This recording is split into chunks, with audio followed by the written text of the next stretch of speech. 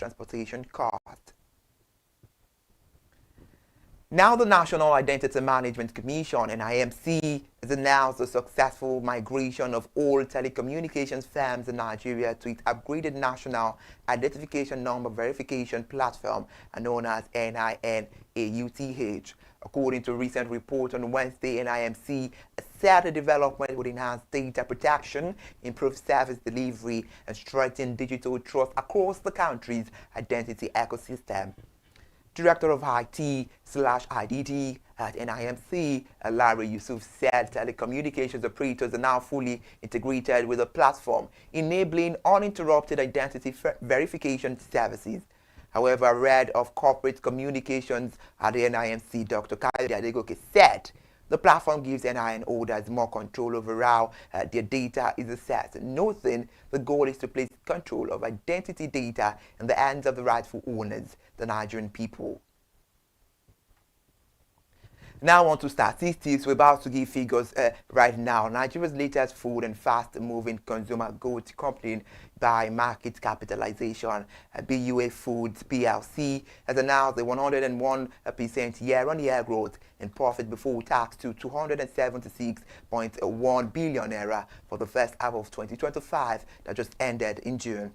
This was disclosed in the company's unaudited financial results filed with the Nigerian Exchange Group (NGX) on Wednesday. Meanwhile, during the reporting period, revenue increased by 36% of 912.5 billion naira, driven by strong performance across all product segments like sugar, flour, pasta, and rice. However, notably, the company recorded an exponential 2,923% increase in rice revenue, reinforcing the success of BUA Foods' expansion into the local rice value chain. The gross profit rose by 55% to 339.3 billion naira, with gross margin improving to 37.2% from 32.4% in the previous year. Earnings per share nearly doubled from 7.27 naira to 14.45 naira, while operating profit increased by 41% to 284.8 billion naira, and the total equity also rose by 60.6% to 689.1 billion naira, and the total assets grew to 1.33 trillion naira. Before we move away from this news, Ayodele Abiola, the managing director fund, has donated 3,700 mama kits containing essential items for clean and safe childbirth to pregnant women in Borno State. The UNICEF chief of Maiduguri Field Office, Francis Busiko, made the announcement yesterday as the items became necessary following the prevalence of childbirth mortality in the state. He further emphasized that the maternal and neonatal mortality reduction innovation and initiative aligns with UNICEF's core mandate of protecting children and women. He said better that UNICEF is committed to ensuring that no woman dies giving birth and every child is a very brilliant one in Borno State. We're done in Borno State now. Let's move to the Seplat Energy PLC. As they've announced that it restored 29 idle oil wells in the first half of 2025, adding approximately 25,900 barrels per day of gross production capacity. As part of the company said 2 days ago that offshore the idle well restoration program added approximately 25,900 barrels of oil per day gross production capacity from the first 29 wells restored to production. Meanwhile, having said in May that it was targeting the restoration of 400 idle wells, Seplat said it recorded an average production of 134,492 barrels of oil equivalent per day, up to 178% from 48,407 in the same period of 2024, and above the midpoint of a 2025 guidance of about 120,000 to 140 barrels of oil equivalent per day. Let's tell you now that the Coca-Cola company has entered into an agreement to sell Chivita Hollandia Chi Limited, the producer of Chivita and Hollandia brand, to USA of Nigeria PLC. The head of Public Affairs and Communications, Chivita Hollandia Limited, Zainab Obagun, disclosed the development in a statement yesterday. According to the statement, The transactions, which is subject to regulatory approval, will use USA Take, one of Nigeria's leading juice and dairy businesses. Coca-Cola explained that the move aligns with its global strategy to maintain a flexible and asset-light operating model, focusing resources on brands with the greatest potential to scale. We're done with that news, and this minute, let's tell you about the story. The Thrive Above and Beyond Foundation has empowered young girls between the age 15 to 20 with technology skills required for the future of work and innovation. A statement made available to journalists 2 days ago on Wednesday stated that the 7-day training program is tagged Thrive Girls in STEM, culminated in a showcase. A Thrive Above and Beyond Foundation is an organization committed to empowering young women. The program trained over some of 100 girls in web development, graphic design, and creative technology, helping them gain hands-on experience and exposure to digital tools, real-world processes, and collaborative projects. The initiative also fosters a personal development, critical thinking, and leadership, preparing participants to take advantage of emerging opportunities in the tech and creative sectors. We're still pressing on this news. Speaking at the event, the founder of Thrive Above and Beyond Foundation, Bolaji John, said, and I quote, "We want every girl to know that innovation is not distant or out of reach. It is right in their hands." This program proves that with access, opportunity, and the right support, these girls can create solutions and shape the future. And that is all for the news this morning. It's ConsumerHallaTV News at 8. We appreciate you for being there. But before we go this morning, here's a recap of the major headlines we brought to you earlier. Again, we told you this morning that African Development Bank commits $1.2 million grant to support Nigeria's energy transition. We also told you this morning that Aliko Dangote says Nigerian is to own shares in the $20 billion refinery. Okay, that looks like a very good news there. We also told you this morning the federal government eyes 796 billion naira annually from 5% petrol surcharge. It's a wrap this morning on ConsumerHallaTV News at 8. Please join me at the hour of 12 for more news updates. I am Iri Ayomikoleke. Good morning, and once again, Happy New Month.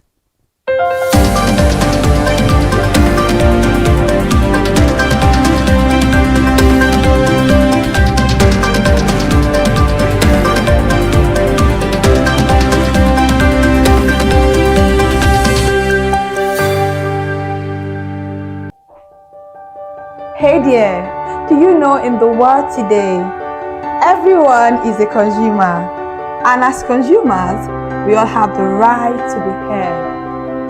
In Nigeria today, as a consumer, you have all right to product information, right to fair pricing, right to return goods, right to product labeling, right to fair dealings, and a lot more.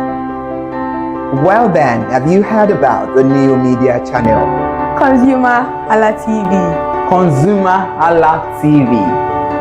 ConsumerHallaTV. At ConsumerHallaTV, our goal is to inform and educate consumers in Nigeria with insightful news alongside development within the fast-paced world of consumers through well-researched, specialized, and analytical content.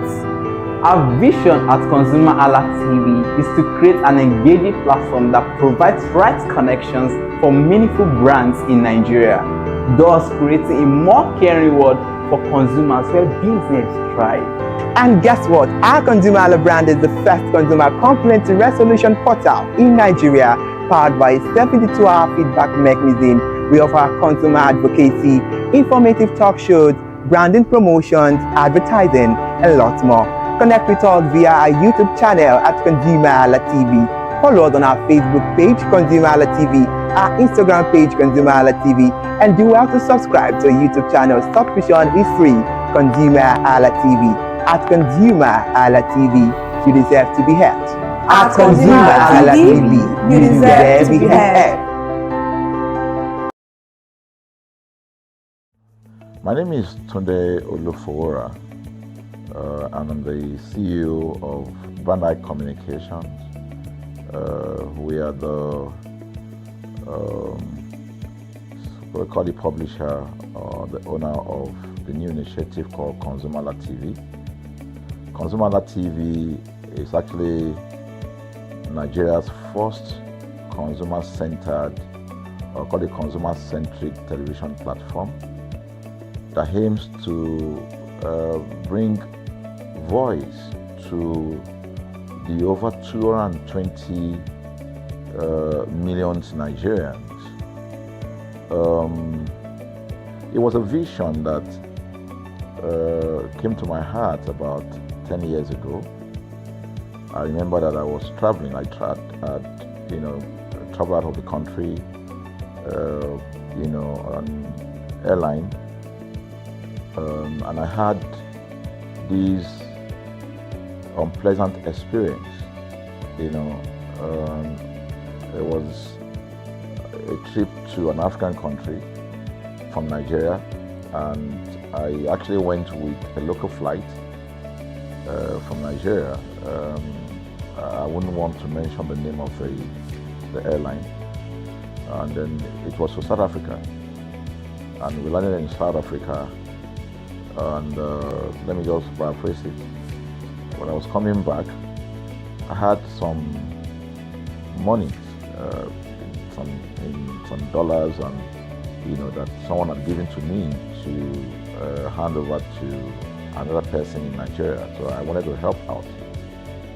I didn't want to carry the cash on myself. So for whatever reason, I opted to. I had a small case, and I felt that it was safer for me to put the money in my luggage.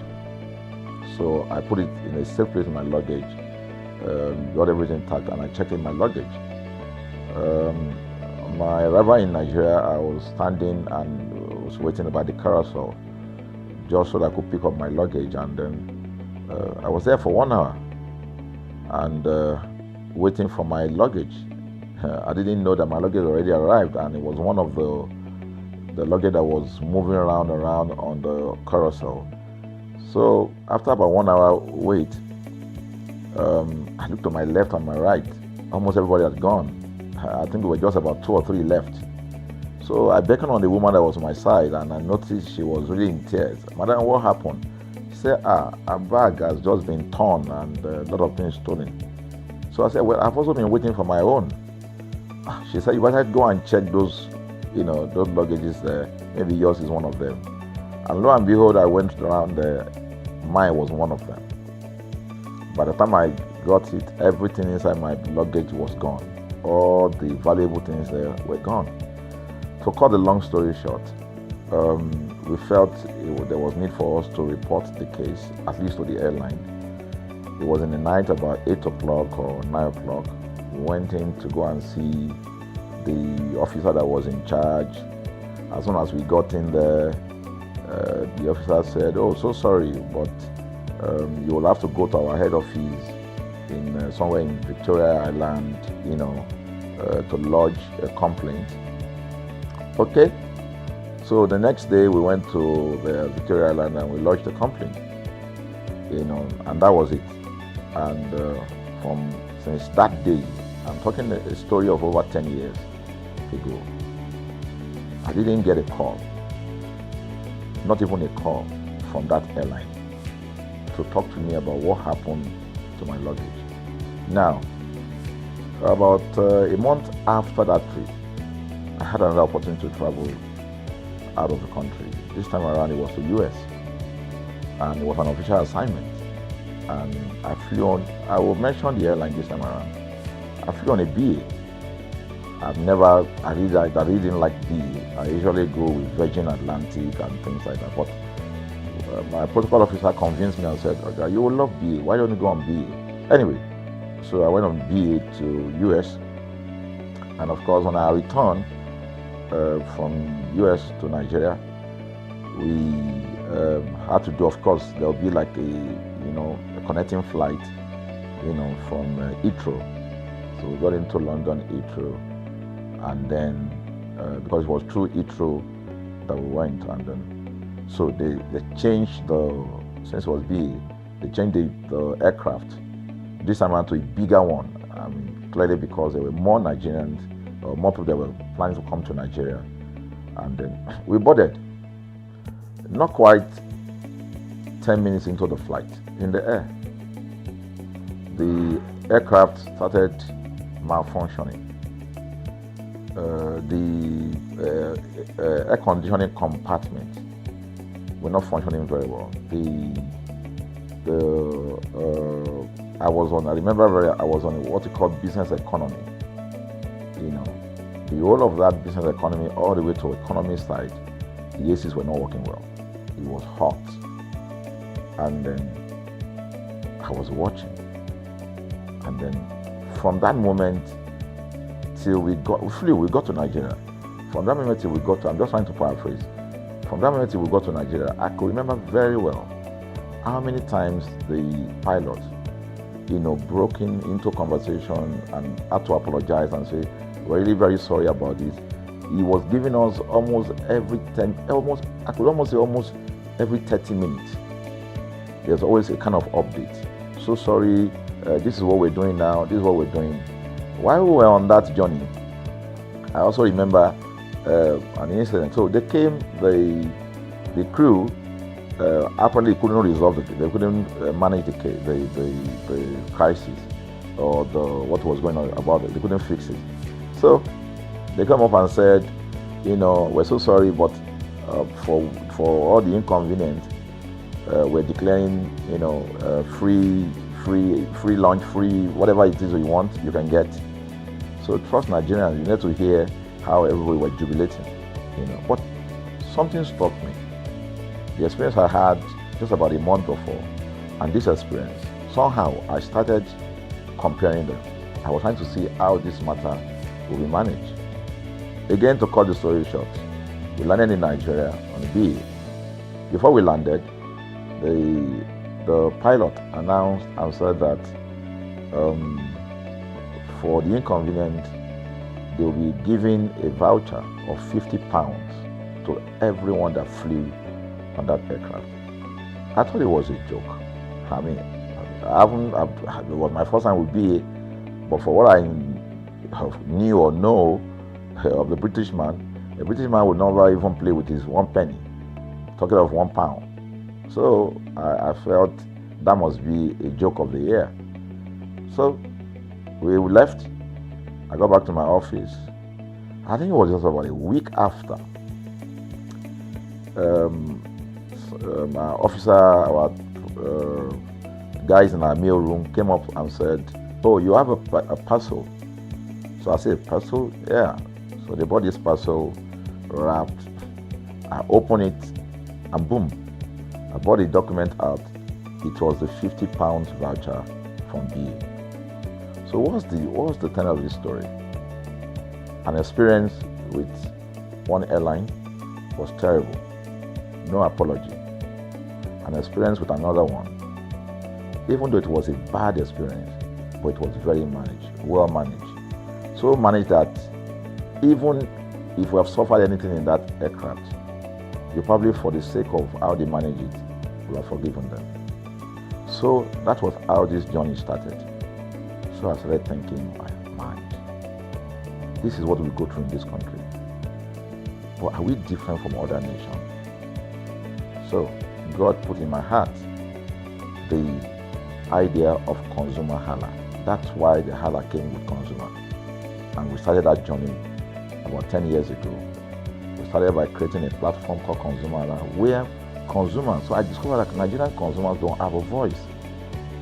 So things happen, and that's it. We live with everything. So we've started the journey from creating the platform. We have an app, we even have a magazine, and we thought we could move it from that to the next stage, which is the television. So the TV today, has come. So I would say precept by precept, line upon line, we have been able to build on our aspiration, to finally bring to birth this unique and exciting platform, So it's a digital telecast, and our goal is to further connect consumers in Nigeria to brands with insightful news, development within the fast-paced world of consumers. The world of consumers is growing at a very fast pace, So we want to inform Nigerians. We want to get them educated about their rights, So our role is that we're going to educate consumers in Nigeria, all right? So by bringing them specialized and what you call analytical, research-based content generation that will inform, educate, sensitize the audience, So that's ConsumerHallaTV. So I call it an offshoot of our ConsumerHalla brand. ConsumerHalla brand actually was the first we call it the first complaint or consumer complaint resolution portal. When we started it about 10 years ago, or about 7 years ago, it became the first complaint resolution portal. We created it so that Nigerians can actually lodge complaint on that portal. We spent a lot of resources to build a very robust platform where today, if you have any complaint, about any brand, any leading brands in Nigeria, and you go on that platform, you can actually click, just a click, you can find the brand, you can actually lodge your complaint, and once you submit it, that complaint will be routed to that organization, and within 72 hours, we will obtain feedback for you. We build it in such a way that we have connection to almost all the organizations, and it's been working. We've resolved several complaints for people without having to charge them any penny, because the idea is not to charge. So what we have done with ConsumerHallaTV is to take it to the next level. So we hope to change the narrative. We want to give the right direction. Nigeria has the largest consumer market in the world, with a population of over 220 million people. Why should we be the one that is suffering the most? Everywhere you turn to, it's as though Nigerian consumers don't have a voice. You're traveling, you buy a ticket. For whatever reason, an airline will wake up middle of the night,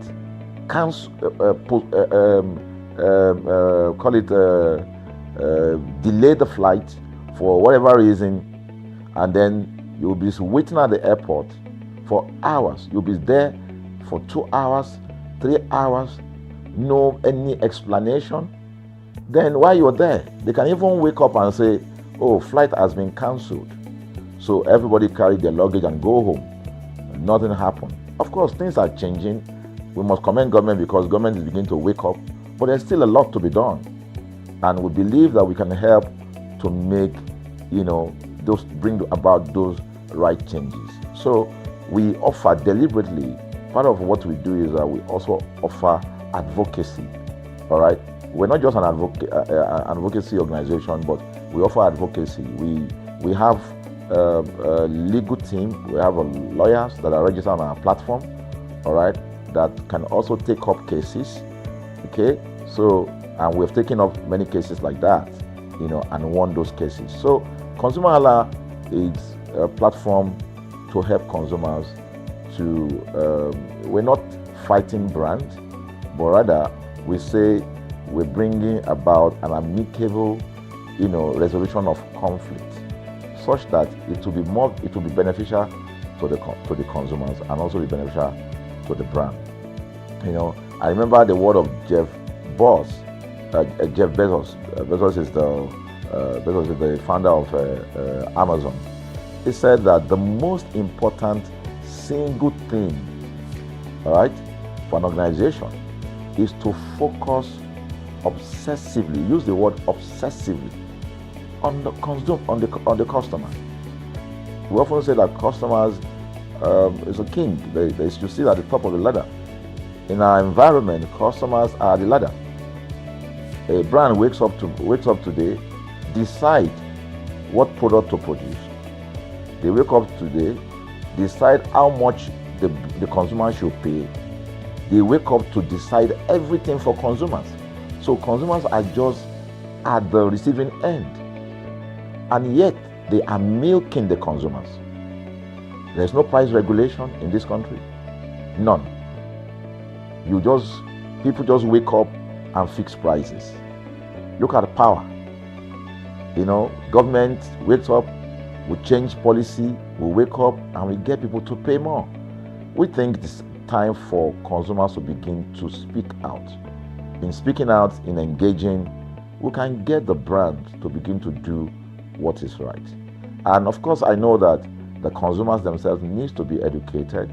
So our role, our vision also is to ensure that we educate consumers, we bring awareness. A lot of Nigerian consumers don't even know about their rights. You buy a product from a supermarket. I've had this experience. You buy a product from a supermarket, all right? For whatever reason, you take that product back to your house, and maybe something went wrong somewhere. By the time you take that product back to the shop where you bought it from, and you say, Oga, this thing, you know what's going to tell you? Oga, na me make am. Na me make am now. That's why I buy am. Meaning that there's nothing I can do to the product. So you lose the product, then you lose your money, because the money is not refunded. The product you can't use. Only in Nigeria. Only in Nigeria. Let me give you another experience I had. In the course of this, because I went around, in doing this. I was in US, I was in UK, I was in South Africa, I was in Germany, just because of this, to just study the environment. I was in a friend's house in UK, in London, and then what happened? We were going to go out, and he was going to dress up. So he said, oh, to me, I was seated in his sitting room. So he said, oh, wait a minute, I picked up an iron, that's the pressing iron, 2 days ago or so from a store. Oh, let me try this, let me just try and use that to iron my shirt and we can go out. So I was seated, the TV was on, I was watching. While I watched him, he brought out the pressing board, spread it out, brought the iron out in my presence, plugged in the iron, and then as soon as he switched on the power button, we just had a spark. Boom! Ooh. The guy was raged. Then he goes, what? What just happened? So he said, no, these guys are in trouble, they're in soup. I was thinking, what are you going to do? I was trying to compare that experience to what would have happened in Nigeria. In my presence there, he opened the pack, there was a card inside it. Inside that card was a call, number to call. And they called the shop or wherever he got the thing from. I was hearing the conversation that was going on. And all he said, by the time he even called, clearly because they already, through the call, they could trace where he was calling from and who was calling. He said, yeah, I picked up this number, I picked up this iron yesterday, and guess what? I just plugged it to power, and then this thing just, stopped, didn't work. At the other hand, I could hear the voice, oh, we're so sorry. We're sorry about that. And they said, this is your address, yeah. Don't worry, we'll get you a replacement. All right. So my friend ended the call and dropped the. So I said, so what's going to happen? He said, don't worry yourself now. Shebi, we're here. They will bring a replacement. I said, they will bring a replacement. He said, yes. I said, they won't even try to check whether it was your fault, because it could have been your fault. Maybe you didn't do something well about the first. No, it can't be his fault. Shebi, it's a brand new item that he bought. While we were still talking, in fact, I'm not even sure it was up to 30 minutes or so, we had a knock on the door. He himself said he must be the dispatch person. By the time he opened the door, it was a dispatch man that was on the other side. And then the dispatch man was at the door. Just watch this. Was at the door. I was seated in the sitting room. The guy was at the door to meet with the dispatch guy. The dispatch man that brought the replacement iron, you know, I heard him say, "We're so sorry." So I was so shocked. I mean, a dispatch man, this guy is a dispatch, so also apologize. I was so touched by that. Even a dispatch man was so trained, you know, to tell the guy, "We are so sorry." And guess what? He brought the replacement iron. By the time my guy opened the iron, it was a bigger size iron. So they replaced with a bigger size iron. The guy never asked for the one that went bad. He didn't say, "Okay, where is the other one that we gave to you," so that he could take it back. No, he just brought a new one and gave it back. So I asked my friend, I said, "Can you interpret this to me?" He said, "Here in London, if they didn't do this, they know the next thing I will do." He said, "I'm just going to grab a lawyer. And I'm going to tell them they've destroyed something in my house. By the time I'm done, they will pay through their nose." Because the brand, the consumers are conscious of their rights. In Nigerian consumers, even those who are aware, won't even take the battle up. Everybody just go, "What can we do now?" Today they wake up and ban this. What can we do now? So we're going to change the narrative. We have to stand up. So the vision of ConsumerHallaTV is really to create an engagement platform that constantly mirrors the minds of consumers and provide right connections for meaningful brands in Nigeria. Thus, we believe, you know, we'll be forming part of that our overall vision, you know, of creating a more caring world of consumers where businesses thrive. So I think that we'll make our impact. We ask you to join us on this journey. ConsumerHallaTV will drive engagement to help to promote brands that are doing what is right. So we're not out to criticize any brand, rather we have to complement what the brands are doing, because there is no organization that or a business that was set up to fail. Nobody set up a business to fail. So there are just gaps that needs to be fixed. So together we can fix things, and together we believe that we will create the right story for consumers in Nigeria. Thank you very much. Hey there, do you know in the world today, everyone is a consumer, and as consumers, we all have the right to be heard. In Nigeria today, as a consumer, you have all right to product information, right to fair pricing, right to return goods, right to product labeling, right to fair dealings, and a lot more. Well then, have you heard about the new media channel? ConsumerHallaTV. ConsumerHallaTV. ConsumerHallaTV. At ConsumerHallaTV, our goal is to inform and educate consumers in Nigeria with insightful news alongside development within the fast-paced world of consumers through well-researched, specialized, and analytical content. Our vision at ConsumerHallaTV is to create an engaging platform that provides right connections for meaningful brands in Nigeria, thus creating a more caring world for consumers where business thrive. And guess what? Our ConsumerHalla brand is the first consumer complaint resolution portal in Nigeria, powered by a 72-hour feedback mechanism. We offer consumer advocacy, informative talk shows, branding promotions, advertising, and lots more. Connect with us via our YouTube channel at ConsumerHallaTV.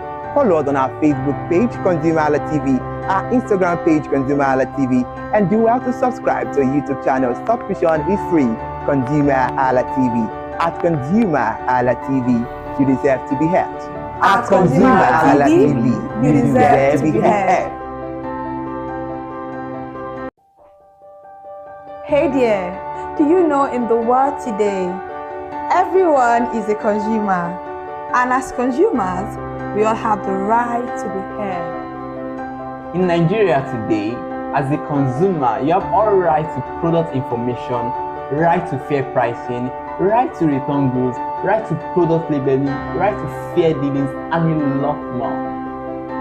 Well then, have you heard about the new media channel? ConsumerHallaTV. ConsumerHallaTV. ConsumerHallaTV. At ConsumerHallaTV, our goal is to inform and educate consumers in Nigeria with insightful news alongside development within the fast-paced world of consumers through well-researched, specialized, and analytical content. Our vision at ConsumerHallaTV is to create an engaging platform that provides right connections for meaningful brands in Nigeria, thus creating a more caring world for consumers where business thrive.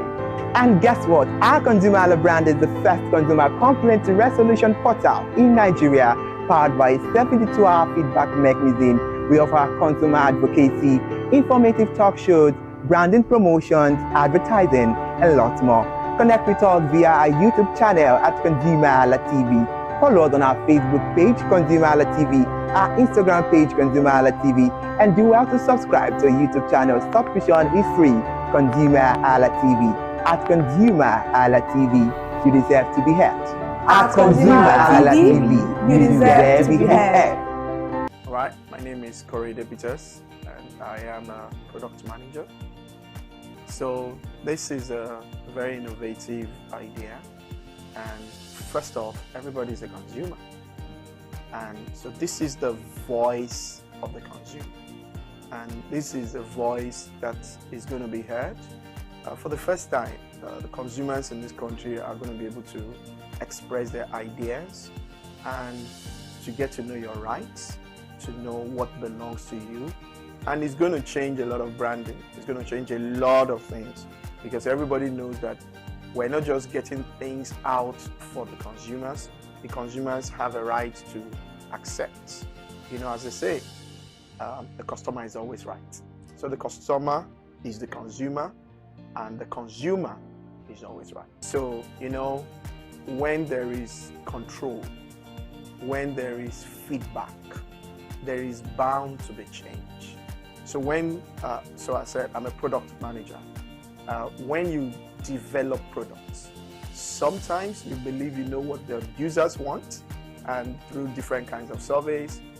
But when the users actually get the product, they can tell you their mind, how the product is, their feeling about the product. So it's good to definitely change how products are being designed, how services are being given to people, because you can get a feedback, and that feedback can make or mar a company, you know, and everybody wants to have good feedback. So it's definitely going to change the behavior of people that make products.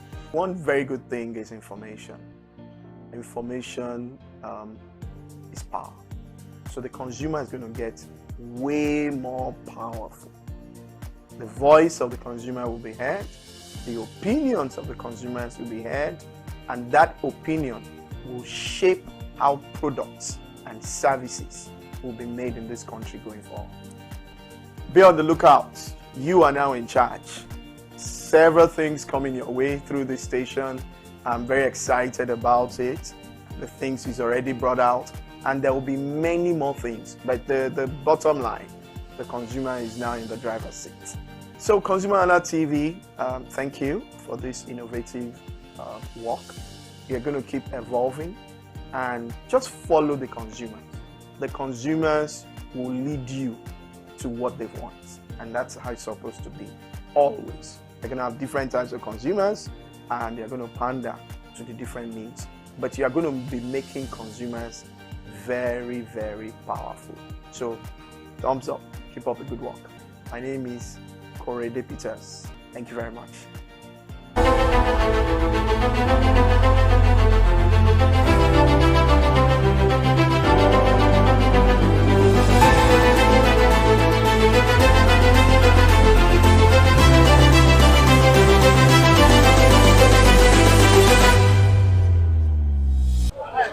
My country people, how in a day, how the weather be from our side? I welcome you to another edition of our market today, where they always run you price of different commodity from household item or electronics, so and we go dey enter different markets, they bring you price of anything where you want buy. And so today for the street of Lagos, na Tejo show market I dey, where go dey run you price of Okirika market, where we dey know as blender select. And today we go dey look at different materials, so from male wear female wear jean chino, so and go dey ask sellers the price of different Okirika markets. My name na Remofe Kofola. Join me as I go to take you on this journey.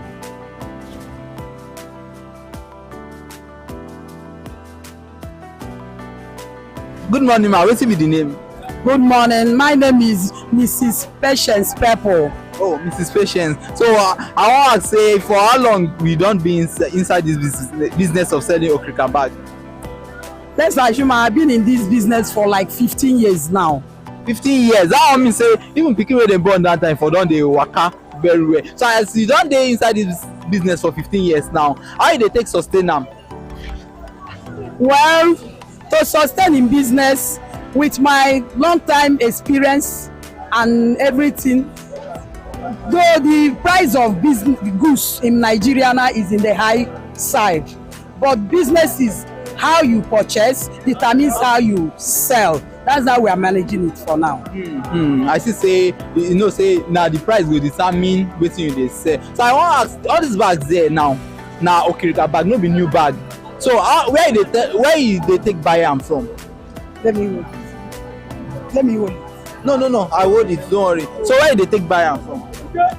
I purchase my goods from those importers that import goods from abroad. The one I sell always come from Europe, which is Euro handbag. So this is the bell. This is what is called bell.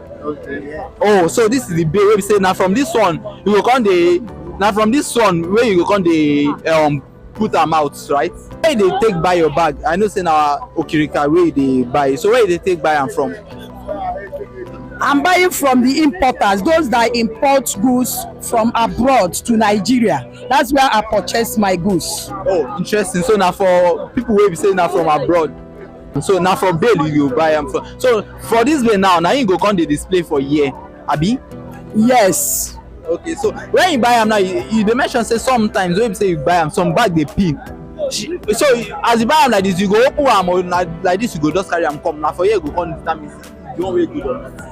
When you purchase a goods from those importers, the way they wrap it, it is the way you will take it to your place. When you get to your place, when you open, anything you see inside, that is your goods. Whether it's good or they are spoiled, that is your goods. So that one go come determine how much you go come make, even you know get say until when you open am for here. So I wan ask now, this bag now, which one be the lowest price wey say person wan buy? And I know say no be everything the same price for here. Yes, like this one is a good one. It is what we call grade inside bag. Yes, as at now the way price of things is going now, this one may be at the price of 30,000. 30,000 this bag? Yes, this one. Yes, and the fact is that you may not see it in any of these bells. You may purchase 10 bells.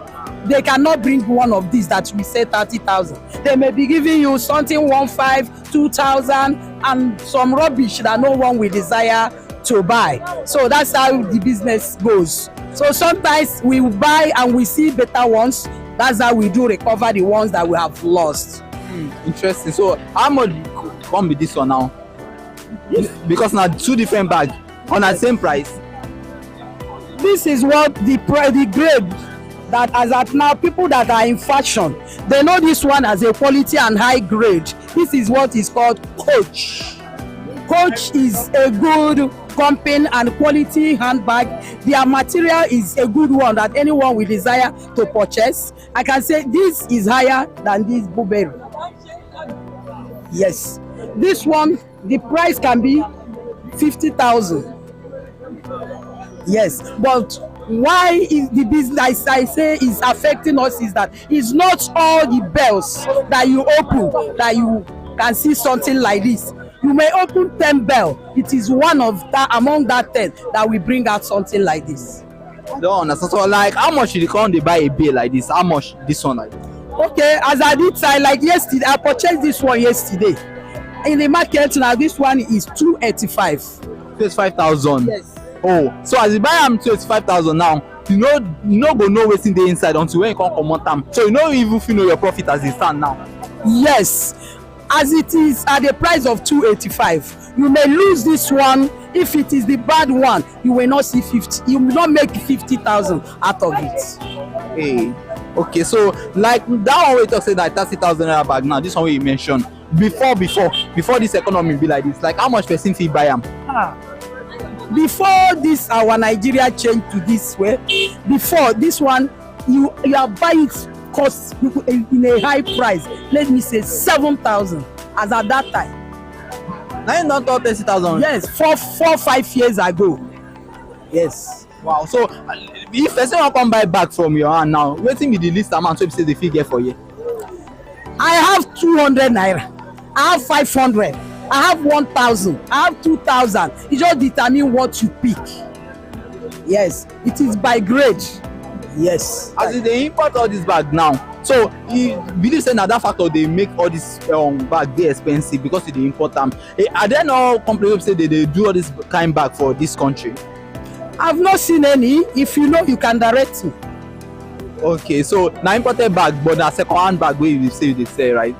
I only sell second-hand bag, imported okay bags. That's the only thing I am dealing with. Okay. So for people wey be say they don see this interview now and they wan come buy bag for Tejo market here, how you go tell them where your store dey for here?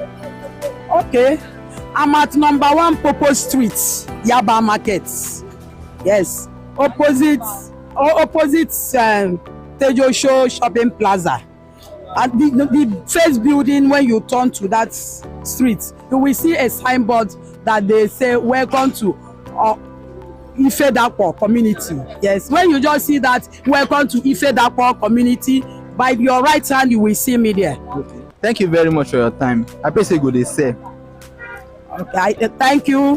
Inside the Yaba market, I am known as Madam Uche, Mama Chinasa bags. When you need quality bag, grade in handbag, even the ones that you people are purchasing in abroad, I have it here. It is not only what we display here. Why I didn't display those ones is that I don't have them now, but I do have everything in handbag, both male and female, traveling, purses, any kind of bag. I do sell them here.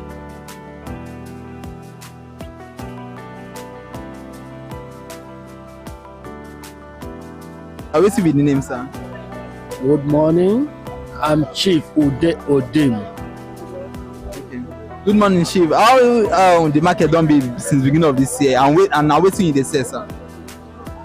Please, since the time I enter Yaba, I started to sell okrika gown to make me and my family to live good. Okay, now only okrika gown you dey sell. Okay, sir. Now only okrika gown. Before I enter Yaba, I started selling skates, but after everything, I leave skate, join gown. So how the business don't be since beginning of this year now? You know one thing now, the age change make everything color okrika to go up. Before we buy a bell from 70 or 150, but now a bell now is 250.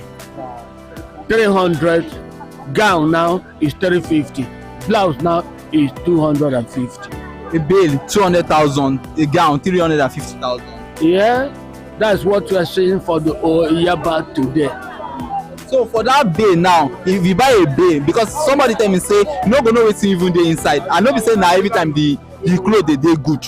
So now until when you open am, you go see say some no good, some dey good. So how you come dey make profit for that kind one? Do you know one thing? We are buying this bell from a lock. If you get lock, buy bell, open it. You will see the one wey can make you feel happy. That's the one wey you go buy, it go make you to cry and go home. I know to know how to maintain your house and feed your family. So that's what happened from the bell. not be everybody get luck to open bail. Like now where my sister they open the bail of this bag now. There's time when you go open am, you go cry on top. There's a time when you go open am, you go laugh. That's what happened from this business where we are doing. So, like, if person wan come buy this gown now, for instance, for your hand, like, how much specific get am now, and how much e dey cost before this time? Do you know one thing? A bail now depend how person buy. Installation gown, installation bail now is almost 4,000 plus. As we are selling here now, this one where them they pick now is 3,500. Okay, that one. So this one, like all this one, 3,500. So when we say come down, we are selling 1.5 for 2,000. Oh. So that's what's happening in Yaba. Everybody where they in Yaba hustling, crying, know how they can take to feed their children. So all these clothes wey they sell now, na imported one, and where you dey buy am from? Nah, this kind of question when you ask me, I cannot tell you a place where we are buying. You know, say we are a sellers where they carry come. You go to them and buy and come and open it and sell it. Are you hearing me? Yeah. I cannot tell you say they come from so and so place, but we are a buyers, we are a traders. Okay, thank you. So if person wan buy any of these clothes for year now, wetin be the least amount wey be say they fit get for year? Least amount. The least amount, I think I don't tell you, say this one now, first grade now when we go select is 3,500. The one where we say remain, being this one, I'm holding hand now, will be 1.5 or 2,000 or 1,000. So that's a business when we are doing Yaba, right? Are you hearing me? Yes. Yeah? So if you go tell government anything now, wetin you go tell government? Because economy, the exchange rate dey affect so many things. So wetin you go tell government now wey dey hear? Do you know what is? Do you know what is in Nigeria now? You cannot talk about government. You cannot put mouth from the government. You know, government have been take over to the poor masses. Poor masses now are crying. It depends the peoples where we vote for. As we dey here now, we cannot, as you see me standing here, I cannot talk about government. I cannot talk about this one, they rule us, it do us bad. But God know everything. Are you hearing me? Yes. So for person wey wan come buy clothes for here now and wey no know where your store dey here, how you go describe your store for people wey dey watch? A person wey come buy my cloth, you go wear am na test am. I know the thing wey him go buy. I think you don see a young lady there wearing. If you no wear am, carry am go house, carry am come back. There is another wahala wey dey inside. I carry am go house, you no enter me. What you will do to change it for am? Because of tomorrow. Are you hearing me? So if you wan buy it for your own baby now, show am here now, e dey down. I will give you price wey you need. Thank you very much. Thank you, sir. Thank you. You go dey say. Yes, sir. I'm Chief Odim from Abia State, Abreba Small London. I like it. Yeah, we don hear from Chief say the clothes wey dey sell for here na Okirika, na say na Bay dey buy am from. Sometimes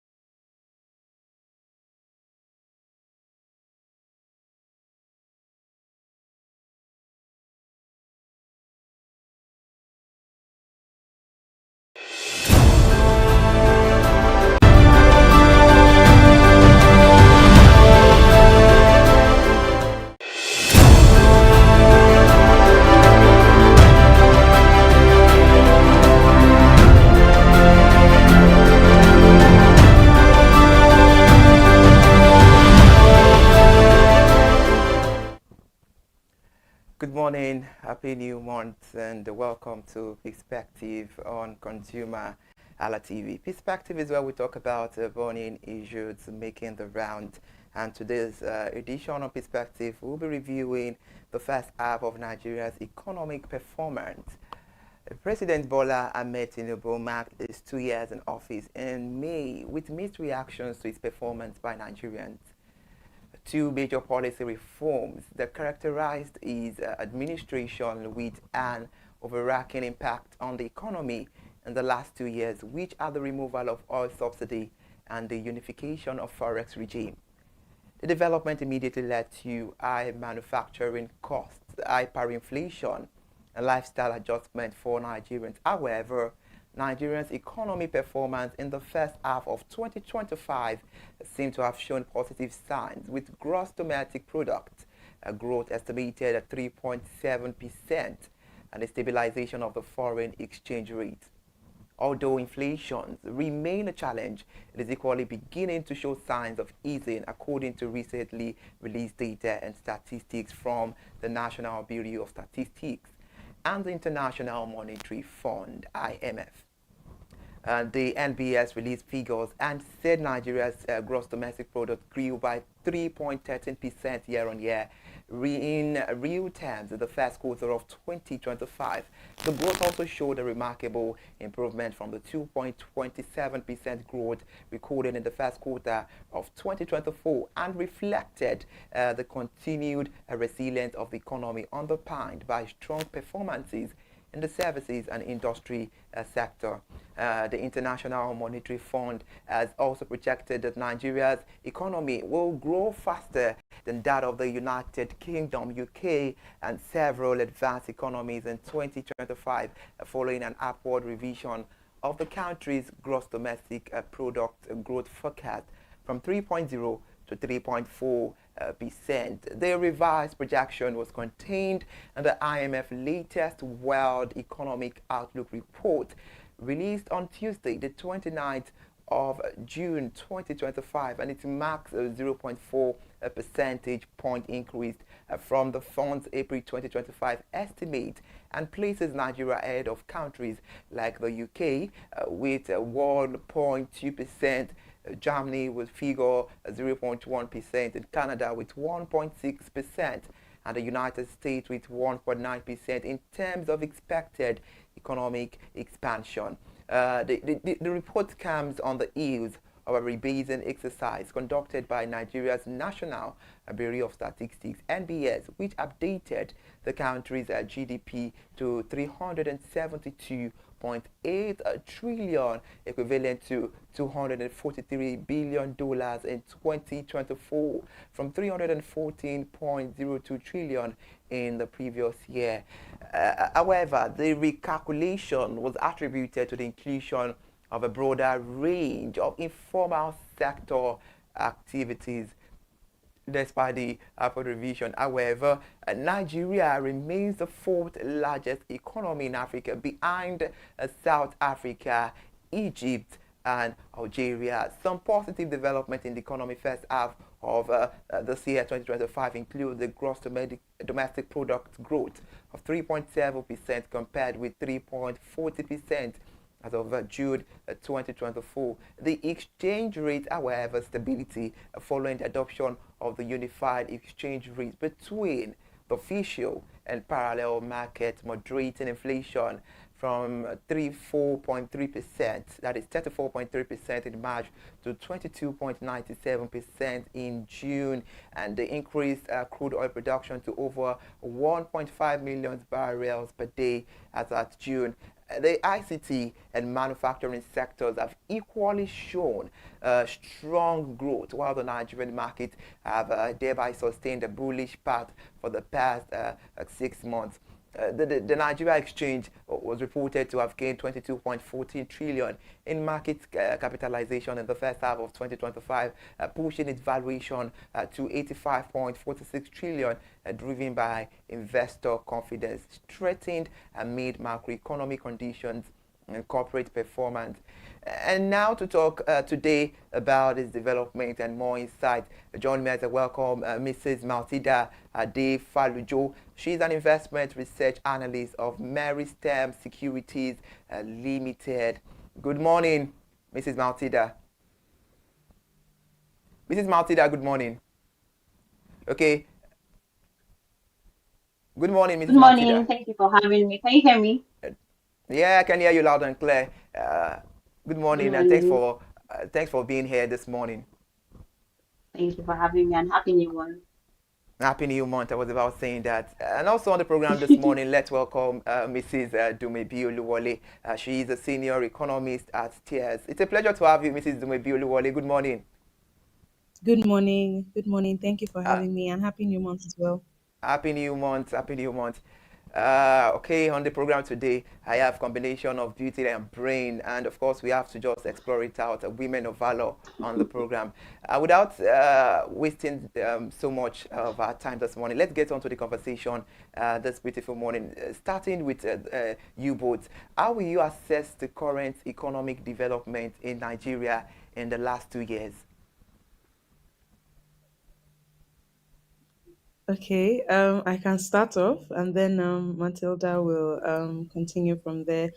I would say it's been a period of obviously reforms, and more importantly, a significant shift in the Nigerian economy, from where we're coming from some 8, 10 years ago and today. So there has been a very stark difference in certain economic structures, starting from the foreign exchange markets, to the downstream petroleum sector, to the central bank as well. So there has been a lot of change, and we're seeing a lot more positive responses from the international community regarding some of the necessary changes that Nigeria has made.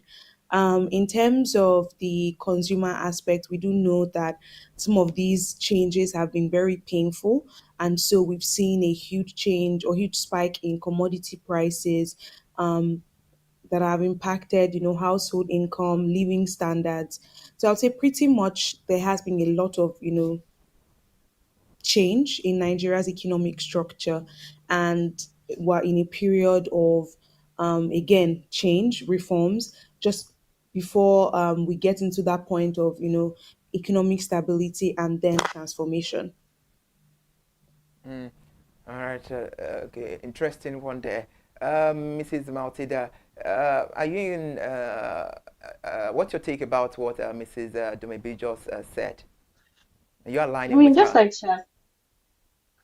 she has said, I think that in the last 2 years, we've mostly had something I'll call a necessary reset, where, although painful, so many reforms have been undertaken. We've seen removal of fuel subsidy, we've seen even tighter monetary policy, stance by the monetary authorities, floating of the naira, different things that, initially and also to the consumers, they felt painful. They felt like they squeezed the wallet. But just like you maybe said, they are necessary. They are they are necessary. I would say actions that are needed to stabilize macro fundamentals.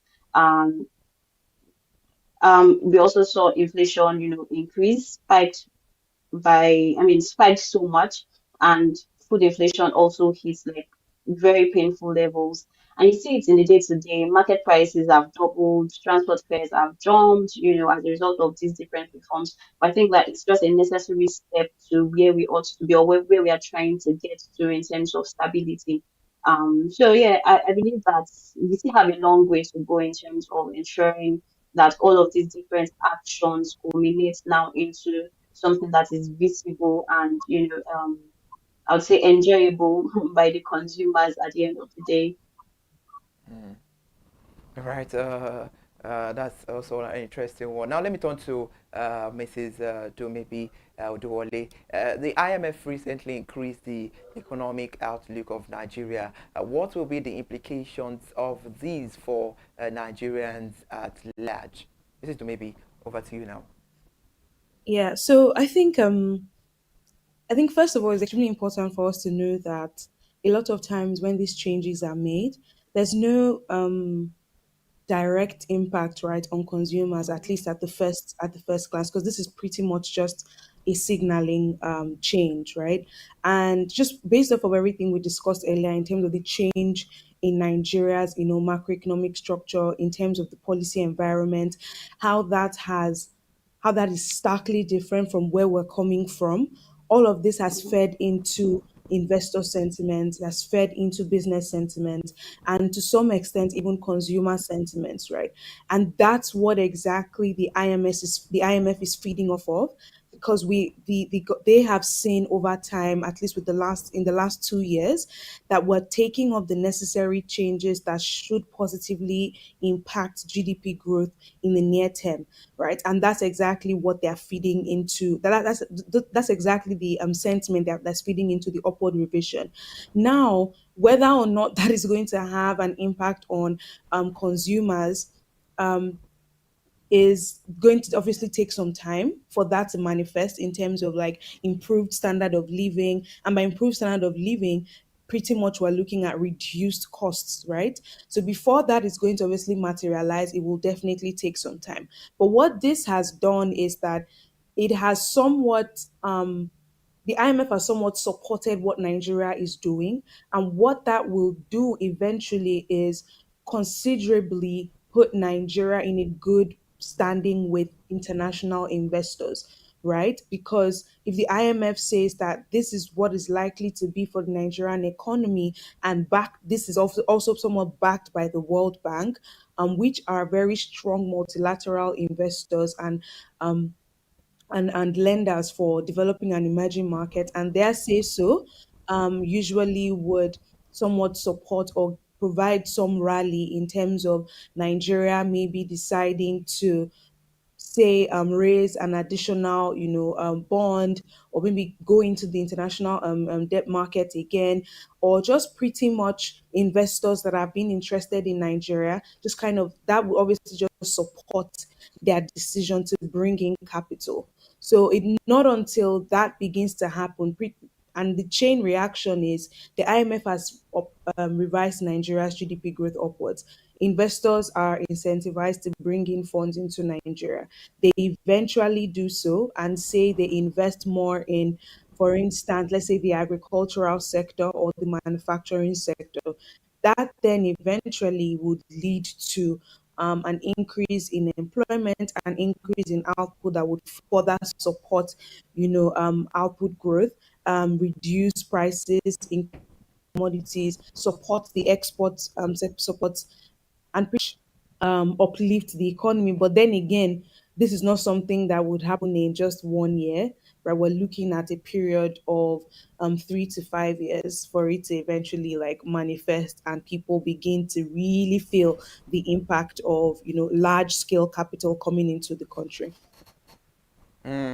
All right, that's an interesting one. Well, what answered the question the other minute? You said investors are being trying about bringing funds to Nigeria with other development. In this perspective, what do you think the government needs to do more to realize that the project growth by the IMF needs to come up better? I mean, it starts off with commitment to just doing the right thing. I would say that in terms of the fiscal space, we have seen certain changes in terms of government spending priorities, right? We've heard a lot of infrastructure development projects coming up with heavy focus on road and rail infrastructure. But there's a lot more that still needs to happen, right, for investors to really know that Nigeria is really ready to do business. But that does not sideline the fact that, in terms of policy signaling, we're somewhat doing the right things. A very good example is the recent tax reforms that was signed into law. That alone is a very good signal for investors to bring in capital, right? Supported by what the IMF is now doing, saying that, oh, Nigeria's GDP is going to expand, and then before before the IMF even said that there was an upward revision from one of the, credit rating agencies. And putting all of that together, that just signals to investors that, Nigeria is somewhat getting into the game again. And for the government, I will say number one, just to keep ensuring that number one, the policy environment is stable and to some extent predictable.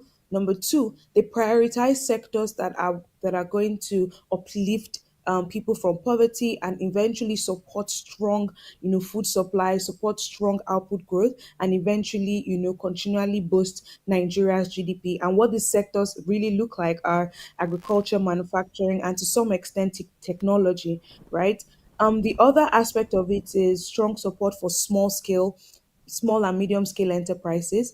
And the reason why this is very important is because, like most developing nations, SMEs contribute over 30% to Nigeria's GDP and employ over 80%, right, of Nigerian workforce. So if those small to medium scale enterprises are suffering, maybe from the reforms or whatever the case may be, their ability to scale, their ability to employ more, it becomes handicapped, right? So extreme or extreme support from the government or aggressive support from the government in that regard will be very, very good.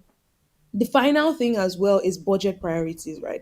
We still haven't seen that significant push or significant change from the government in terms of their mindset towards government spending. And what that looks like is we're still seeing very high focus on recurrent expenditure. And even the content of recurrent expenditure is still cause for concern in the eyes of investors. When you see things like SUVs or renovation of the VP's villa, things like that, it somewhat signals to investors that there's a disassociation between how the government is addressing their own needs vis-a-vis the pain that Nigerians are going through, right? Because the expectation is that when you undertake reforms and people are the consumers who are the hardest hit by this, the expectation is that in terms of governance as well, we should see trim down in government expenditure towards recurrent expenses that ideally, and I boldly say this, do not make sense, right? Things that we do not actually need. So not until there's a lot more signaling and confidence boosting in that regard, we will still see investors, take that cautious approach to investing in Nigeria. Right, that's a very interesting one, I must say. Before I move over to the both of you right now, while answering the question, you made mention about budget priorities, and that brings this question: what can the government do to stabilize the expenditure of budget priorities? I don't think there's much thinking here, and Matilda can also step in, to give her perspective. I think it's just a matter of what needs to be done that should be done, right? If we're going to rip the band-aid off when it comes to reforms and pretty much just say this has to be done, then I don't think it's a question of how they should think about prioritizing their budget. There are things that need to be done in the Nigerian economy today. We need hospitals, we need better schools, we need better infrastructure, and that's going to be things that would definitely have a positive multiplier effect on the economy. To provide and ensure that the Nigerian workforce is healthy, Nigerian people are educated, and there are good roads and good, infrastructure for businesses to thrive. I think that's where we need to put more of the focus on. And over the years, and it's not just with this administration, we've seen that happen over the years. Those priorities are just not there. Of course, the expectation is that those things will change. And even when they do change, the expectation is that they should be sustained because you do not want a situation where there's a change in administration and we revert back to our old ways, right? So I don't think it's a question of what they should be thinking about. I just think it's common Mm. sense. I just think it's common sense. We are seeing a very very good example of this is what is currently happening in Ghana, right? If we're ripping the band-aid off on putting reforms on people, fiscal consolidation is the way to go. Um, And again, I'm saying this very boldly, it's just common sense. There's really not much to talk about here on what the government should be thinking about and what exactly we should be doing. Like I mentioned, one of the reasons why we have this large trust deficit between the government and the people is because the people do not think that the people that are in places of authority for them really do have their best interest at heart, right? So while on an economic level, on a macro level, we are doing the right things, on a people level, right, it doesn't feel that way because um, you still see, government authorities traveling to the UK for medical care. What does that signal to the common man, right? Um, these are some of the things that I think that will show investors and will show the larger business community and also show consumers that, oh, the government wants to do the right thing for us. By the time they start seeing, they're investing in hospitals in certain areas, state governors are investing in proper schools, proper education facilities, uplifting the educational curriculum to actually capture the current skills that exist today in the world. It's again, just so I don't really go on and on about this. I just think it's common sense. Mm. Yeah. Okay, now, Mrs. Matilda De Falujo, are you in alignment with what Mrs. Tumebi Olwole is saying, talking about the budget priorities? Yeah, I mean, I totally agree with her. It's not about what the government should be doing. It's about what they ought to do. Like what's like what is their mandate? What are they prioritizing? In economics, you hear things like economic output and economic growth is not necessarily about the numbers. It's not necessarily about oh GDP is better, GDP is 3.13% or is growing at 3.13% from so number last year. It's more of how is this trickling down into the welfare of citizens. Like it's welfare economics right now, not just numbers. I always like to talk about the marriage between numbers and narratives. Like how is this number on paper translating into my welfare? How is it making me better? What impact does it have on my pocket? So the government, I believe, should not really be chasing, oh, let's make inflation better on paper. Are prices better? Are prices better in the market? Are they actually lower? Can my wage, my salary, can it actually buy what I used to buy 2 years ago, 3 years ago? So those are things that I believe that should be at the forefront. So even in the planning of the budget, we should be seeing more of capital, infrastructure development rather than focusing so much on what is recurrent and does not necessarily translate into as much value, right? Unemployment is high. However, you look at it, there are youth that are still unemployed. Sustainable growth, I don't necessarily think is as sustainable as it ought to be. So, while yes, on paper there is, I mean, the government is doing a lot, and it looks like they are really, really doing a lot. But how does this translate into value? How does this translate into the welfare of the common citizen? I think these are the things that we should take care of. Even if we are even looking at metrics, these are the things I believe that should be um metrics to actually know if the government is doing what it ought to do. That's Sorry, just to perfect. I even mean, piggyback of mm, what Mhm, Matilda said, sorry. We have the national income equation, right? Y is mhm. equal to C I plus G Let's plus see. X minus A. Okay. And pretty much that is output is equal to consumption plus investment Mhm. plus government spending plus net exports, right? Export. Now, on the consumption side, and this is just to help paint a picture of what we're talking about Yeah. in terms of budget priorities and perspectives, and whether these GDP numbers we're seeing really make sense, right? So, Mhm. in terms of consumption, our consumption, household consumption, has actually declined on an average level from contributing over 70% to GDP to now contributing less to about 60% right now. So what that tells us is that the equation or the contribution of consumption to GDP, right, has reduced. Investments, that's the I function, right? The level of mm, investments have also declined in the last couple of years. FDI inflows are almost three times lower than what they were in the early 2010s, right? And the quality of investment, right, also plays a huge role in the level of investment we're talking about. So when you say I, you're looking at portfolio investment, you're also looking at FDI, that is foreign direct investment. And the difference is portfolio investments are short term, right? These are investors that come in, take advantage of the high interest rate, take advantage of the stock market, and after three months, 6 months, they pull out their funds. At most a year, right? They pull out their funds. FDIs are the ones that would, bring in the real cash or the strong cash that would be sustained over time, right? So capital that grows pretty much. FDIs are the inflows that will support employment, that will support food supply, that will support exports, right? That's the I function, right? So and in the last couple of years, we've seen our I function tilt more towards short-term inflows, not long-term. So what that tells us is that we're also lagging in terms of the I function. Now, the G function is pretty much government spending, right? And remember, in looking at governance and the political economy, where it intertwines with macroeconomy is the government is a catalyst, right, for economic growth.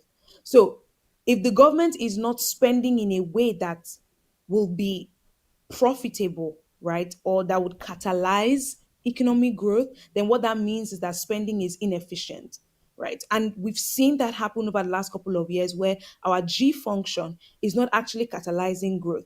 What it does is that it just increases money supply because we're spending more on recurrent expenditure, and an increase in money supply eventually, right, increases inflation, right? Because we just have too much money in the economy chasing too few goods. Rather than so what that G function should be instead is the government saying, okay, they're gonna um, um, um, maybe invest in road infrastructure, and before you know it, there's some private public partnership going on there to further take that project to the next level. The government think they're going to support small scale enterprises or even companies within the agricultural space or manufacturing space to further again catalyze growth in that sector.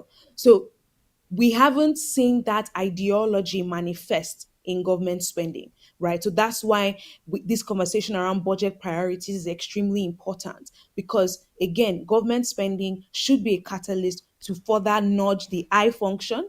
Remember the stable I function, FDIs, right? To improve, Mm. their capital to the economy. So if the G function is not in the Gen Z language, if it's not giving, if it's not functioning, right?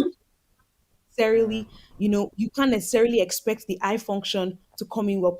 You will see more of the Mm. short term coming in because they are responding to how the government is spending, right? And all two of them, the I function and the G function, determine how well the C function will perform. Yeah. That's perfect. With your analysis, that shows that just like Mrs. Maltida Adifa Lujo said the other time, that it's about welfare economics, not just numbers. That's a brilliant one. With the positive economic outlook, now Mrs. Maltida Adifa Lujo, with the positive economic outlook as presented by the indices and the current level of economic well-being of Nigerians, what do you think is the missing link at the moment and we need to get on and act on right now, immediately? No, I think that's even in the midst of our conversation, we've kind of alluded to it. So I think the missing link here is, I would say inclusion. I mean, when in terms of stabilization, trying to control on paper inflation, trying to improve investor sentiment, we've been able to achieve some level of stability with that. But now, how is that translating into how does it bring everybody? What we need now mostly is inclusive growth, which I do not think that we've necessarily got into. When you let's even do a survey. Let's assume that we go to say a Sabo market or a Mile 12 or Ingo market, and you ask them how food prices are actually, faring, how they've been trading. They'll always tell you, oh, dollar is dollar is now much more expensive, and that's the reason orange is now more expensive. So it's not again, it's really not about yeah, we are trying. The government, I would not even try to downplay their efforts. They are trying, but just like you maybe said, if the government continues to spend on things that do not translate into inclusive growth, we would just be increasing money supply. We will just be doing things. And again, you have to also remember that these foreign investors, the FDIs that we are trying to attract, they are able to see beyond what is on the surface. They do the analysis too. They have people in Nigeria, they have, representatives that actually do the analysis and are able to tell that, oh yeah, inflation is currently 22.22%, but what is the actual, what is it really, right? Your exchange rates has been the exchange rate has been trading between a bound of 1,500 naira per dollar and 1,600, and there's been some. I mean, that's been relatively stable, but then how sustainable is that? So again, we don't need hot money. We don't need more of FPIs. What we need to attract more of is FDIs to ensure that there is ample inflow into our external reserves, which would also help the monetary authorities to better stabilize our exchange rates and ensure that we are as attractive as we ought to be. Then there is also how productive are we? It's not just, oh yes, we are attracting FDIs, even FPIs, but what's our production level like? Is the government supporting business environments, that would ensure that people are able to actually produce and sell at reflective and competitive market prices.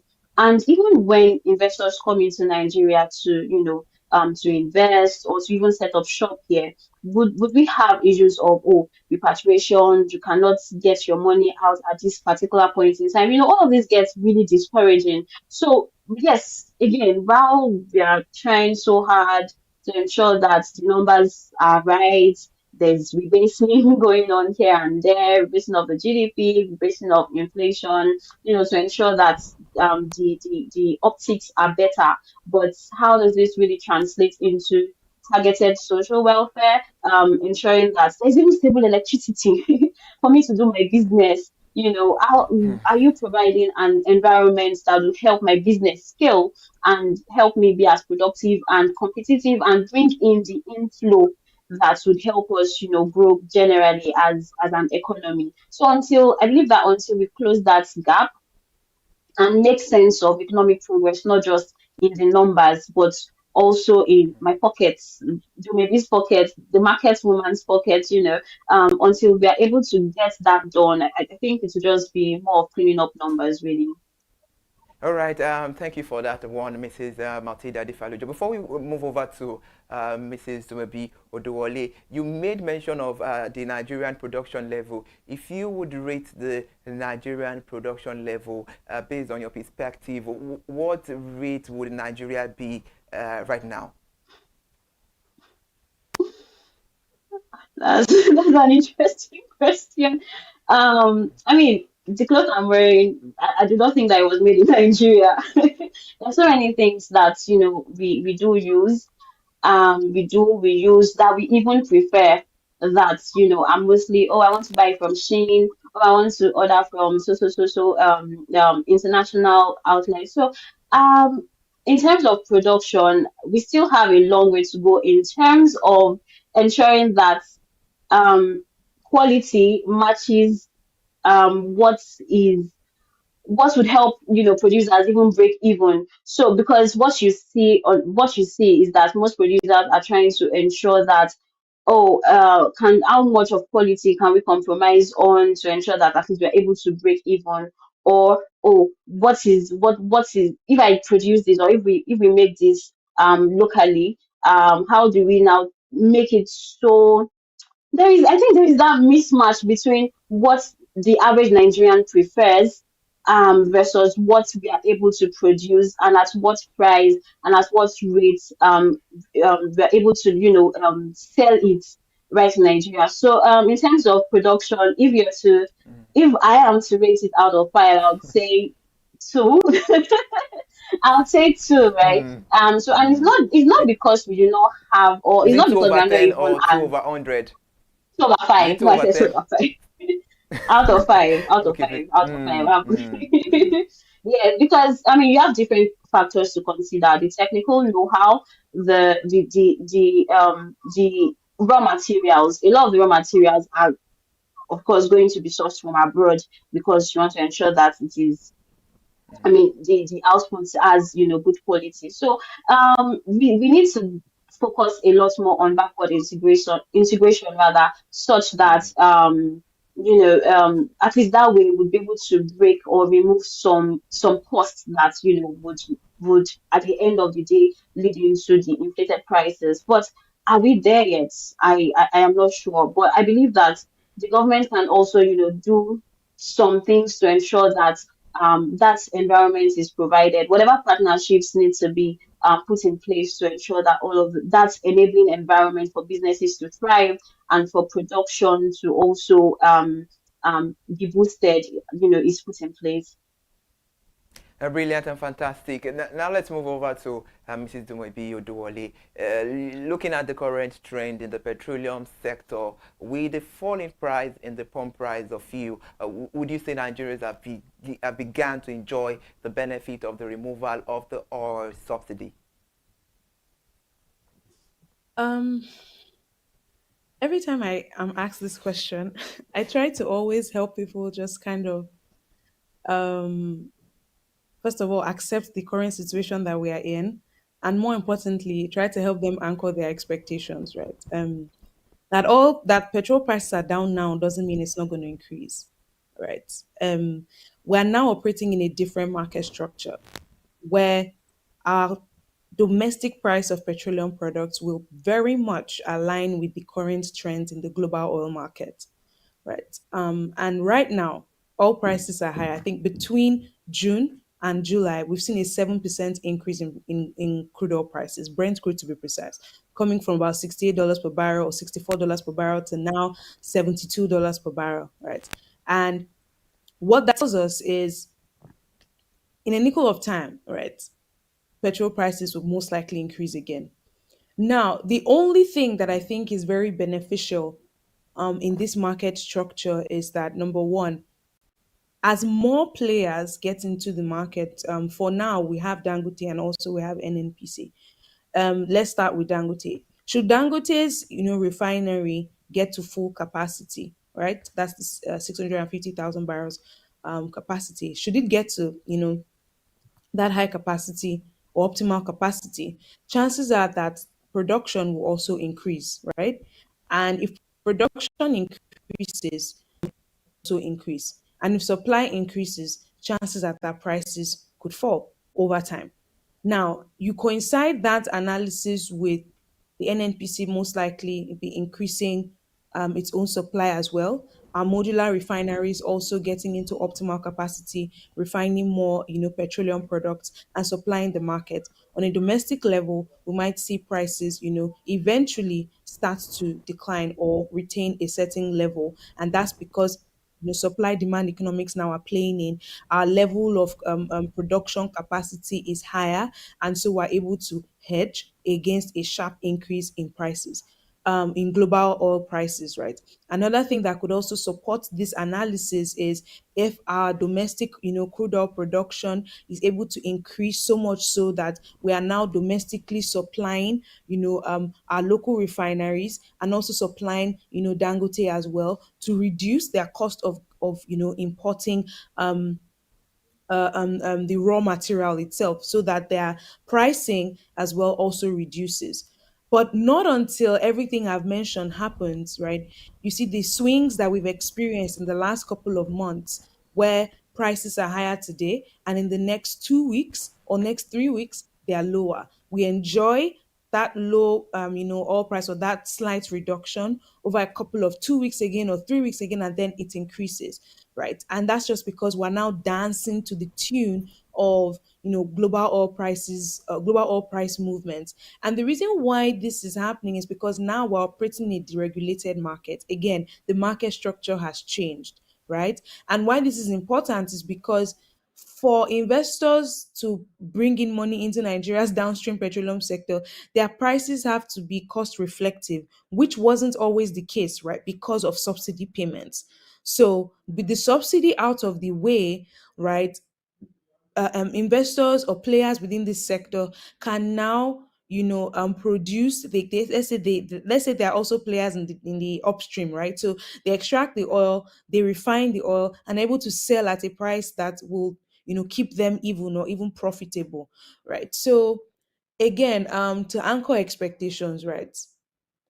I don't think that the relief is going to be sustained.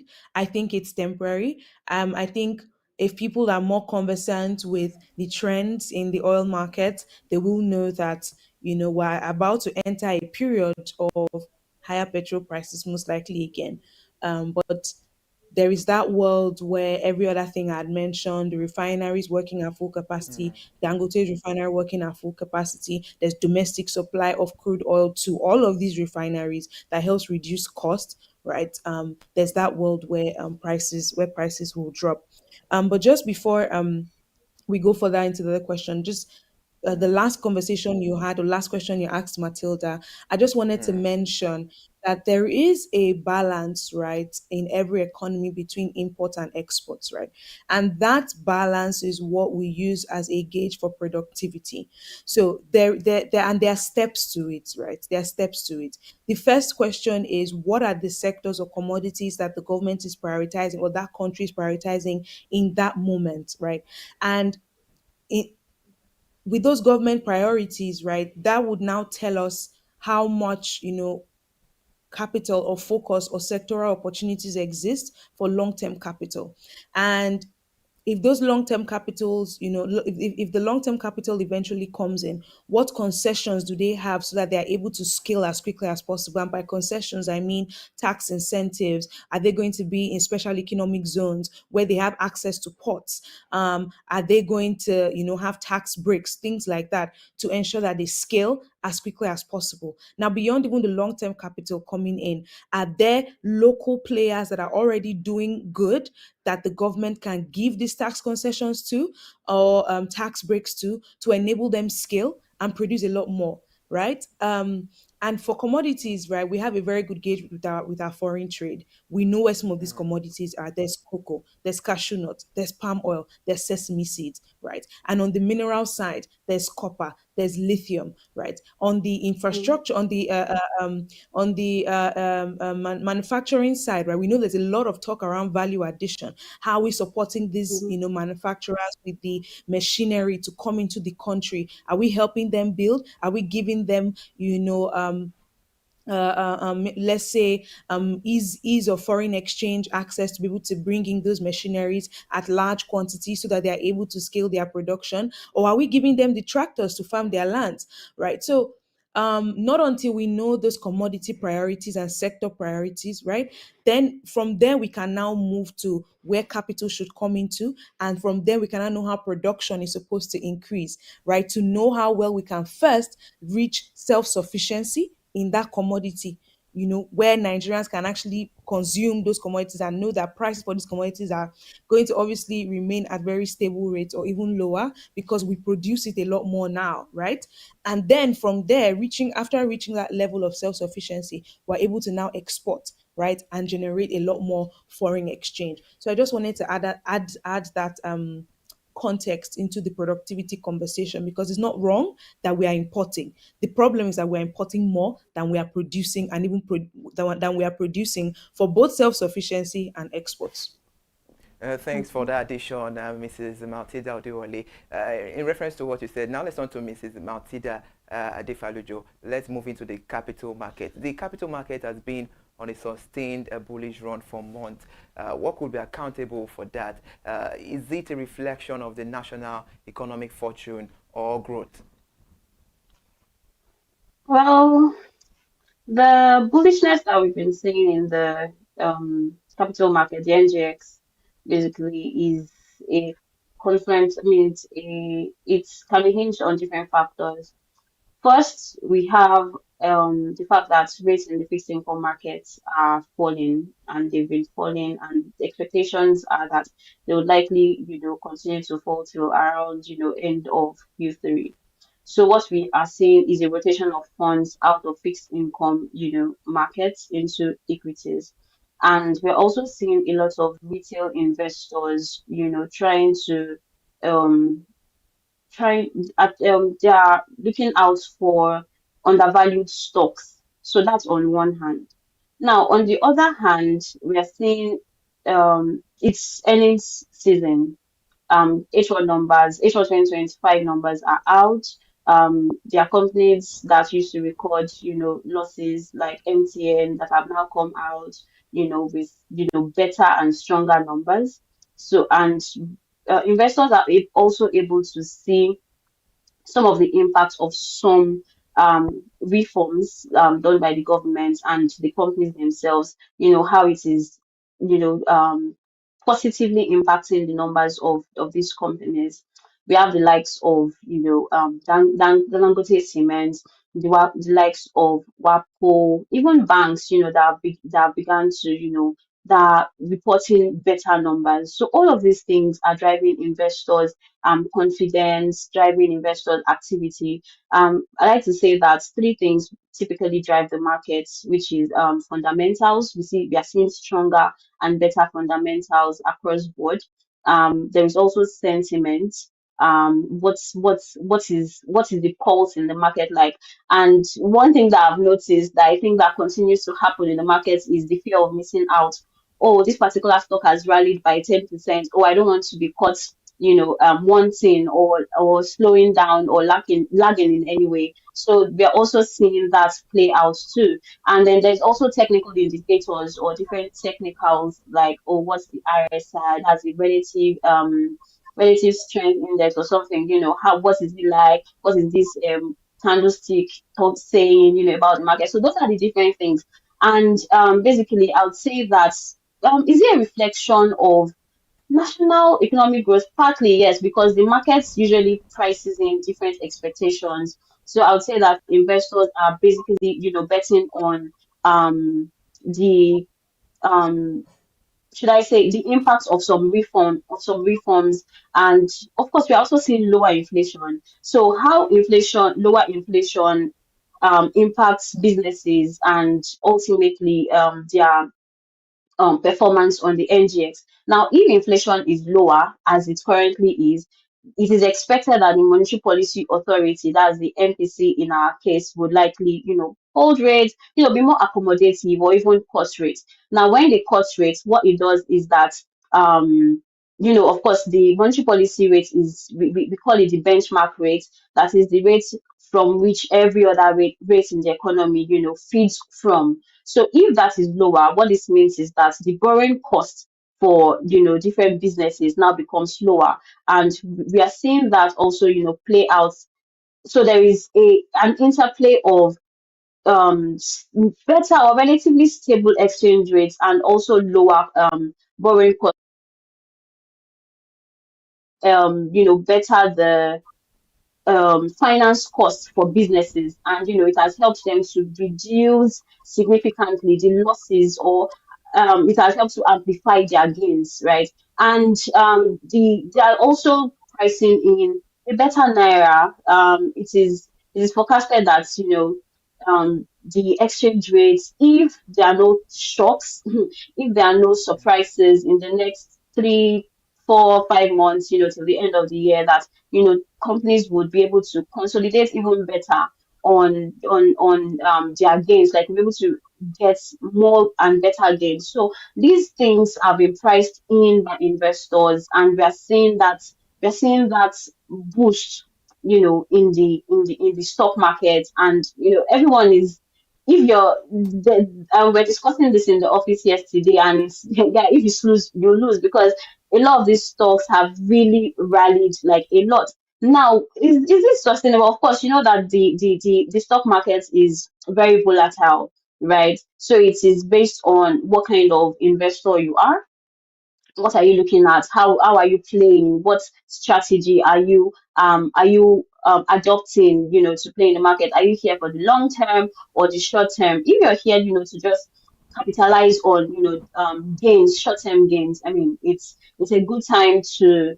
I mean, if Mm. you have not even entered, I think that you might have lost a few, So, right? so But what you're saying is, mhm. that the trend is sustainable, and should there be more investment in the capital market at this period? Should there be more investments in the capital market? I mean, I think it goes without saying. We're seeing so many retail investors. The proportion of retail investors has actually, increased in the last year, right? So a lot of people are now seeing the benefits of investing in the capital market. We have the fixed income market, which is on one hand, and like I said earlier, we're seeing a rotation of funds because people are expecting that rates will be lower, which means that the rates or the yields that they'll be getting on their investments will be relatively lower than the 22%, 27%, 28% we had last year. So they're coming out of that market, or let's say their funds, I would say, into the equities market, which we're already seeing and been really massive. If I may say so myself, that's been quite massive, and I believe that I mean, there are still companies that are even promising better dividend payments. So I believe that investors would even want to stay to ensure that, they are a part of dividend payments, and it's expected to be stronger and better, right? We're seeing the likes of, some banks. I was on Dangote Cement's call yesterday, and, they talked about the fact that their dividend payments this year would not be in any way lower than what was paid last year. So, things like this and, different expectations are some of the things that are driving activities and the gains that we're seeing in the market. Mm. All right. Thank you for that beautiful update. We have a few minutes left on the program, but this minute let's focus on Mrs. Dumebi Odewole. The rebasing of the Nigerian national economy pushed Nigeria to the fourth position in Africa. What do you have to say about that? Is it something commendable about Nigeria? Um, I'm not sure. I would say that I'm not sure. I will mention that there's anything commendable there. Not because the rebasing exercise is not an important one, because of how late it has happened. But I mean, hey, better late than never. Mm. Typically, rebasing should be happening every 5 years, but this is like, I think 14 years after they're about, or so this is an exercise that should have happened. But I guess the most important thing, which is where I think which way I think the commendation should be coming from, is capturing the informal sector, right, and other aspects of the economy that were not captured before. The informal sector primarily stands out because it has been very difficult, over the years to actually capture the activities from that sector, and most in most business owners and investors actually know that that informal economy is where a lot of the transactions happen. Again, remember, SMEs account for almost 40% of Nigeria's GDP, and they employ 80%, right, over 80% of Nigerian population, and most SMEs you know are in the around the informal sector, right? So it was very good to see that we've been able to capture it. Even in the GDP rebasing report, you see the breakdown, right, at the composition of certain sectors of formal and informal. A very good example is crop production, which is a very prominent sector or prominent contribution to the overall agric industry, right? You see that from their composition, you see about 91%, right, of crop production activities are informal, and then the remaining, is formal. And doing that a lot, doing that across board, across the 46 activities captured in the GDP numbers, a very good eye opener as to the economic activities that are actually driven a lot more by informal sector activities, and it would really help with Mm. strategic planning for business owners, for even investors, to know where the money is really coming from and how well they can capture that market in terms of consumer demand, in terms of output, and general economic activities. It also even helps with policy making, right? So now there's more nuanced data that policymakers can go by of. to know that, okay, this is where we need to probably target a lot more because this particular sector has a lot more informal players. And I can use crop production again as another example. We do know that smallholder farmers in Nigeria account for almost 80% of Nigeria's farming activities, right? That again makes sense when you see that crop production has 91% of informal activities. Mm. Now, how do we move those informal people into formal, right?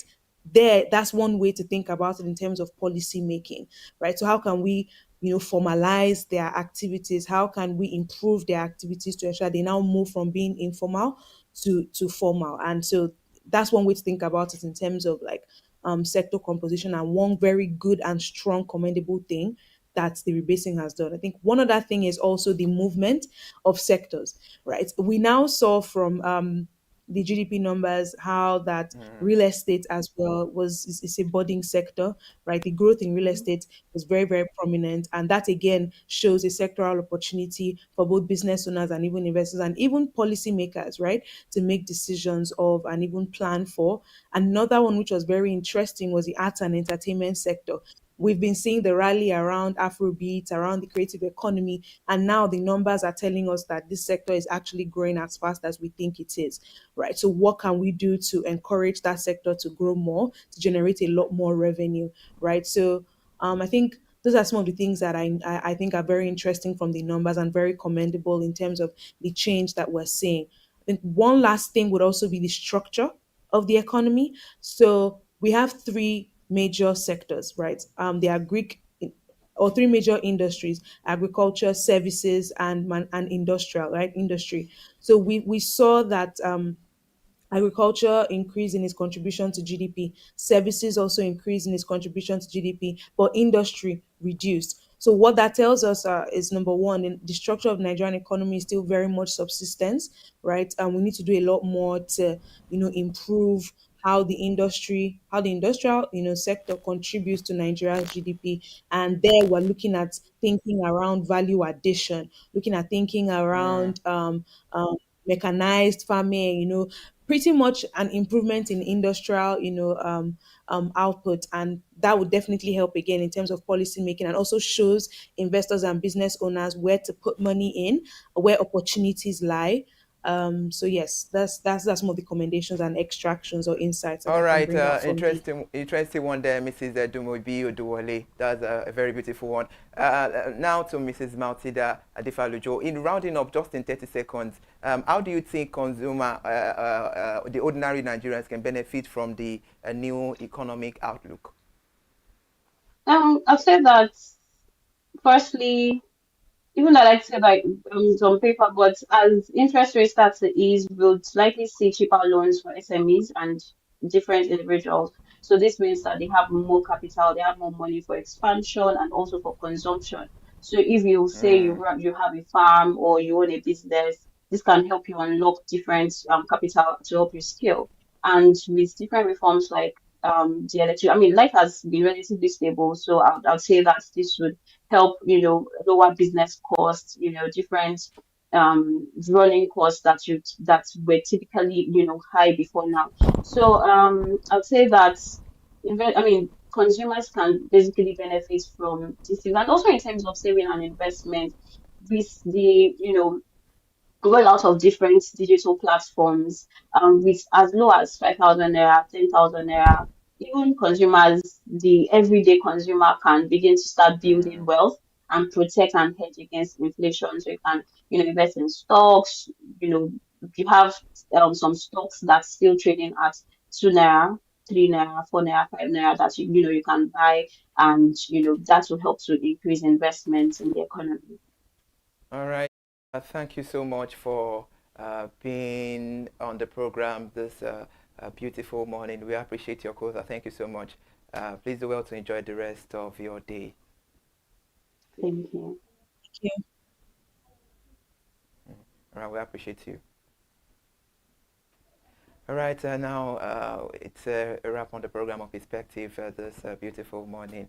Thank you so much for being there with us, and I'm sure the right bodies should make use should make effective and proper use of all the analysis being said on the program. Thank you so much. Another beautiful edition of Perspective We'll be back again tomorrow. Please do well to enjoy the rest of your day.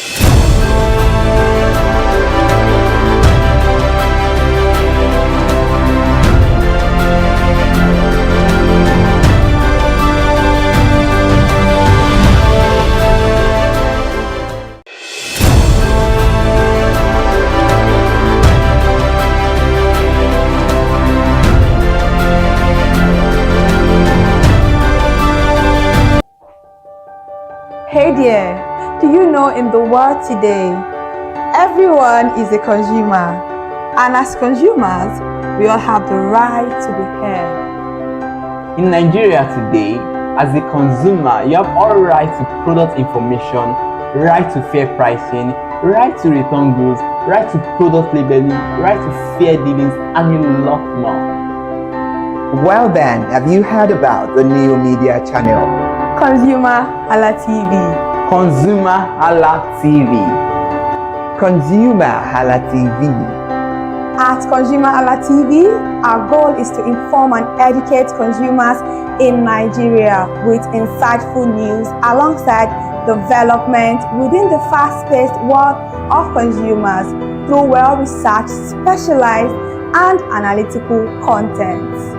Our vision at ConsumerHallaTV is to create an engaging platform that provides right connections for meaningful brands in Nigeria, thus creating a more caring world for consumers where business thrive. And guess what? Our Consumer Hala brand is the first consumer complaint resolution portal in Nigeria, powered by a 72-hour feedback mechanism.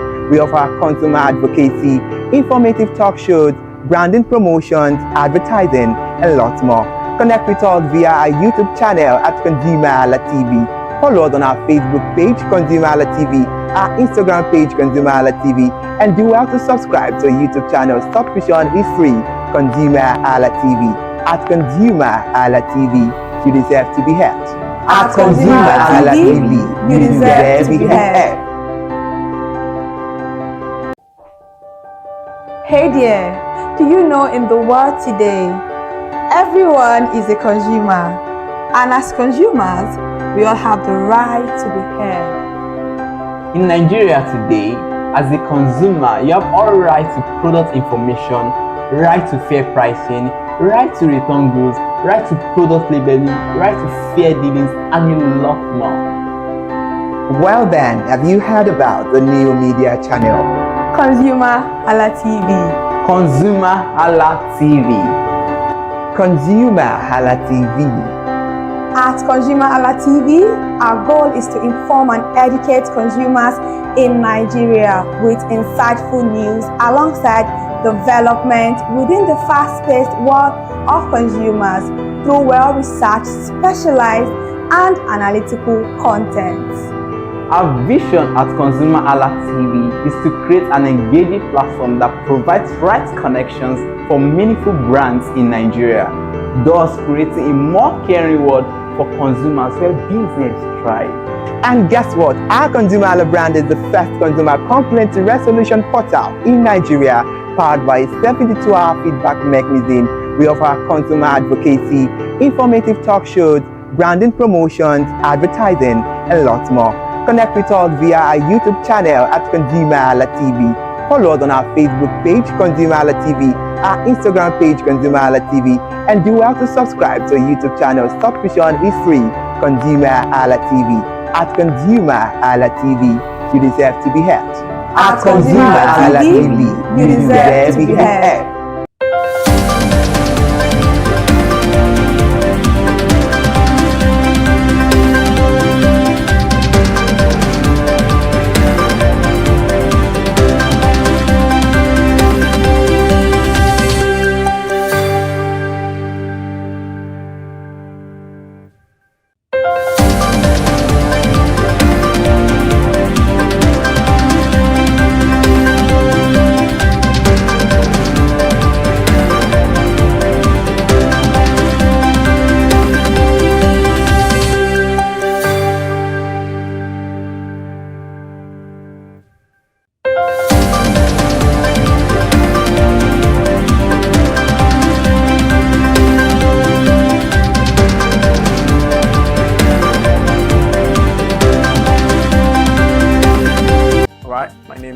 Corridor Peters, and I am a product manager.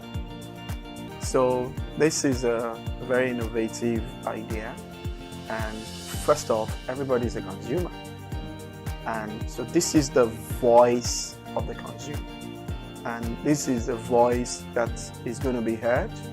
For the first time, the consumers in this country are going to be able to express their ideas and to get to know your rights, to know what belongs to you.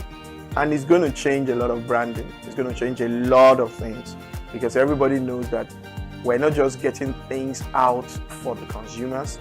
The consumers have a right to accept. You know, as they say, the customer is always right. So the customer is the consumer, and the consumer is always right. So, you know, when there is control, when there is feedback, there is bound to be change. So so I said, I'm a product manager. When you develop products, sometimes you believe you know what the users want, and through different kinds of surveys. But when the users actually get the product, they can tell you their mind, how the product is, their feeling about the product. So it's good to definitely change how products are being designed, how services are being given to people, because you can get a feedback, and that feedback can make or mar a company, you know, and everybody wants to have good feedback. So it's definitely going to change the behavior of people that make products. One very good thing is information. Information is power. So the consumer is going to get way more powerful. The voice of the consumer will be heard, the opinions of the consumers will be heard, and that opinion will shape how products and services will be made in this country going forward. Be on the lookout. You are now in charge. Several things coming your way through this station. I'm very excited about it. The things he's already brought out, and there will be many more things. But the bottom line, the consumer is now in the driver's seat. So ConsumerHallaTV, thank you for this innovative work. You're going to keep evolving, and just follow the consumers. The consumers will lead you to what they want, and that's how it's supposed to be, always. You're going to have different types of consumers, and you're going to pander to the different needs, but you're going to be making consumers very, very powerful. So thumbs up, keep up the good work. My name is Corridor Peters. Thank you very much.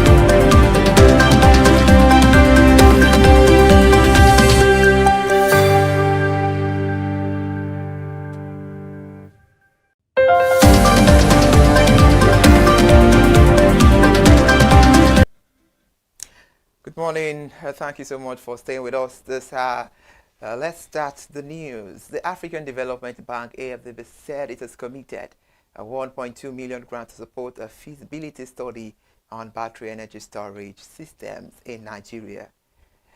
Director General of AFDB Nigeria Country Department, Abdul Kamara, disclosed this while speaking at the inaugural Inception Workshop for Nigerians BESS Feasibility Study in Abuja on Wednesday. However, the Transmission Company of Nigeria, TCNAFDB, and Sustainable Energy Fund for Africa organized the program. Abdul Kamara further noted that the grant is part of the Africa's Energy Transition Catalyst program, which aimed to promote sustainable energy solutions in Africa.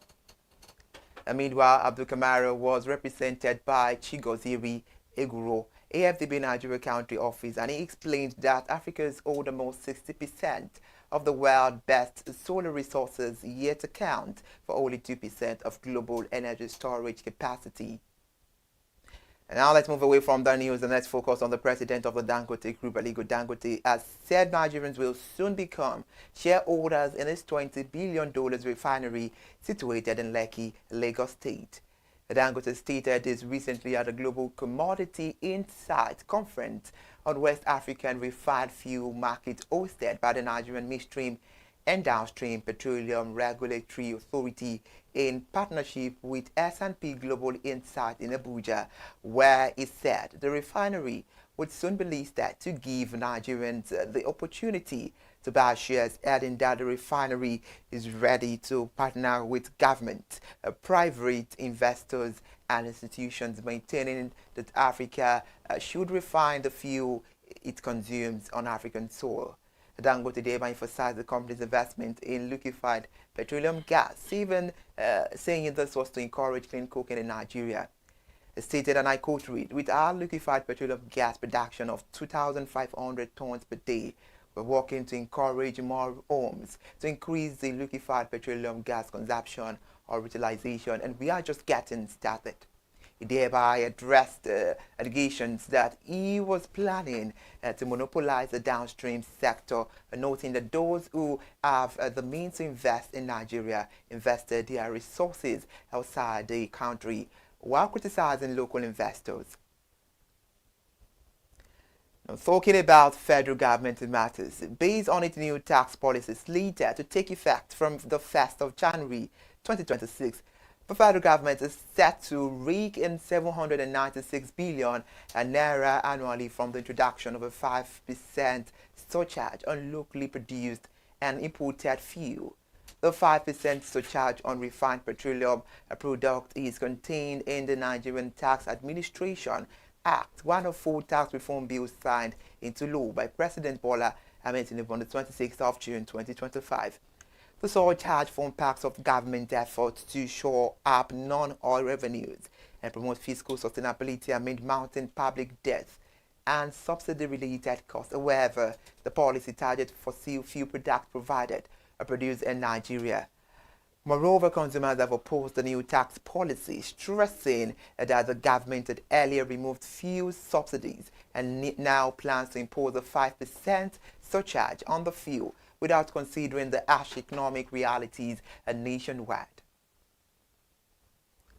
We're still about the federal government. Nigeria's drive to deepen the adoption of compressed natural gas as an alternative transport fuel has taken a further step to with the federal government attracting over $791.49 million investment between May and June 2025.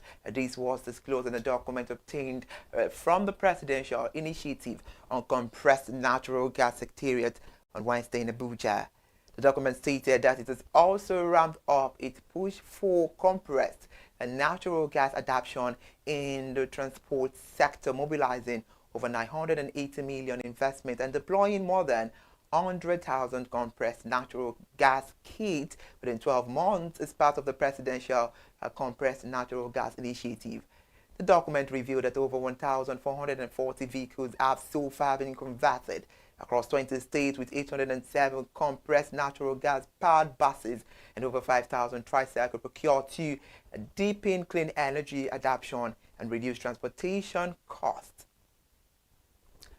Let's move away from there this minute. Let's tell you that the National Identity Management Commission has announced the successful migration of all telecommunications firms in Nigeria to its upgraded National Identification Number Verification platform known as NIN-AUTH. According to a recent report on Wednesday, NIMC said the development would enhance data protection, improve service delivery, and strengthen digital trust across the country's identity ecosystem. Director of IT and IDD at NIMC, Larry, said telecommunications operators are now fully integrated with the platform, enabling uninterrupted identity verification service. However, Head of Corporate Communications, NIMC, Dr. Kayode Adegoke, said the platform gives NIN holders more control over how their data is accessed, noting the goal is to place control of identity data in the hands of the rightful owners. The Nigerian people now have access to it. Now, before we go, let's move to statistics. We're about to give you some figures now as Nigeria's largest food and fast-moving consumer goods, accompanied by market capitalization. BUA Food PLC has announced a 101% year-on-year growth in profit before tax to 276.1 billion naira for the first half of 2025 that just ended in June.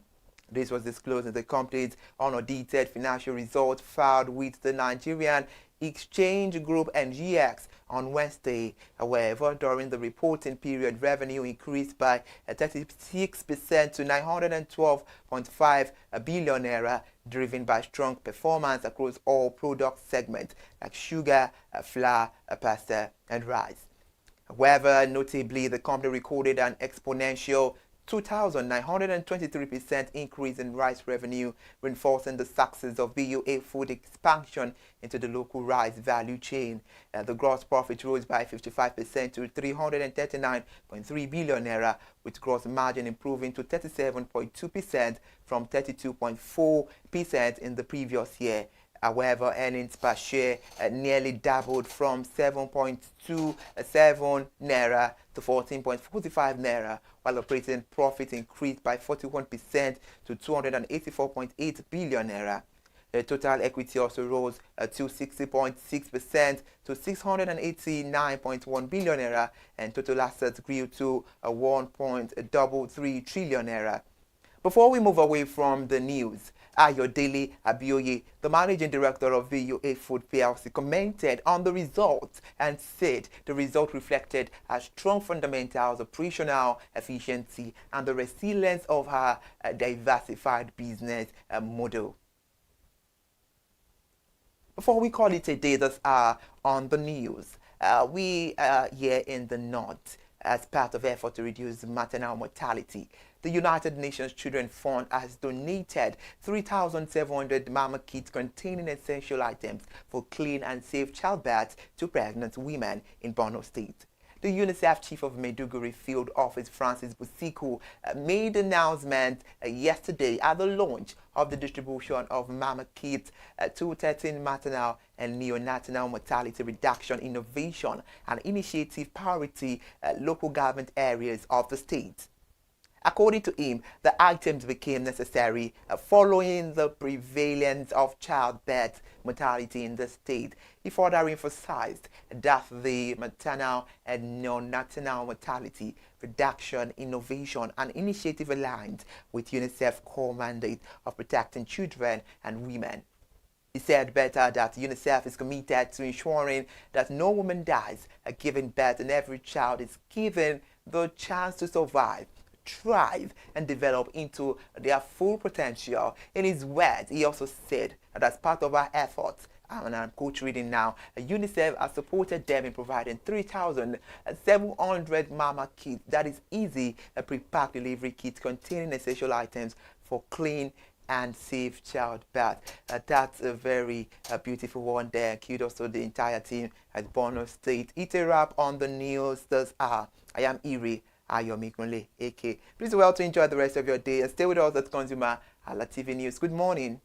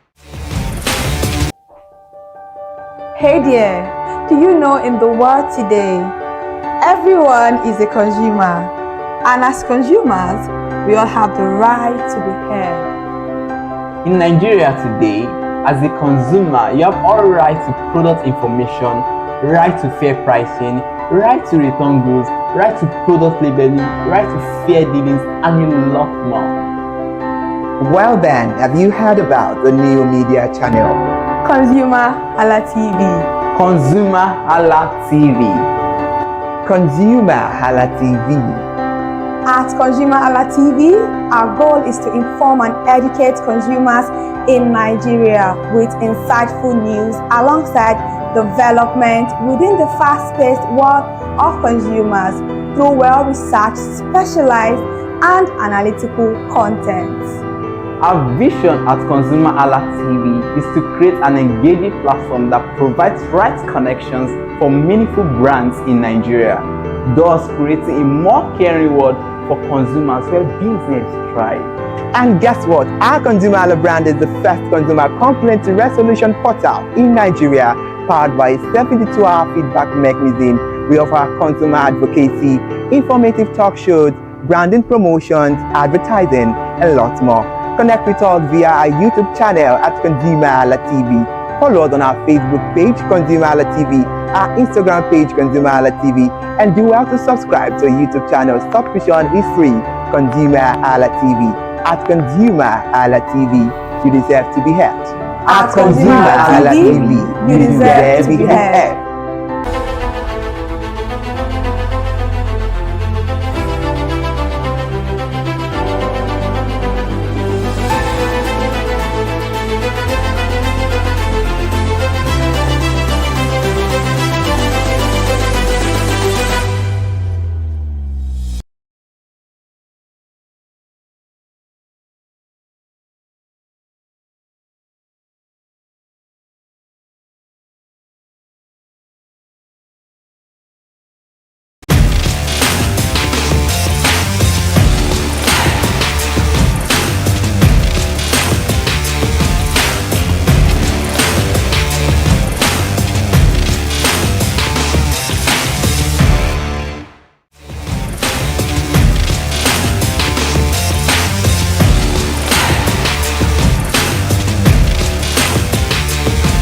Right, my name is ConsumerHallaTV and I am a product manager.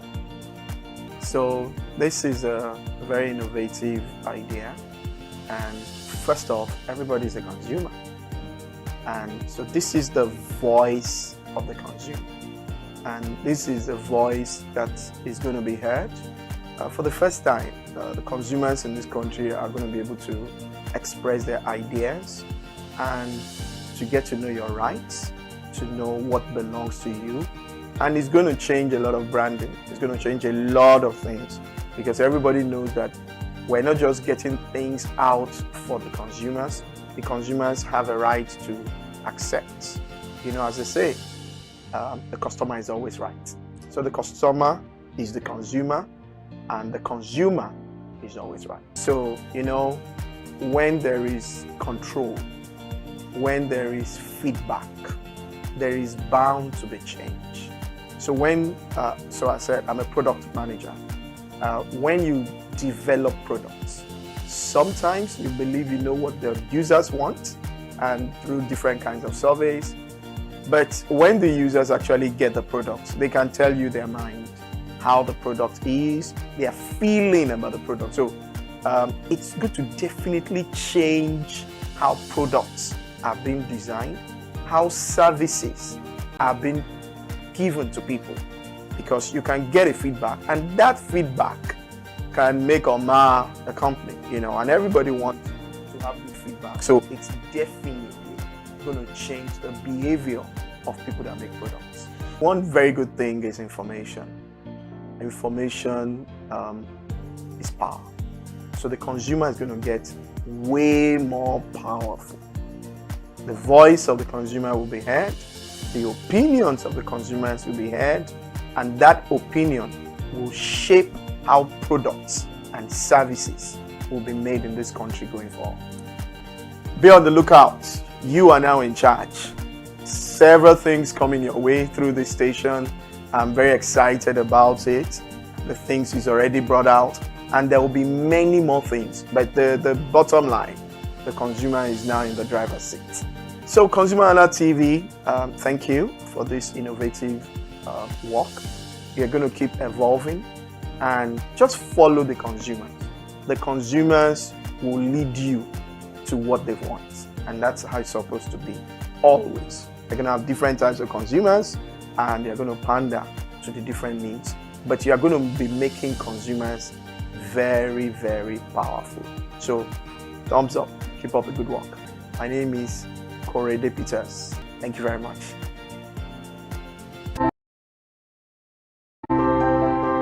All right, my name is Peters, and I am a product manager. So this is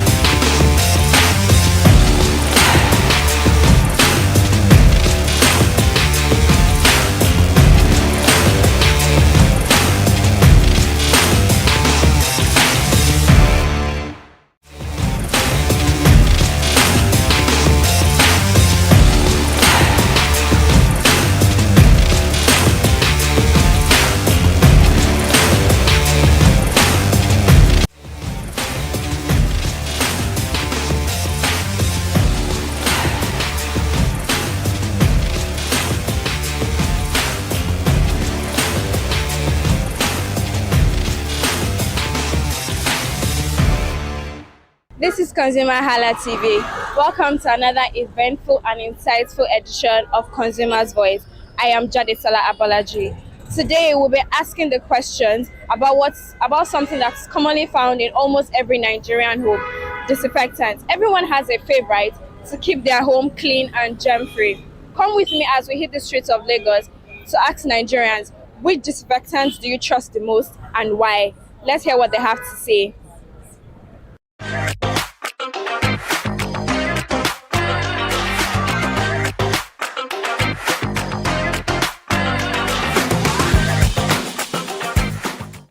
Good morning, sir. Yeah, good morning. Please, what is your name? My name is Sadiq.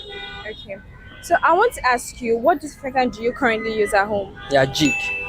Why do you prefer that brand? Yeah, because it's of quality, and from the usage, I can actually see that it is actually a disinfectant that actually works, and it actually gives nice scents, and moreover, it helps in combating germs, dirtiness, and the likes. So I choose it because it actually gives me, let me just say, an error-free germs area and the likes. So thereby me battling with diseases or ailments and the likes is actually very, very reduced to the barest minimum.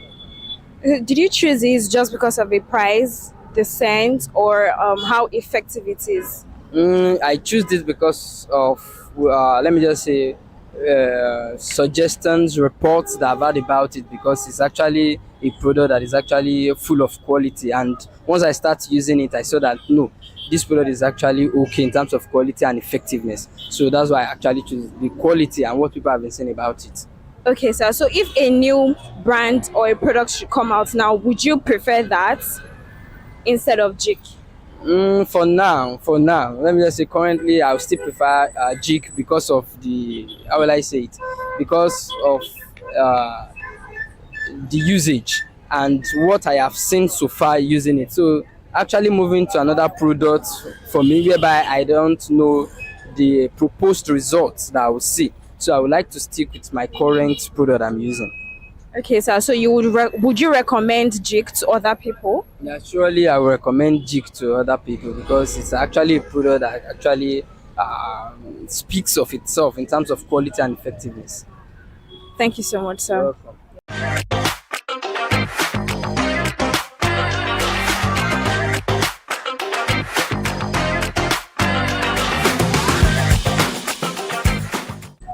Good morning, sir. Morning. So please, can you state your name? Akintola Olugbenga Christopher. Okay, thank you, sir. So I would like to ask you, what disinfectant do you currently use at home? Hypo. Why do you use the brand? It's obvious. Hypo seems to be available virtually everywhere. Okay, sir. So Using hypo, do you mainly use it for white clothes or you mix it with colored clothes? I think it's mainly, I don't do my laundry, but I'm very sure they use hypo for my whites. And aside from that, they use it to mop, to clean the toilets and all of that. So did you choose the brand because of the price, the scent, or how effective it is? Unfortunately, if you come major stores today, you simply find more of hypo. Simply find more of hypo everywhere. So, apart from me, quite a number of people will choose hypo because of availability. Okay, what would you say to hypo now? Is there anything you want to say to them so that they can change? Anything they need to change about hypo? Well, this question would have been good for who does my laundry. However, hypo has a good packaging. At least they have it in various liters or how do I put it? So they're just good. Okay, sir. Thank you so much, sir.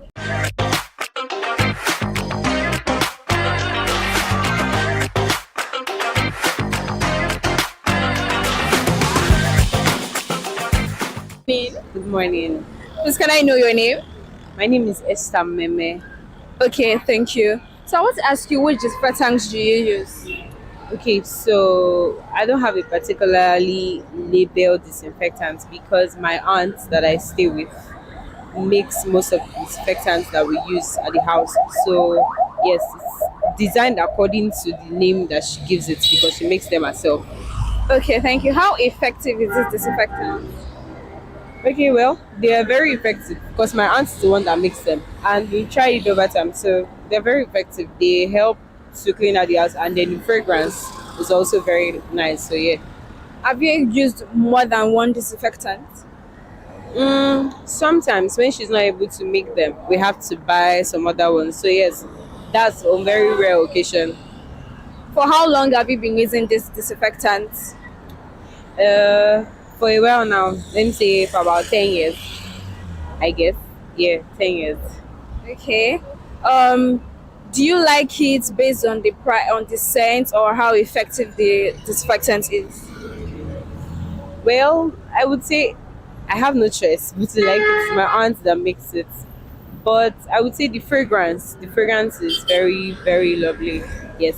So that's particularly why, and aside that, it's very effective. So yes, it helps the house to be clean, and then you don't even have to, for our own brand, you don't have to use a lot. So you just, yes. So it's effective and also smells nice. Do you use it for white clothes or colored clothes, or you mix both of them together? And does it wash? Do the colored clothes wash after using? You can't. Well, I don't think you can particularly mix white clothes and the other clothes together. But whenever you use it on white stained material, it works. So it helps to clean out the stains. So yes. Okay, thank you so much.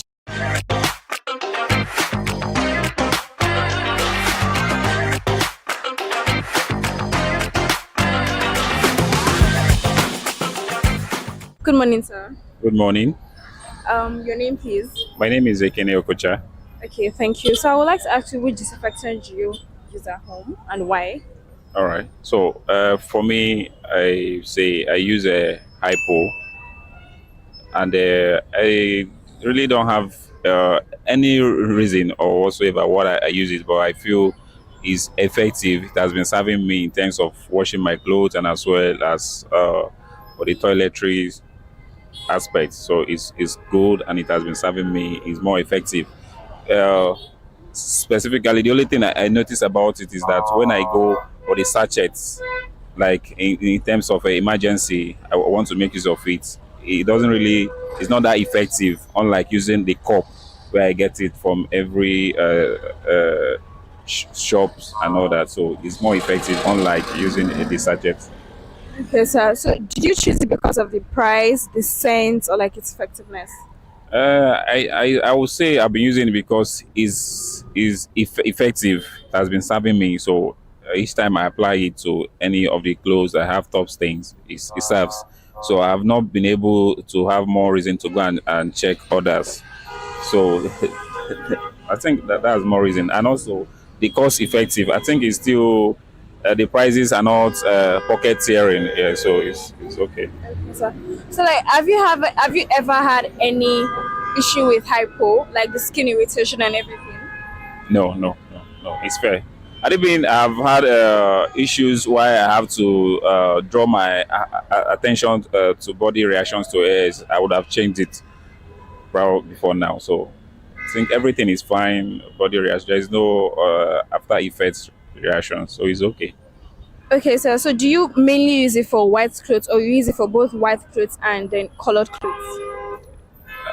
Why I'm actually mentioning white clothes is because if it touches other parts of your clothes, because I have seen that like there is one of my gray trousers that my wife had to there was a little stain on it, and I can't wear it anymore because there was a mixed color as a result of the reaction, to see how effective it is. So I've not been able to use it in other colored clothes because I don't see any top stains. And also, if I want to put it on a particular spot, I have to be very careful so it doesn't give that aside effect or color to it. So that's more reason why I actually say I specifically use it for white clothes, towels, and all that, and as well as washing of the toilets. So. Okay, apart from just the clothes, is there any specific place in the house, or like you use hypo generally at home? Yes, generally, I remember when I had to do things like painting, repainting of the walls and all that. So there were top stains on the floor. So which I needed to add something more of a chemical to get the top stain also removed. So I also made use of it. I added it to the water as well as the detergent I was using to mop. So and it was also okay. Yeah. Okay, so is there anything you would like hypo to improve on? And if there is anything if there is anything you would like to say, is there anything you would like to say to hypo right now?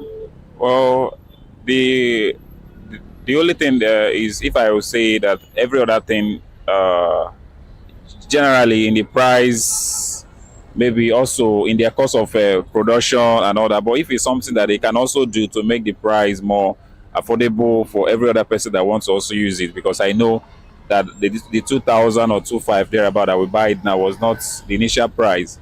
So I would say, okay, that is the only aspect I would say they also need to improve on their services. Yeah, that's it. Is there anything you would like to say to hypo right now?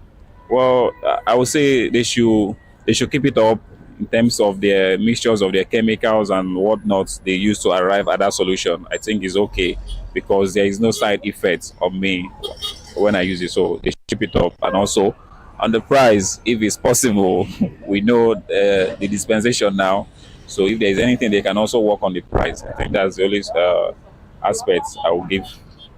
Okay, so have you used any other brands? And if you have, is there any comparison between hypo and the other brands you have used? Well, in the times of market innovation, I would say there is one that we usually call Jig. I think that is the one I say have been used before now. So, but since hypo is everywhere, so there is no need of going to look for those other ones. So, since it's serving me, I don't think of looking for any other one. So, it's fair. Okay, sir. Thank you so much, sir, for your time.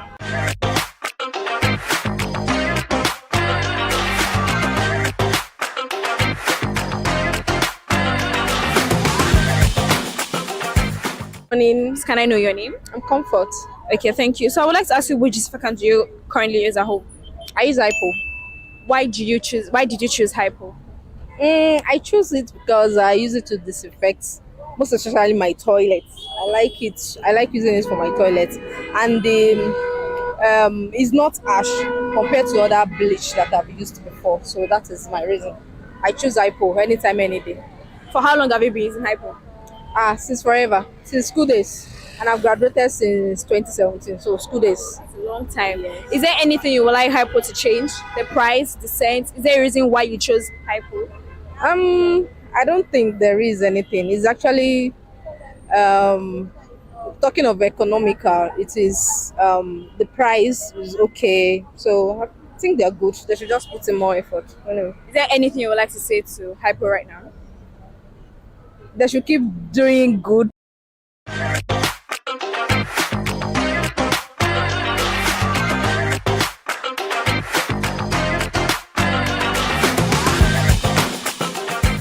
Morning, sir. Good morning. Please, can I know your name? I'm Joseph. Okay, thank you, sir. So, what disinfectant do you currently use at home? What disinfectant do you currently use at home? Well, I make use of Dettol because Dettol has some other complementary products. You can use Dettol disinfectant, the solution for bathing. You can use it as a soap. You can use it in other products. So when we are talking of cleanliness, Dettol mean a business. They have variety that comprehensively complete the cleanliness of yourself, of your home, everything. And when you are used to it regularly, in fact, you will now become Mr. or Mrs. Cleanliness. Everything, you yourself will be clean, will be neat. The environment will be neat. Your toilet will be neat. So that's why I like Dettol.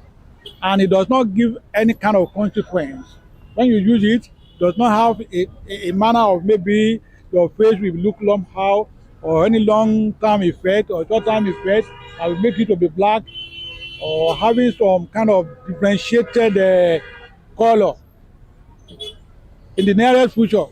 So it's a complete research work that the manufacturer of the product have made, and it's good for everybody the way I look at it. That's just it. Okay, sir. So, do you use Dettol just for bathing, or do you use it to clean your house in general, your home in general? Well, we use Dettol to bathe, and when you put Dettol in water, you can also use it to wash your toilet, to wash everything because it kills bacteria. That is what I use most cases now. But at the same time, I still use Hypo because of the toilet seat. So that's another area where the toy manufacturer has to go. They're supposed to create something like a hyssop.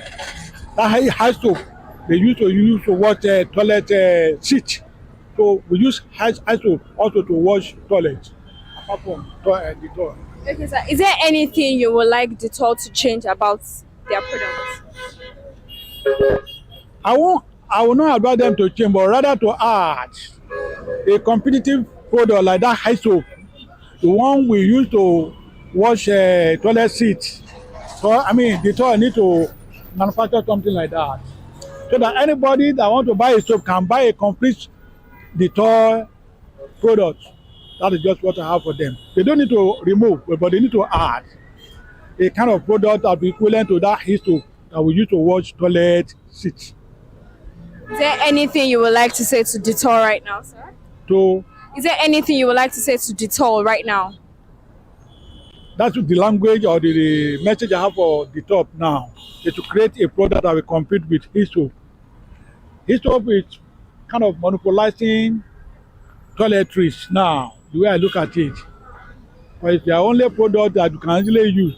Although we have some other ones, but they are not as good as hyssop, because any hard stain, hyssop can remove them.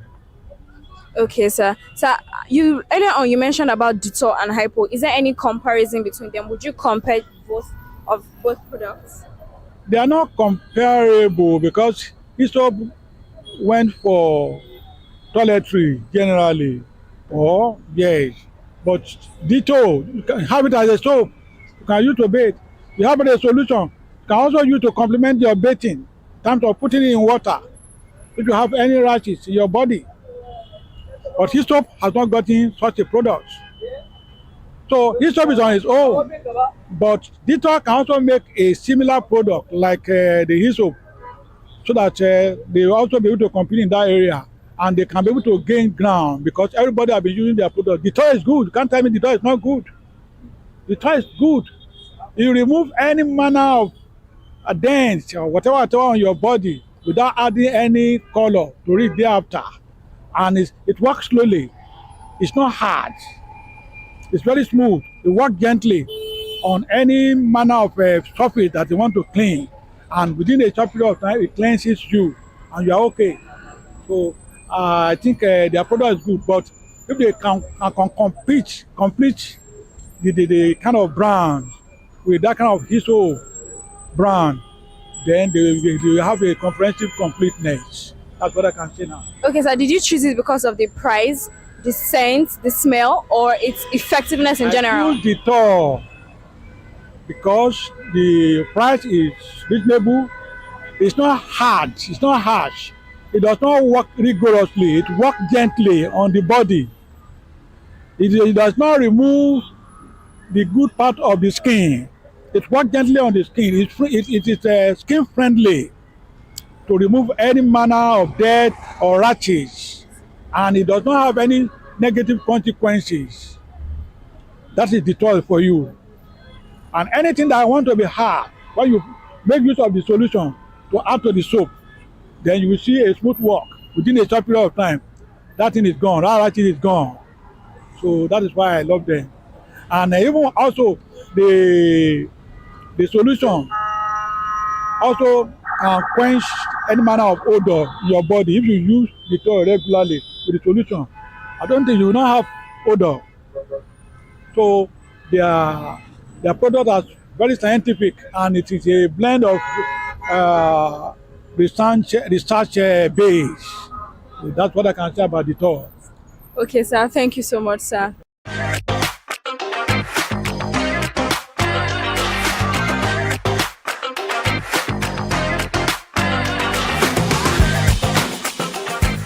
Okay, so what's your name? My name is Chisom. Thank you. I just want to ask you which disinfectant you use at home. Okay, so I actually use the towel at home. That's to bath, and then if I'm trying to like clean the toilet or use do house chores, I use hypo. So I need because I don't know it kind of has that.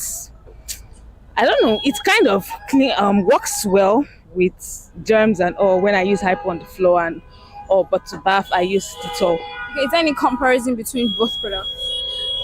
No, actually, none. Actually, I feel safer, obviously, using Dettol to bath. It helps with my skin and all.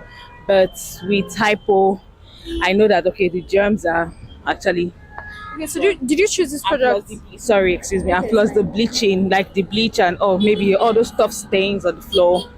Did you choose the products based on their price, their scent, or their effectiveness? Effectiveness.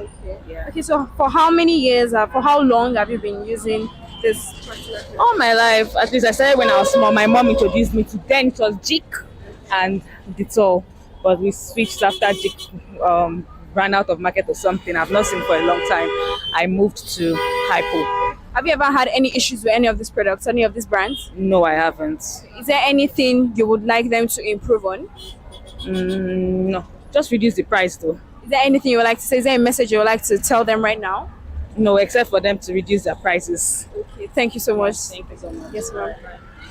Thank you.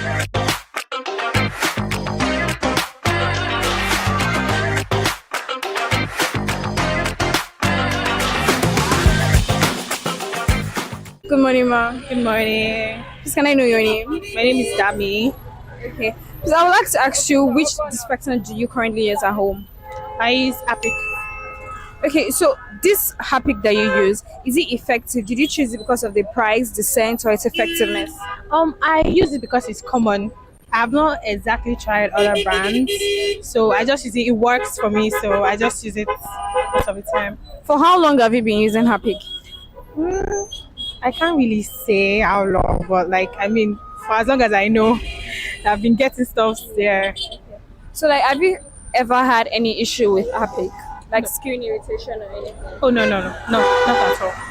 Do you use it to clean your house in general or just like specific places in the house? Okay, I use it mostly in my bathroom.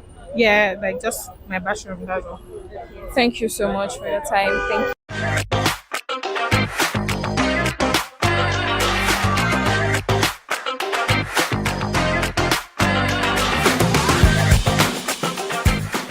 And there you have it, straight from the mouths of Nigerians here in the streets of Lagos. It is clear that Nigerians know what works best for them, and what is currently leading is hypo.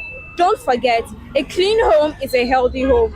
Thanks for joining us on this week's episode of Consumer Voice on Consumer Hala TV.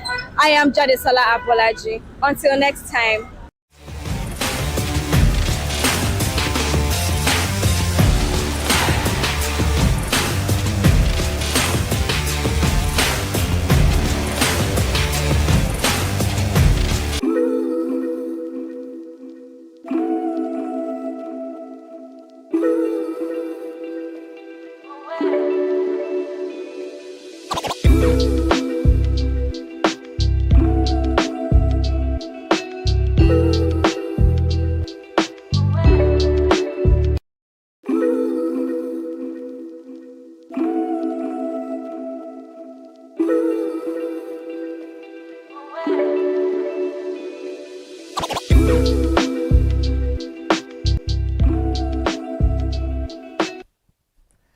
Good morning and welcome to Consumer Watchdog on ConsumerHallaTV. I am Iri Ayomikunle aka. Consumer Watchdog is where we advocate for consumer protection and consumer interest. And on the program this beautiful Tuesday morning, we will be centering our topic on fair pricing in Nigeria and one of the complex issues the Nigerian consumers contend with at the moment is fair pricing of goods, services. And talking about fair pricing in the Nigerian market is a long-standing pressing concern and complex issues with the government and regulatory bodies working to ensure that the consumers are protected from exploitation. The government attempted to regulate prices as far back as 1977 when the government, through the Price Control Act of 1977, aimed to prevent exploitation of consumers by capping prices and ensuring fair compensation for labor. However, the effectiveness of this act in achieving fair pricing is debatable. Some of these critical challenges facing fair pricing in Nigeria include high inflation, inconsistent government policies, a lack of robust regulatory frameworks, informal sector challenges, and vulnerability to price control measures and price gouging and equality, and also the market volatility and infrastructural deficiencies. All these factors certainly contribute to price volatility, the market distortions and difficulties for both businesses and consumer. And taking it back in 2019, the government established the Federal Competition and Consumer Protection Commission, FCCPC, and it is expected to play a crucial role in promoting fair competition and consumer protection in Nigeria. Meanwhile, the FCCPC has a multi-faceted role focused on promoting fair competition and also to protect consumer rights. In its core functions, which include regulating markets to prevent anti-competitive practice and also to ensure access to safe product and resolving consumer complaints, the FCCPC also aim to educate businesses and consumers about their respective rights and obligations as well. In today's edition of our Consumer Watchdog, we'll be examining some of these critical issues and now the role of the FCCPC in attaining this odious tax for over 220 million consumers. Now on the program this beautiful morning, we have a woman of valor, a woman of honor. She's a combination of beauty and brain, I must tell you. We have Mrs. Oluwatoyin Okeni, and the principal counsel of Okeni Chambers at Adeni Ikeja, who has spent almost 2 decades when it comes to practicing law. It's a beautiful morning to you. Thank you very much, and thank you for having me here, especially on this topic. Okay. You know, before we came in on this program, we're engaging ourselves. I can see that you're well prepared for this program, and I can't wait for us to start it up right now. Then let's go. Okay, and I must compliment you. You look beautiful. Oh, thank you. Before we start on the content of today's program, you being a woman, how has it been, you know, a married woman for that matter, combining, you know, because what we hear about your firm and the law industry is quite tedious, you know, it's quite, you know, stressful and all. It requires you being on your feet and all. So how are you able as a woman to combine all these tasks together, you know, with you? I usually get these questions even from colleagues. That's the funny part of it. Even from male lawyers. How do you balance the whole thing? I think it's number one, prioritizing, knowing how to prioritize activities, right? And then taking time out for yourself to even rest. You know, you must put ahead also your mental health, your physical health. That helps you balance all your activities.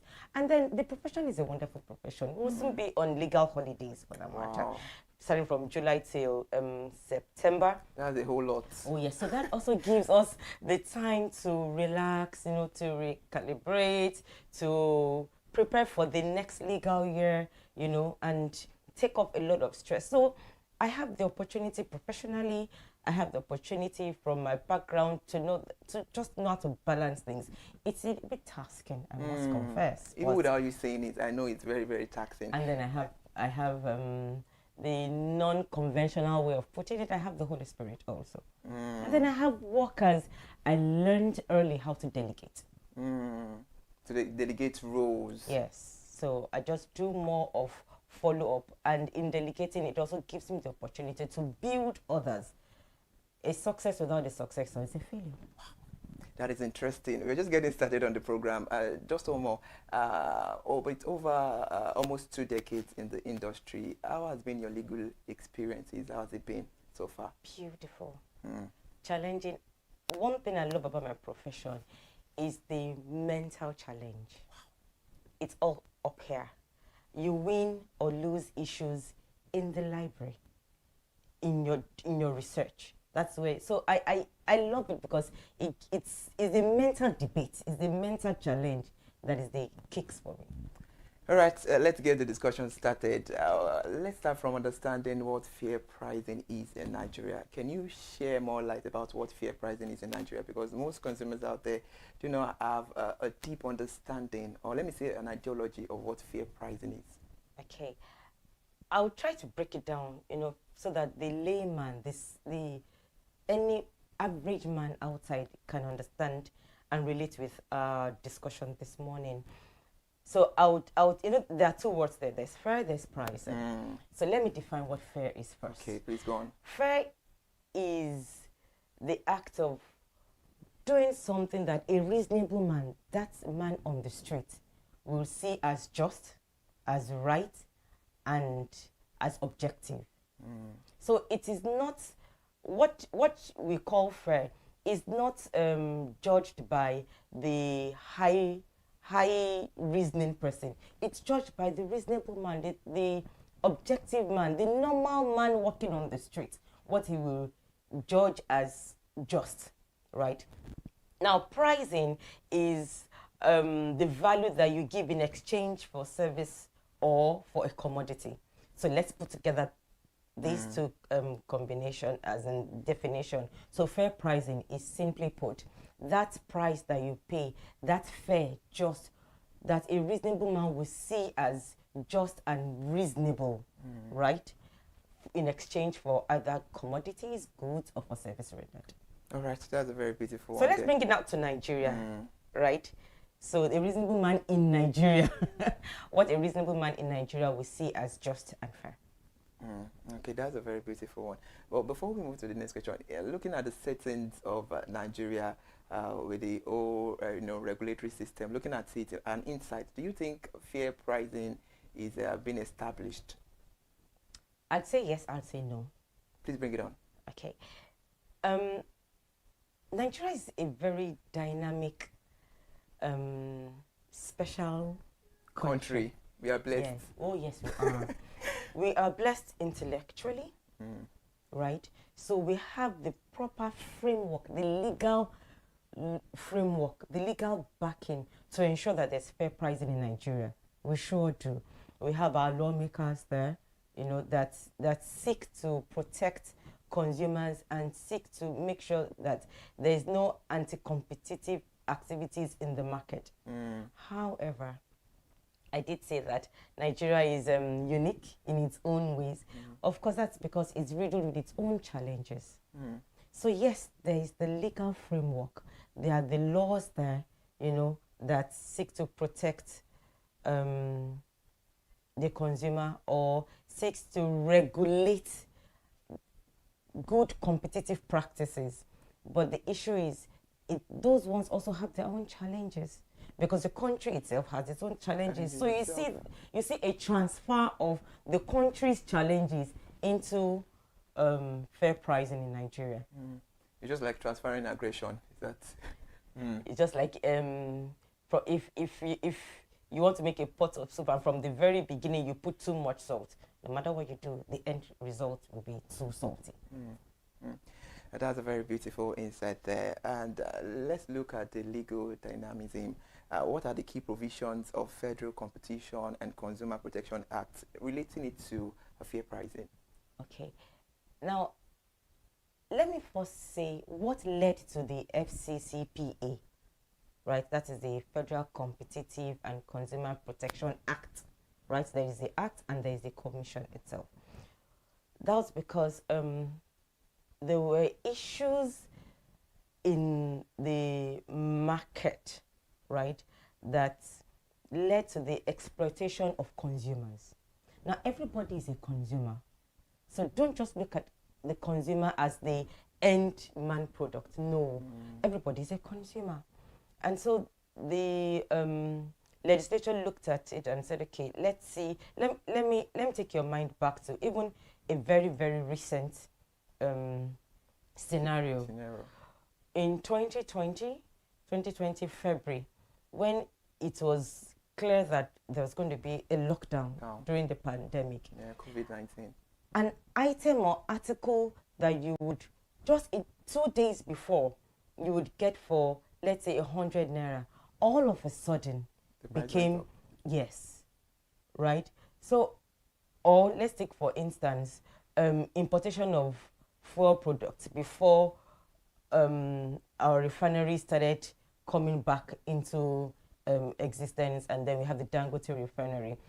The importers of fuel products invariably would determine, of course, the end use price, right? So yes, Nigeria as a country has put laws in place to make sure that there is no anti-competitive practice in the market, and to ensure that consumers' rights are also protected. So that I don't wake up one day and all of a sudden my income or my financial capacity cannot provide basic life amenities for me. A very brilliant one there. While answering the question earlier on, you made mention that in the market sector there are issues. Can you please address those issues in the market sector? Okay, first inflation. So I did say that the transfer of challenges, the country's challenges into the market. So Nigeria has been battling with constant rise of inflation all through the years. I mean, it just gets higher and higher. And that is the number one factor that affects fair pricing, right? A manufacturer, I like to break it down. A manufacturer in January has projected that he imports his raw materials, he produces, and then he thinks, oh, by the end of January, or by the end of my chain of production, this should be my landing cost. This is what I should sell, my products for. And this is so that I can get money to go back into the market. And between the time he finishes his production and the time he's laying off to the consumer, inflation has hit the country. And so with inflation, your financial capacity dwindles. So you see that he does not have, he's now torn between inflating his own price so that he can match his financial capacity with the inflation.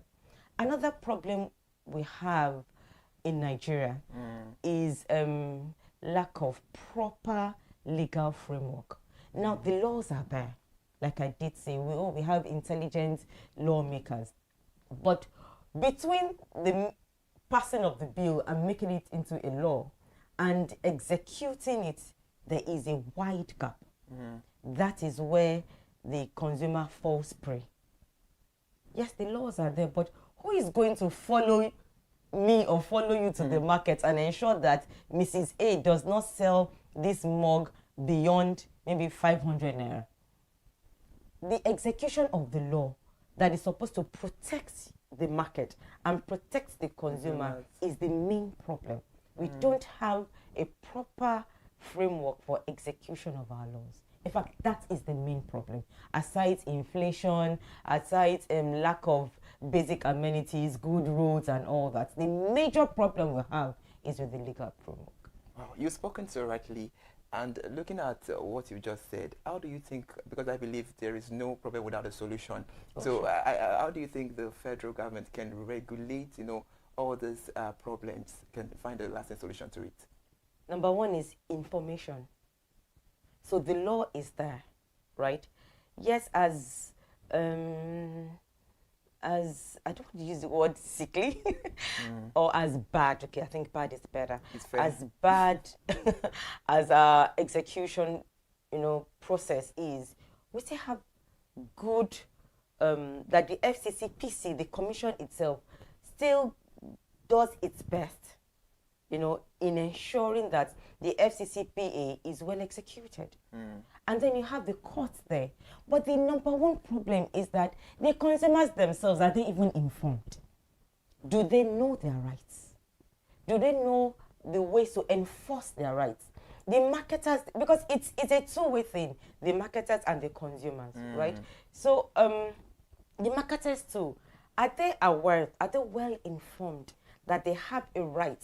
And they also have, with rights, of course, comes liabilities, right? So where my right stops is where my liability starts. And where my liability stops is where my right begins, right? So information is key. How many consumers out there are well informed that there is actually a legal framework available for them to protect their rights? So the first thing is informing the consumers. And I did say everybody is a consumer. Everybody, yes, everybody. And informing the market itself to know that, yes, you have the legal backing to make sure that your rights are not infringed. Oh, that's a very beautiful one. Now, still on the legal mandate, what does the FCCPA define fair pricing? And being realistic, is the policy effective in Nigeria? To a large extent, it is, in spite of all the challenges we have. Please, I want us to be realistic here. On Okay, 1%, how many? 1%, is it on 80 or? I'd say 65, 70. Wow. Let me buttress that. Or let me explain that. Let's take, for instance, the cement industry. There is, I think, started in 2019, as far back as 2019, 2020, even 2023. Cement is a basic necessity because infrastructure is basic, right? So I think it was the chairman of BOA group of companies that actually fought for the price of, I once bought a bag of cement for 13,000 naira. 13. Meanwhile, I could have gotten it for as low as 3,500. So what happened between the producer and me, the consumer? So what FCCPC is trying to do is to make sure that that middleman process that hikes the price and makes price unfair to me, the final consumer, is well taken care of. In fact, that is the major goal of FCCPC, and I do give them thumbs up. They've done a lot. Of course, there's still room for improvement, but they really have done a lot. But like I said, how many people are informed? Okay, still on that information, I believe information is key. Oh, yes. And information is vital. Oh, yes. The government, the bodies that are regulated around the fair pricing, I know they are trying, reference to information, doing a lot of awareness, social media awareness and all of that. How can they be more keen, in the reference whereby information will reach out to people who are meant to get? Because I believe that, like you said earlier, the information is not spreaded enough. Yes, but how many of us, everybody has a phone. Okay, let me say not everybody, 80% of the population has a phone. How many of us use our phone properly? Because the information is right there for you. Right? And then you have regulatory bodies that you can, and their doors are always open. You can walk into their office and lay your complaints. But sometimes, even we, the consumers, that our rights are being protected, we are a little bit lazy. You know.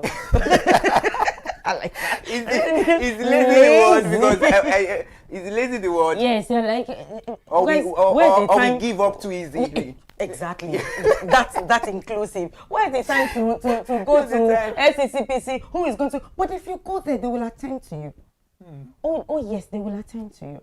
So sometimes it's also we, the receiving party, that actually don't do much. But I can assure you, your rights, you have rights as consumers. You have, and your rights are legally protected. Yes, the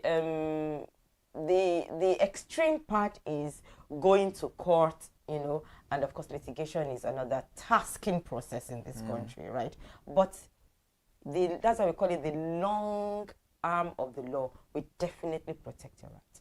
Definitely. That's an insightful one. If you were just joining us, this is a consumer watchdog on ConsumerHallaTV, and on this program we are discussing about fair pricing, and we have Mrs. Oluwatoyin Okeni. She's a barrister, almost 2 decades in the law industry. That's a whole lot, I must say, and she's enlightening us more about fair pricing in Nigeria. And now let this lead to this discussion, because I've wanted to ask you, because I've been having this in mind, and I just have to point out to you that here that you're on the program. Do you think FCCPA has helped Nigerians to attain fair pricing in any scenario at all? It has, to a large extent. Please, I would want you to. Can you cite an example? Okay, it has helped to curb, for instance, monopoly. Right? I said to a large extent. I didn't say all the way. So there is still that percentage that is still out there, right? Fine. But to a very large extent, it has helped to curb monopoly. It has helped to curb price gouging, where 2 or 3 individuals, hefty individuals or group of companies or political might can just come together and decide this is the price of a particular thing. The funny thing is they're not even part of the production chain, right? So what FCCPA does is to totally prevent that from happening. So they go into the market, they carry out their own investigation activities. How often they do that, don't question me on that, please. Okay. I was just about going there, and I would not mind if you say something about it. They do that, right? Go into the market, carry out their investigation activities, and actually go after those that want to instill fair price gouging or unfair pricing. So yes, I would say FCCPA is doing a good job. You're just like a man seer, and because you just mentioned unfair pricing right now. So what are the implications of unfair pricing to all the business owners out there? Number one, it erodes the consumer the opportunity of an average fair livelihood, because unfair pricing is just of course the exact opposite of fair pricing. So the average man cannot afford, you know, goods and services that are even basic for him. Now let me give you an example. Please go on. Of the effects of FCCPA. Let's look at Lagos State, for instance. There was a time landlords could just, you know, decide, I want to, my rent is 5 million naira for a place that shouldn't even go more than 1,500,000. No basic amenities, no good roads, even the property itself is dilapidating. But the Lagos State government got up and said, no, landlords cannot habitually just impose rent on tenants. So the law is there. How many tenants take advantage of it? Do you know, as a tenant, you can actually sue your landlord for arbitrarily just increasing your rent? That means in Nigeria, that means they're ready yes, in Nigeria. That means they're ready to leave the house. No, the law protects you. That's one of the consumer rights I'm talking about under unfair pricing. A landlord cannot just, because landlord tenant relationship. It's actually a contract. Both of you, there must be a consensus addendum, an agreement of the mind. So the landlord cannot just come and just increase his rent arbitrarily without you agreeing to it. And here in Nigeria, it is applicable, it is enforceable, let me use that word, even here in Nigeria. Yes. And what measures are being taken that this is... the courts are there. The courts, the basic role of the court is to make sure that your rights are protected and not infringed on. And when infringed on, you get damages. The courts are there. The regulatory bodies there. The Ministry of Justice has different arms. In fact, another popular one is the land grabbing. Everybody knows the land grabbing because yes. So you don't need to go to court to get your right as a consumer protected. You don't need to get to court to get your right as you get a commodity, or you buy a commodity that is hazardous to your health. You have your rights protected. But the issue is this, like I did say, how many consumers are even well informed? And those that are well informed, are they even not too lazy to make sure that their rights are really protected? All right, then, as a consumer, you have a voice, you have a right. Sure do have a And it's a pleasure having Mrs. Barrister Oluwatoyin Okene on the program. Let's go on a short break. It's still Consumer Watchdog on ConsumerHallaTV. We'll be right back.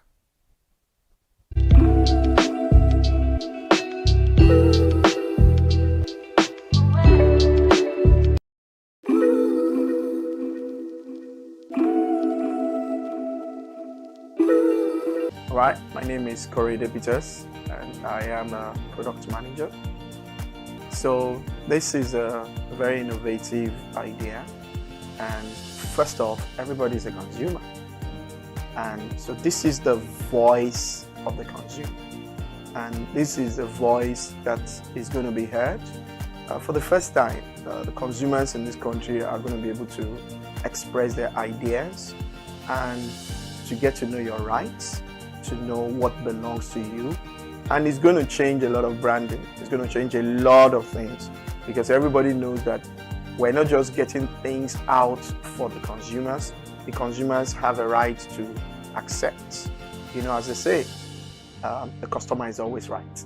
So the customer is the consumer, and the consumer is always right. So, you know, when there is control, when there is feedback, there is bound to be change.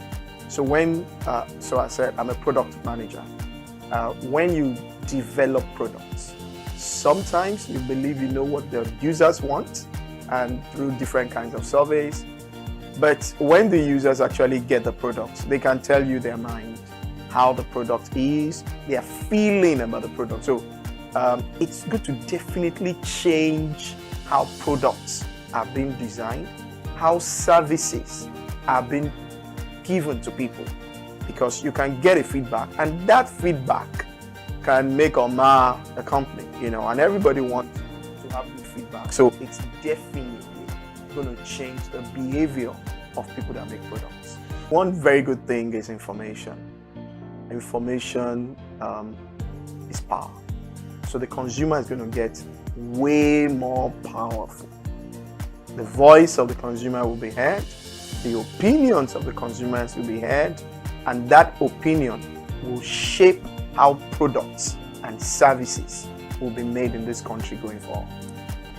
Be on the lookout. You are now in charge. Several things coming your way through this station. I'm very excited about it. The things he's already brought out, and there will be many more things. But the bottom line, the consumer is now in the driver's seat. So ConsumerHallaTV, thank you for this innovative work. You're going to keep evolving, and just follow the consumers. The consumers will lead you to what they want, and that's how it's supposed to be, always. You're going to have different types of consumers, and you're going to pander to the different needs, but you're going to be making consumers very, very powerful. So thumbs up, keep up the good work. My name is Peters.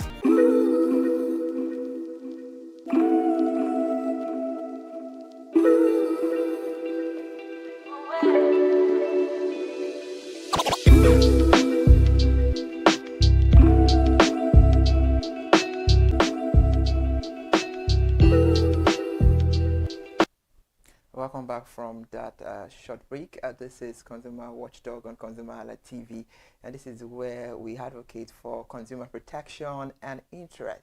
And on the program, we have a barista, a woman, a combination of beauty and brain, I must say, barista Oluwatoyin Okene on the program. Still talking on fair pricing in Nigeria. So let's get it started. I would want you to state the role of FCCPC and FCCPA, because a lot of people have complications about this, thinking these two, perform same functions or perform same role. FCCPA is the law. FCCPC is a regulatory body that executes the law. All right. So it's the law is the PA. So the A there means act, right, and the C there means commission. So one is the law, one is the regulatory body that enforces the law.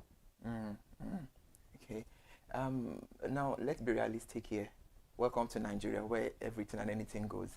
In our kind of environment, how does fair pricing works with the rate of high inflation? A lot of things, coupled with the fact of the factors that surround the economy. Well, in spite of the challenges we have in Nigeria, so what FCCPC does is to ensure that in spite of all these challenges, let's take one of the major ones, inflation. In spite of that, there is still fair pricing in Nigeria. So fair pricing is a combination of different factors put together. All right?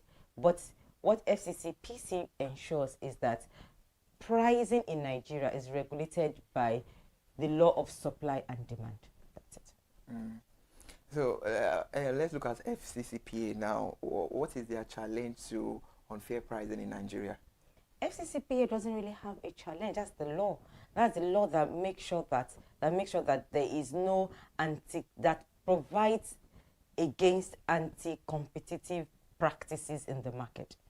Okay, FCCPA seems a little bit seems hard, for what is even FCC? What are they talking about? Let me take for instance the tenancy law.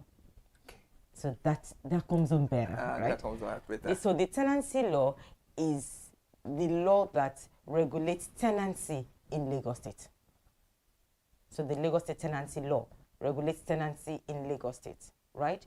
That ensures that the rights and liabilities of the landlord are protected, and the rights and liabilities of the tenants are also protected, right? Same thing with the FCCPC. So FCCPC is a federal competitive and consumer protection commission, right? But the FCCPA is what gives them the legal framework, the legal rights to carry out their work. That's all. Okay, still on the standpoint of this landlord, landlady, and tenant brouhaha. I like that because we need to talk about it on the program.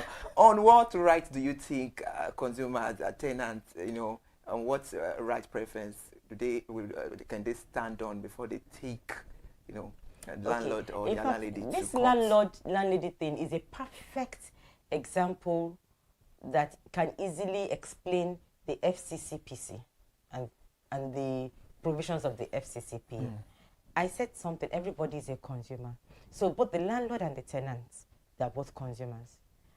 So we are talking about an average responsible landlord that also takes care of his or her building, right? And make sure that it is in a good tenantable condition.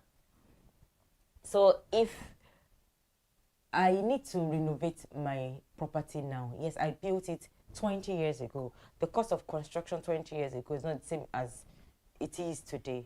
That's good. So I need to renovate my property or carry out some repairs.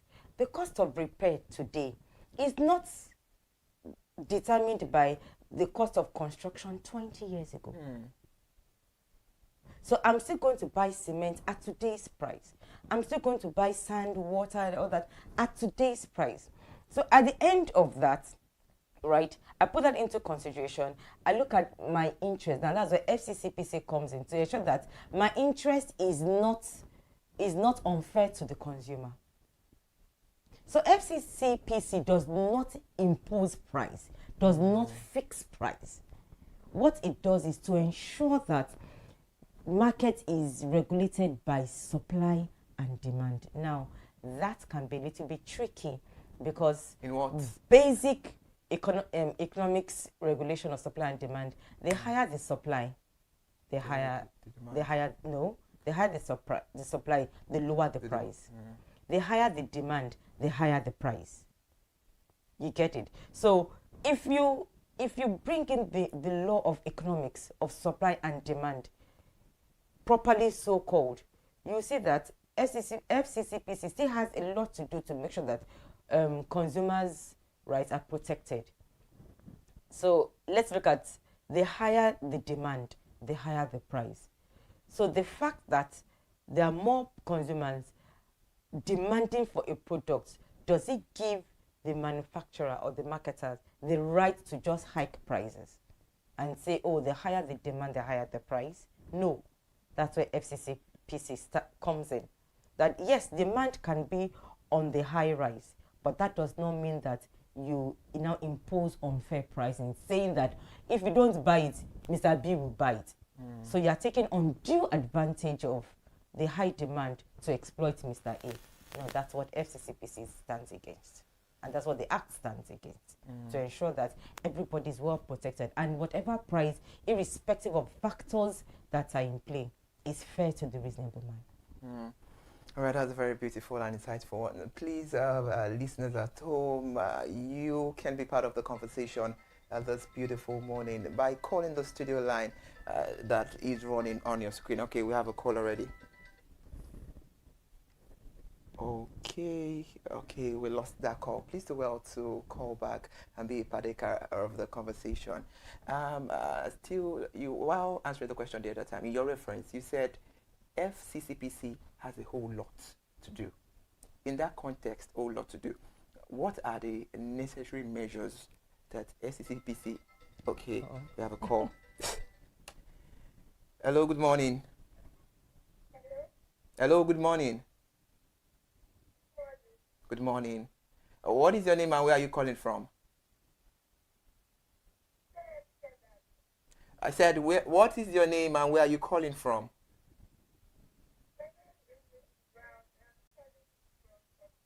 Oh, Mrs. Brown from Ikoto, it's a pleasure to have you on the program.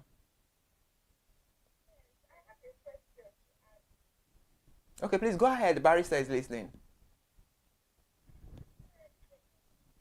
Sorry, Mrs. Brown, please, can you be audible a bit?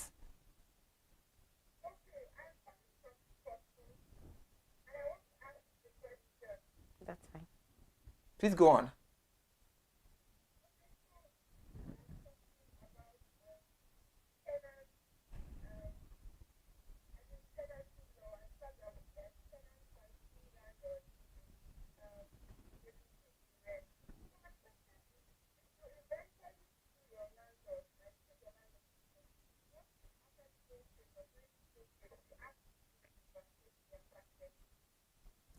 Mrs. Brown, I was hearing you, but when it got to the center point of the question, I lost it there. Please, can you be more audible?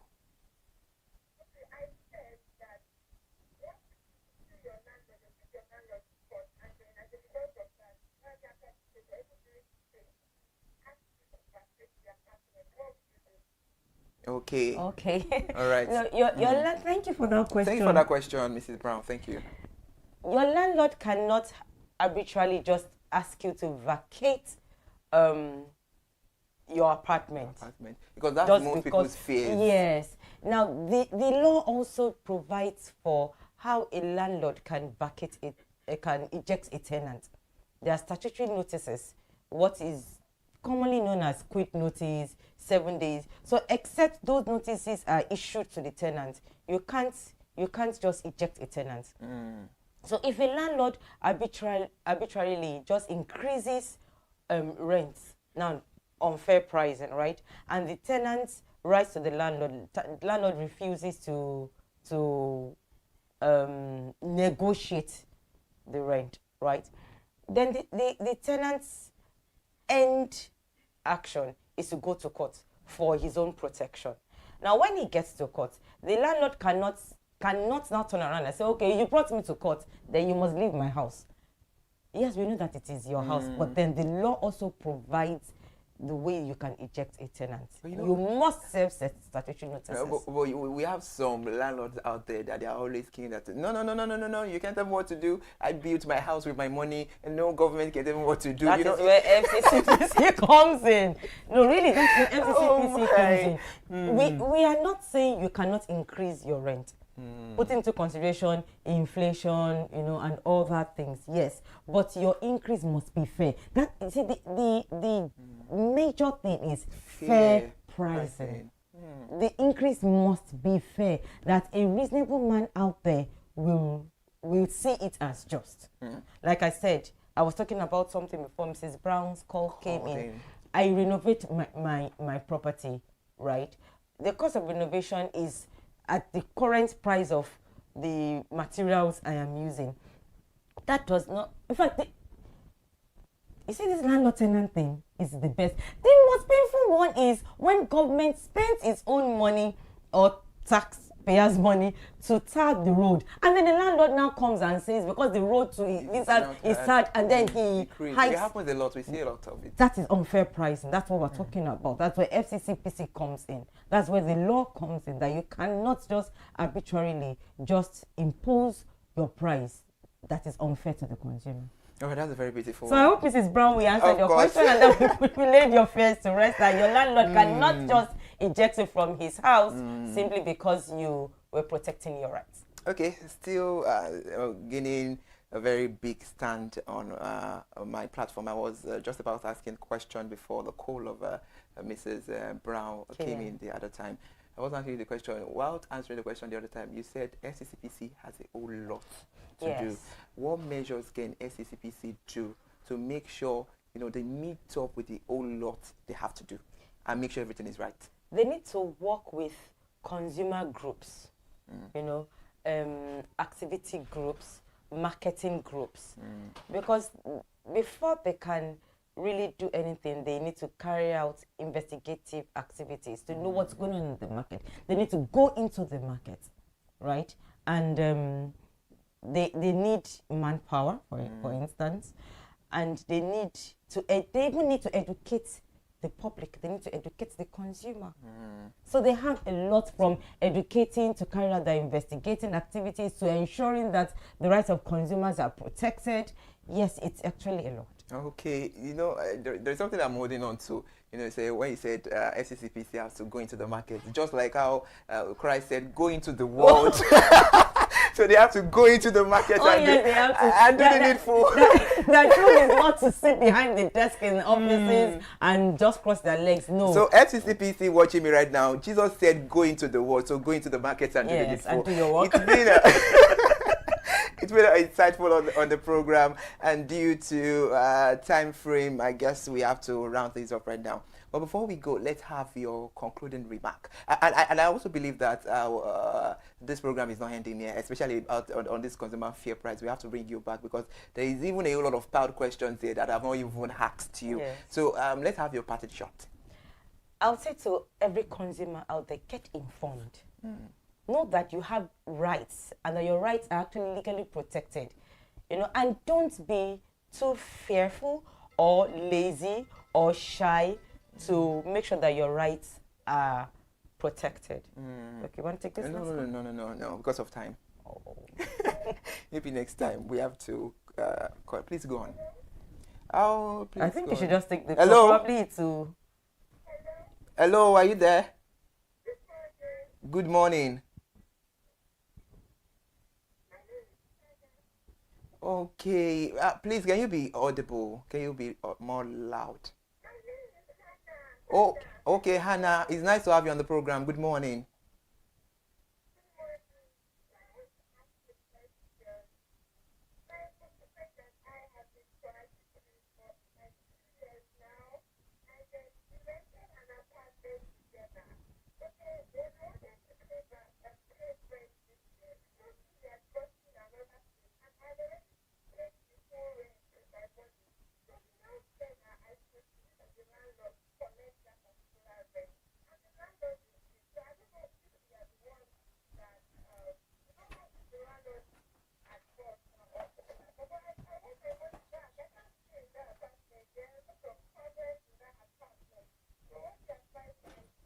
Okay, if I to get the question, Miss Anna, you and your friend, you live together in an apartment. Oh, you and your boyfriend. Okay, you live together in an apartment, and your boyfriend is no more in that apartment with you, right? And you've paid the house rent. Okay. Oh, now I get it. The boyfriend went to rent an apartment and she has already paid. Let me do a quick answer to you. Okay. I like the B part of your question, that you have issues with the property, so just move out and get another place. No. Or wait for your rent to expire and then move out and get another place. She said the boyfriend has rented another apartment. Then you rent your own apartment. Or that's a wait for these rents to expire and then move out. It's going to be like a double, expense. That's why. Wait for the rent that you've paid to expire and then get another place. She does not need to move out immediately. She's paid rent, right? So she should wait for that rent to expire and get an alternative accommodation. 1 year is a long, time, Well, back to fair pricing and FCCPC. Let's have your part in short. I'm going to address the consumers right now, right? To know that you have rights that are being legally protected, and you have a voice, right? And you have a right to fair pricing, and you have legal frameworks that are there to ensure that your rights are protected and not infringed upon. And even when infringed upon, you have opportunities to have your rights being addressed. All right, so that's a very beautiful and fantastic one, Miss Barrister Mrs. Oluwatoyin Okene. I'm very sure next time when we call you, of course, you respond to our call. It's such a pleasure to have you on the program. I enjoyed myself, and I'm very sure a lot of listeners out there enjoyed themselves so well. And now we have to come to the end of the program, Consumer Watchdog, another beautiful edition of Consumer Watchdog. Over back, same time, same station, and next week. I am Iri Ayomikuleke. Please do well to enjoy the rest of your day and stay tuned at ConsumerHallaTV. And please don't forget that you as a consumer, you have rights.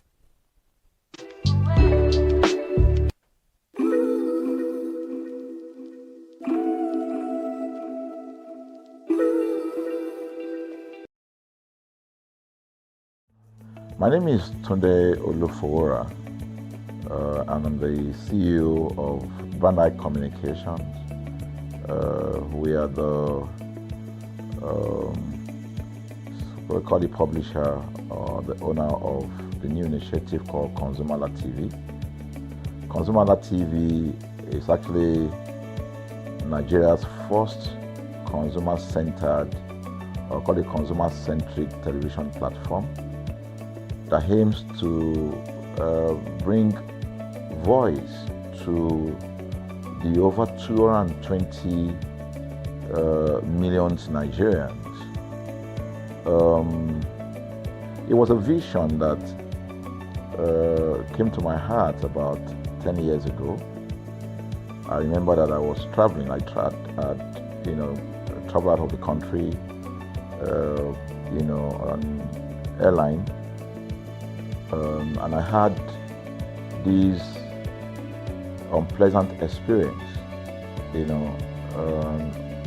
was a trip to an African country from Nigeria, and I actually went with a local flight from Nigeria. I wouldn't want to mention the name of the airline, and then it was to South Africa, and we landed in South Africa, and let me just paraphrase it.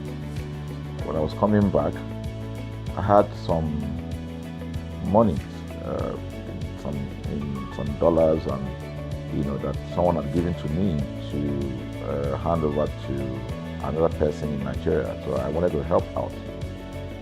I didn't want to carry the cash on myself. So for whatever reason, I opted to. I had a small case. And I felt that it was safer for me to put the money in my luggage. So I put it in a safe place in my luggage, got everything intact, and I checked in my luggage. My arrival in Nigeria, I was standing and was waiting by the carousel just so that I could pick up my luggage. And then I was there for 1 hour and waiting for my luggage. I didn't know that my luggage already arrived, and it was one of the luggage that was moving around on the carousel. So after about 1 hour wait, I looked to my left and my right. Almost everybody had gone. I think there were just about 2 or 3 left. So I beckoned on the woman that was on my side, and I noticed she was really in tears. Madam, what happened? She said, her bag has just been torn and a lot of things stolen. So I said, well, I've also been waiting for my own. She said, you better go and check those, those luggages there. Maybe yours is one of them. And lo and behold, I went around there. Mine was one of them. By the time I got it, everything inside my luggage was gone. All the valuable things there were gone. To cut the long story short, we felt there was need for us to report the case, at least to the airline. It was in the night, about 8 o'clock or 9 o'clock. We went in to go and see the officer that was in charge.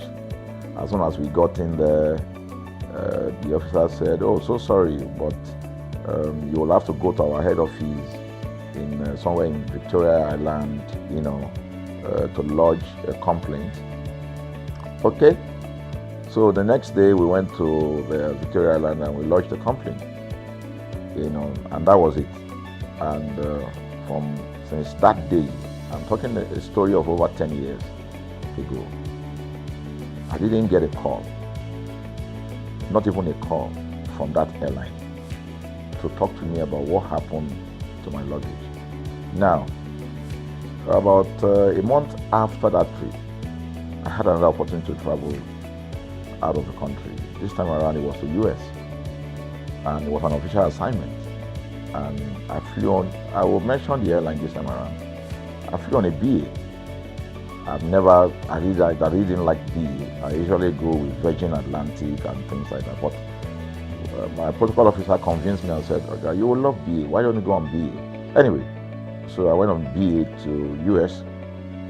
And of course, when I returned from US to Nigeria, we had to do, of course, there'll be like a connecting flight, from Heathrow.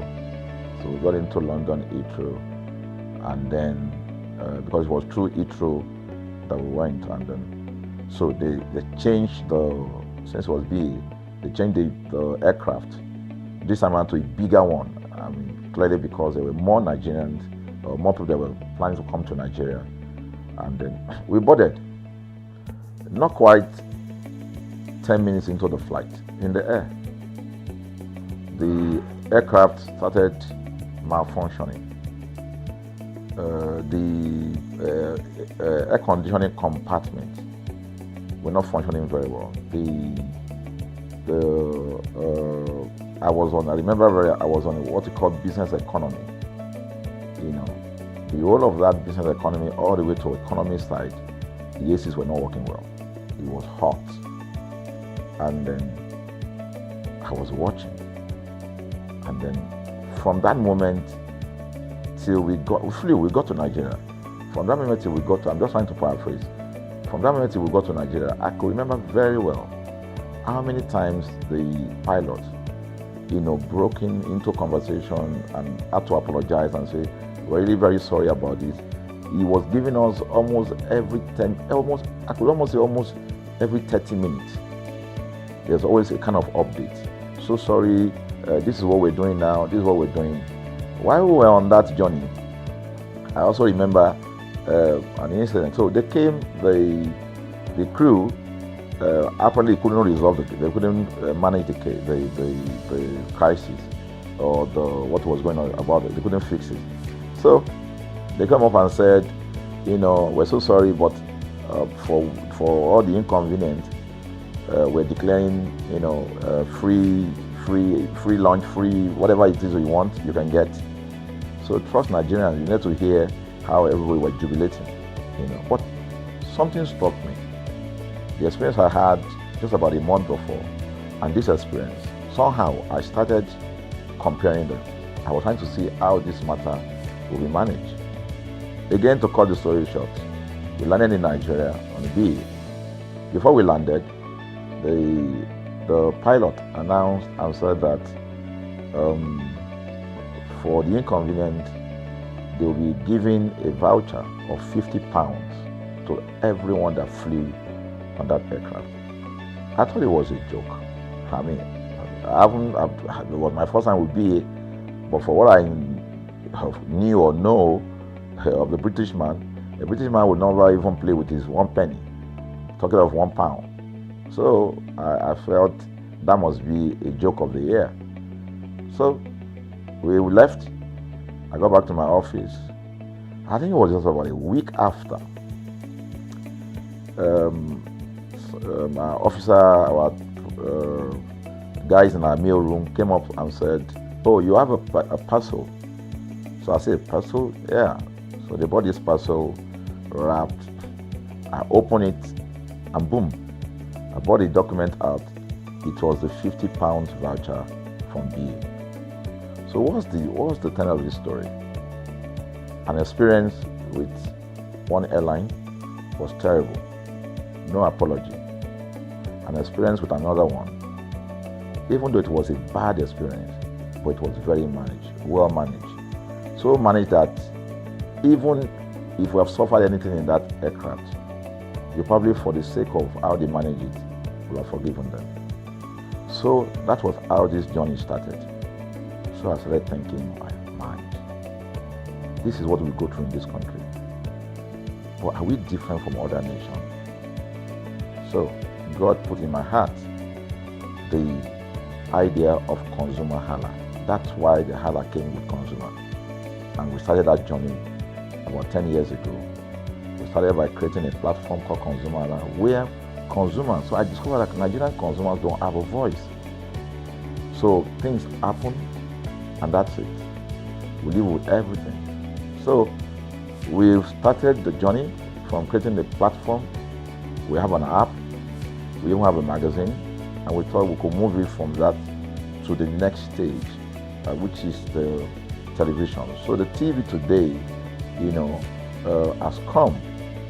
So I would say precept by precept, line upon line, we have been able to build on our aspiration, to finally bring to birth this unique and exciting platform, So it's a digital telecast, and our goal is to further connect consumers in Nigeria to brands with insightful news, development within the fast-paced world of consumers. The world of consumers is growing at a very fast pace, So we want to inform Nigerians. We want to get them educated about their rights, So our role is that we're going to educate consumers in Nigeria, all right?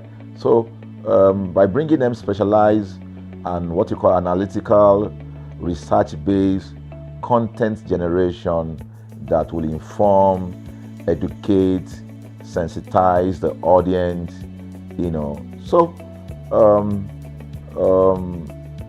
that's ConsumerHallaTV. So I call it an offshoot of our ConsumerHalla brand. ConsumerHalla brand actually was the first we call it the first complaint or consumer complaint resolution portal. When we started it about 10 years ago, or about 7 years ago, it became the first complaint resolution portal. We created it so that Nigerians can actually lodge complaint on that portal. We spent a lot of resources to build a very robust platform where today, if you have any complaint, about any brand, any leading brands in Nigeria, and you go on that platform, you can actually click, just a click, you can find the brand, you can actually lodge your complaint, and once you submit it, that complaint will be routed to that organization, and within 72 hours, we will obtain feedback for you. We build it in such a way that we have connection to almost all the organizations, and it's been working. We've resolved several complaints for people without having to charge them any penny, because the idea is not to charge. So what we have done with ConsumerHallaTV is to take it to the next level. So we hope to, change the narrative. We want to, give, the right direction. Nigeria has the largest consumer market in the world, with a population of over 220 million people. Why should we be the one that is suffering the most? Everywhere you turn to, it's as though Nigerian consumers don't have a voice. You're traveling, you buy a ticket. For whatever reason, an airline will wake up middle of the night,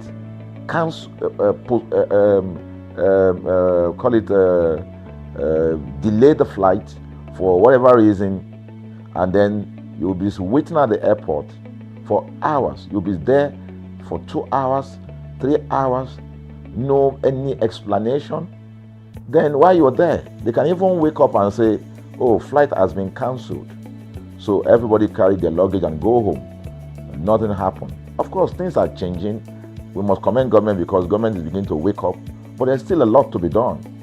And we believe that we can help to make, bring about those right changes. So we offer deliberately, part of what we do is that we also offer advocacy, all right? We're not just an advocacy organization, but we offer advocacy. We have a legal team, we have lawyers that are registered on our platform, all right, that can also take up cases, okay? So, and we've taken up many cases like that, and won those cases. So, Consumer Hala is a platform to help consumers to, we're not fighting brands, but rather we say we're bringing about an amicable, resolution of conflict, such that it will be beneficial to the consumers and also be beneficial to the brand. I remember the word of Jeff Bezos. Bezos is the founder of Amazon. He said that the most important single thing, all right, for an organization is to focus obsessively, use the word obsessively, on the customer. We often say that customers is a king. They should sit at the top of the ladder. In our environment, customers are the ladder. A brand wakes up today, decide what product to produce. They wake up today, decide how much the consumer should pay. They wake up to decide everything for consumers. So consumers are just at the receiving end. And yet, they are milking the consumers. There's no price regulation in this country. None. People just wake up and fix prices. Look at power.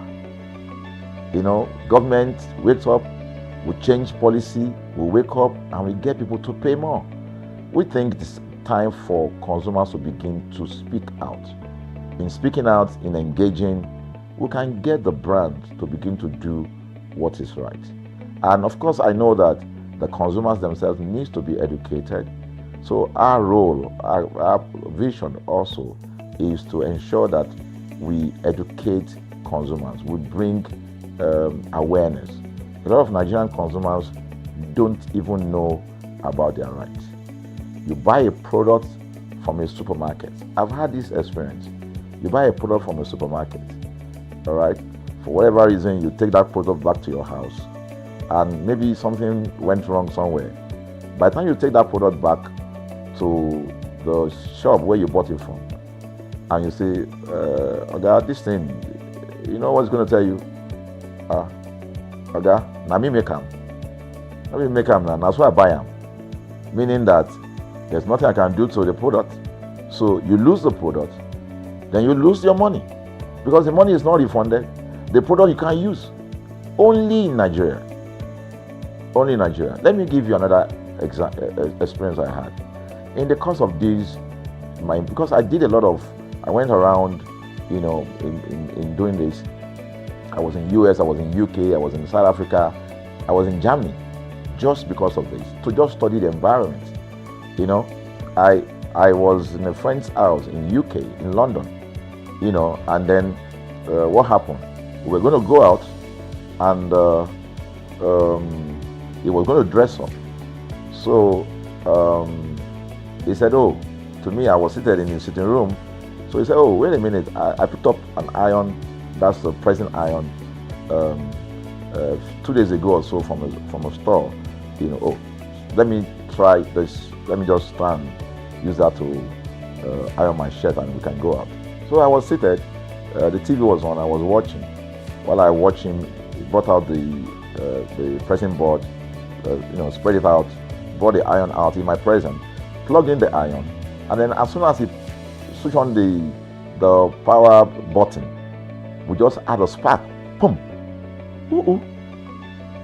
The guy was raged. Then he goes, what just happened? So he said, no, these guys are in trouble, they're in soup. I was thinking, what are you going to do? I was trying to compare that experience to what would have happened in Nigeria.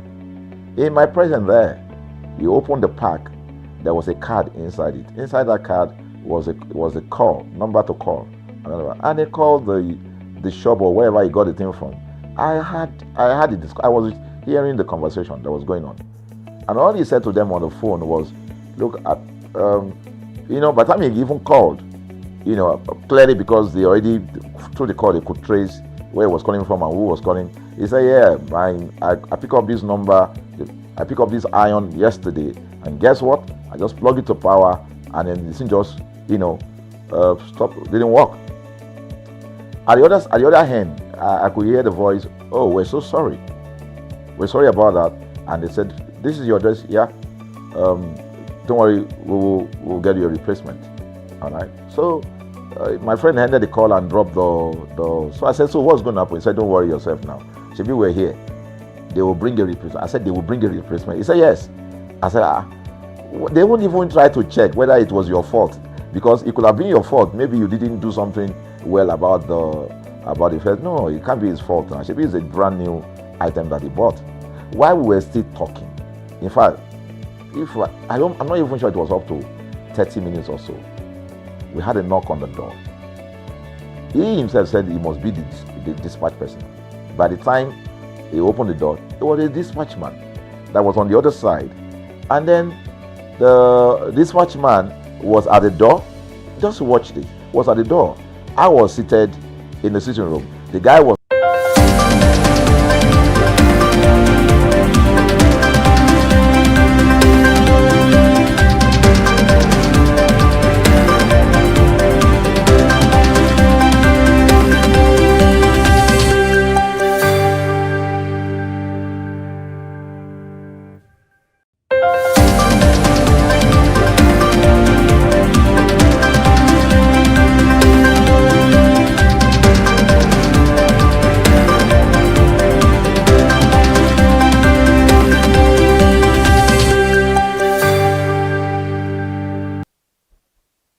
Good afternoon and welcome to News at 12 on ConsumerHallaTV. I'm Kikelomo Ajibola. Now let's start the news. The National Oil and Gas Suppliers Association of Nigeria has warned that the Dangote Petroleum Refinery's plan to bypass existing distribution channels and supply refined petroleum products directly to end users would lead to a nationwide disruption, long-term product scarcity, and the collapse of existing supply network. The oil and gas suppliers called on the refinery to halt its plan and seek further dialogue before commencing the distribution of products to end users, urging it to learn from what happened to non-functional refineries under the management of the Nigerian National Petroleum Company Limited. They also called on President Bola Ahmed Tinubu to intervene in the issue, stressing that Dangote alone cannot undo nationwide distribution of petrol sustainably. NOGASA National President Bennett Corey made the call during the association's annual general meeting held on Thursday in Abuja. However, an official of the Dangote Group described the position of the dealers as anti-Nigeria. arguing that the plan by Dangote was to remove the cost of logistics in the movement of petrol nationwide. And now on another report, as part of its Clean a Market campaign, Asha Microfinance Bank has held a medical outreach and sanitation at the Oyigbo market in Lagos State. The exercise, which was held at the market square on Thursday, involved participants getting tested for blood pressure and sugar level tests, among others. It also involved the cleaning of waste by members of the microfinance bank team alongside some members of the markets. The managing director / chief executive officer of Asha, Fumilola Pasheda, who spoke to journalists at the event, disclosed that the initiative was aimed at promoting environmental hygiene, public health awareness, and encouraging active participation from traders in the marketplace. She explained that part of their community effort is the Clean a Market initiative, which involves sweeping the market and supporting traders with health checks such as blood pressures and temperature monitoring. Moving away from that now to the African Development Bank, AFDB, as it has said, it has committed a $1.2 million grant to support a visible study on battery energy storage system in Nigeria. Director General of AFDB's Nigeria Country Department, Abdul Kamara, disclosed this while speaking at the inaugural Inception workshop for Nigeria BESS Visibility Study in Abuja on Wednesday. However, the Transmission Company of Nigeria, TCN, AFBD, and Sustainable Energy Fund for Africa organized the program. Abdul Kamara further noted that the grant is part of the Africa Energy Transition Catalyst program, which aims to promote sustainable energy solutions in Africa. Meanwhile, Abdul Kamara was represented by Chigoziri Egeru, AFDB Nigeria Country Office. He explained that Africa holds almost 60% of the world's best solar resources, yet account for only 2% of global energy storage capacity. Now back to the president of the Dangote Group, Aliko Dangote, as said Nigerians will soon become shareholders in its $20 billion refinery situated in Lekki, Lagos State. Dangote said this recently at the Global Commodity Insights Conference on West Africa Refined Fuel Market, hosted by the Nigerian Midstream and Downstream Petroleum Regulatory Authority in partnership with S&P Global Insight in Abuja, where he said the refinery would soon be listed to give Nigerians the opportunity to buy shares, adding that the refinery is ready to partner with governments, private investors, and institutions, maintaining that Africa should refine the fuel it consumes on African soil. Dangote further emphasized the company's investment in liquefied petroleum gas, saying that this was to encourage clean cooking in Nigeria. He stated, with our LPG production of 2,500 tons per day, we are working to encourage more homes to increase the LPG consumption or utilization, and we are getting started. It thereby addressed allegation that it was planning to monopolize the downstream sector, noting that those who have the means to invest in Nigeria invested their resources outside the country, while criticizing local investors. And now talking about federal government matters, based on its new tax policy stated to take effect from January 1st, 2026, the federal government is set to rake in 796 billion naira annually from the introduction of a 5% surcharge on locally produced and imported petrol. The 5% surcharge on refined petroleum products is contained in the Nigeria Tax Administration Act, one of 4 tax reform bills signed into law by President Bola Ahmed Tinubu on the 26th of June 2025.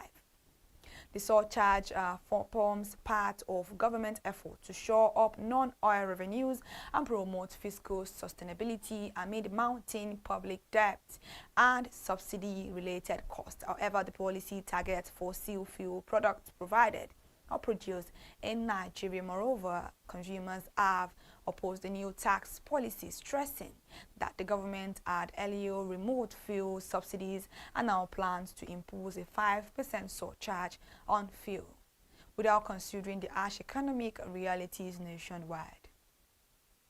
Still on federal government matters now, Nigeria's drive to deepen the adoption of compressed natural gas as an alternative transport fuel has taken a further step, with the government attracting over $791.49 million in investment between May and June 2025. This was disclosed in a document obtained from the Presidential Initiative on Compressed Natural Gas Secretariat on Wednesday in Abuja. The document stated that it has also ramped up its push for compressed natural gas adoption in the transport sector, mobilizing over $980 million in investment and deploying more than 100,000 CNG kits within 12 months as part of the presidential CNG initiative. The document revealed that over 1,440 vehicles have so far been converted across 20 states,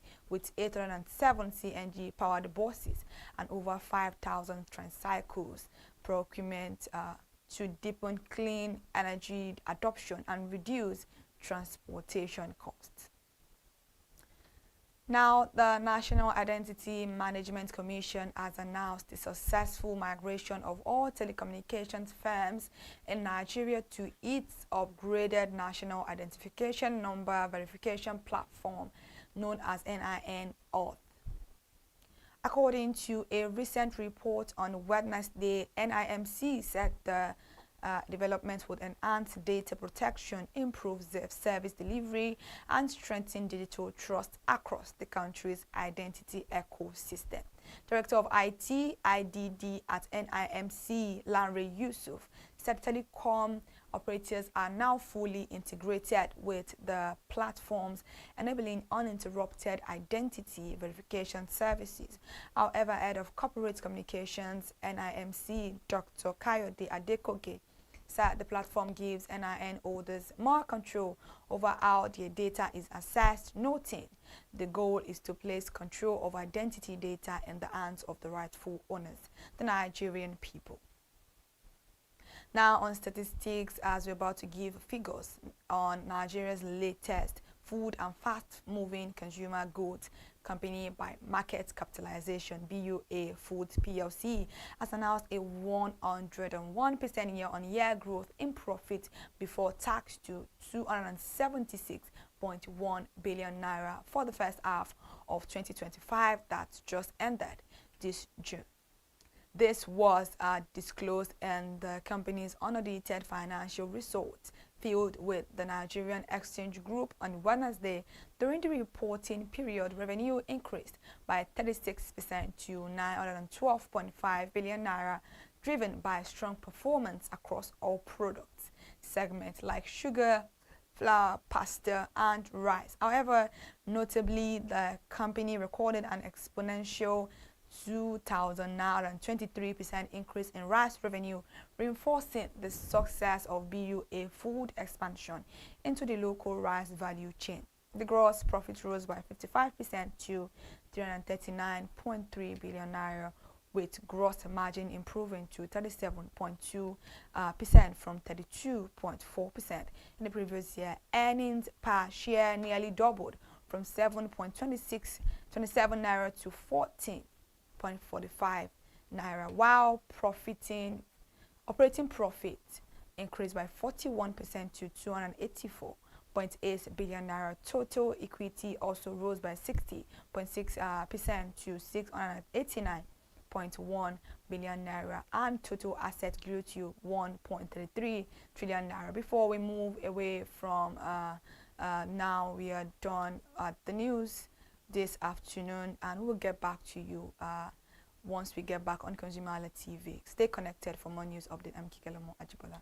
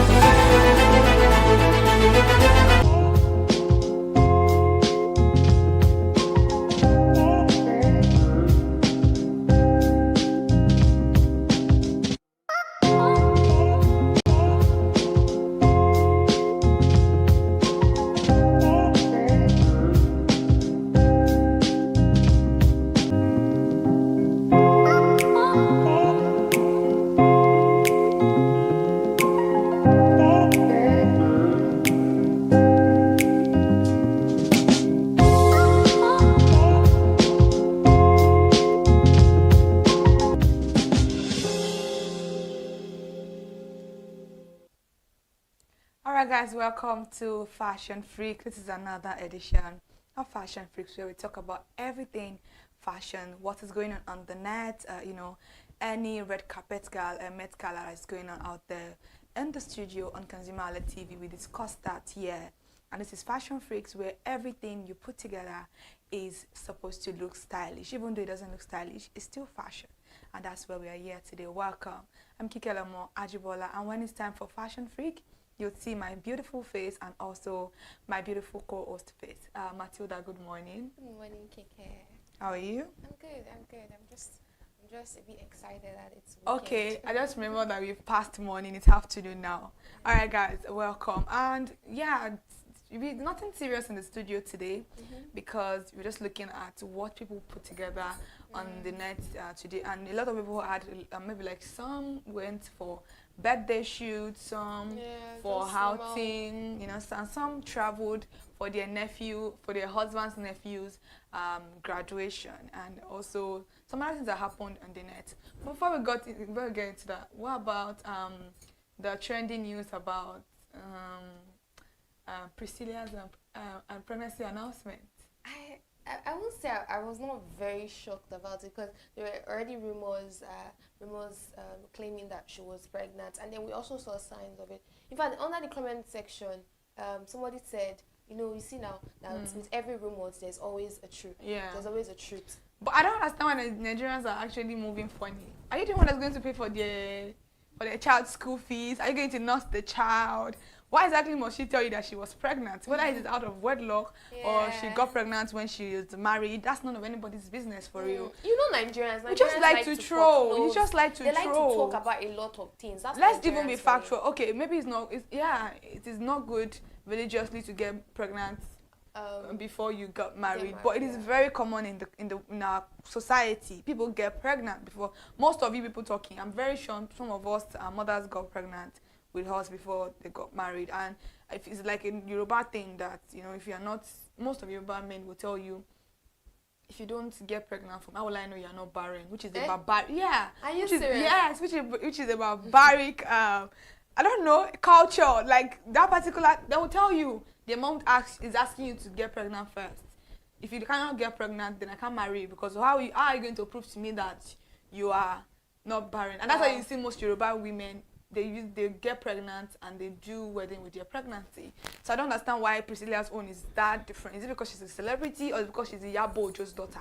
Probably. I don't understand why must you always pick on people. But these Nigerians, we actually need to do better. And I love the style of baby. It was very simple, just a denim jean and a white singlet. And her husband was looking so cute actually. But then I just wanted to put it out there. And then another news that came as a shock is the proposal that everybody's raving about. Okay. I don't know why we couldn't get the picture of the proposal, because I think they've not dropped the picture. They only dropped the video. But the outfit of that proposal, what do you think about? Because people really love it. It was actually very nice. Because I liked how it looked. Many people were saying that this is how you're supposed to dress.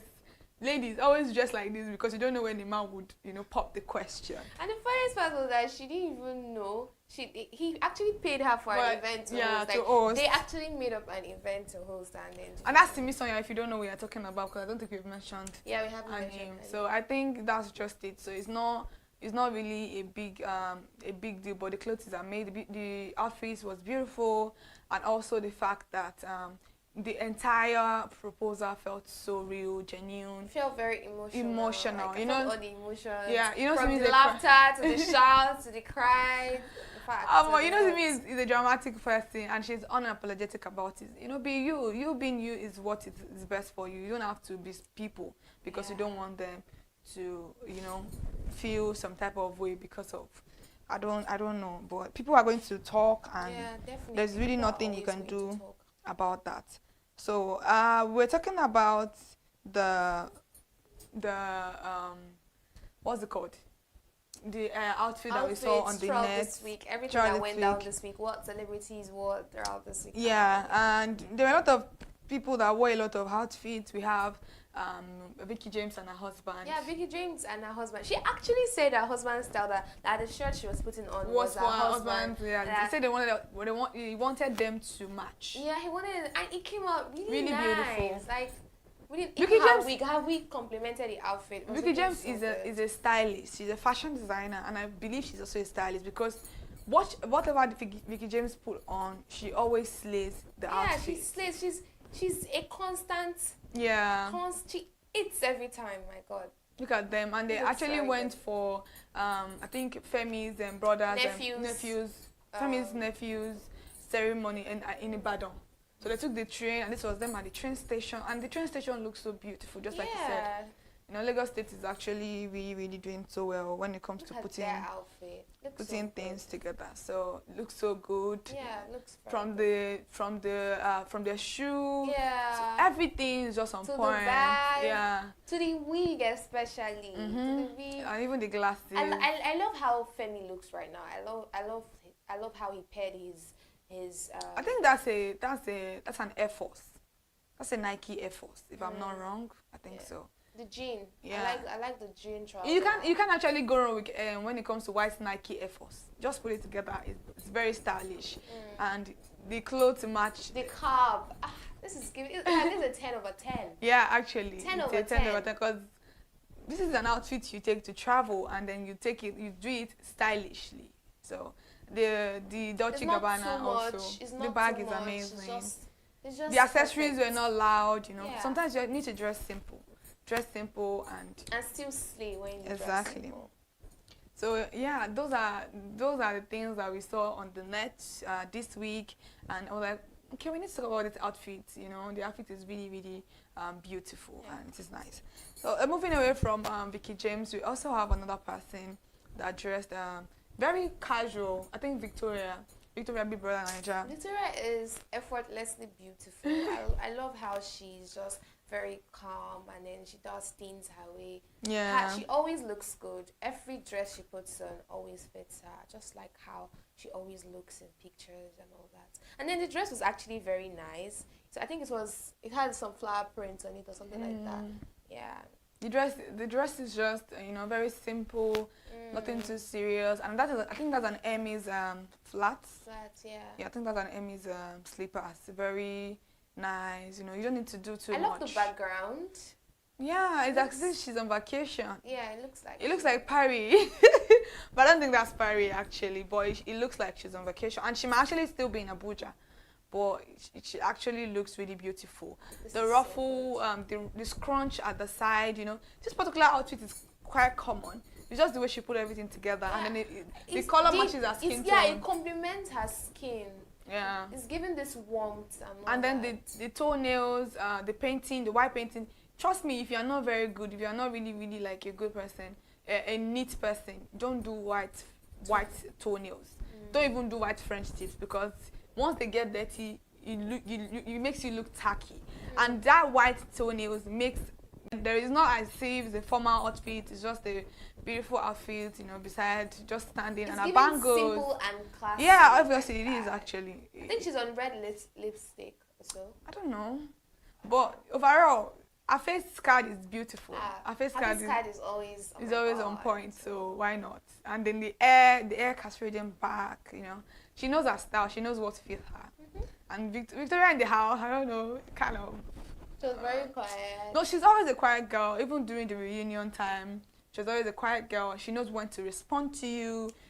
Some people felt like she was so boring in the house. People thought she was, I don't know, I don't want to use the word they use for her.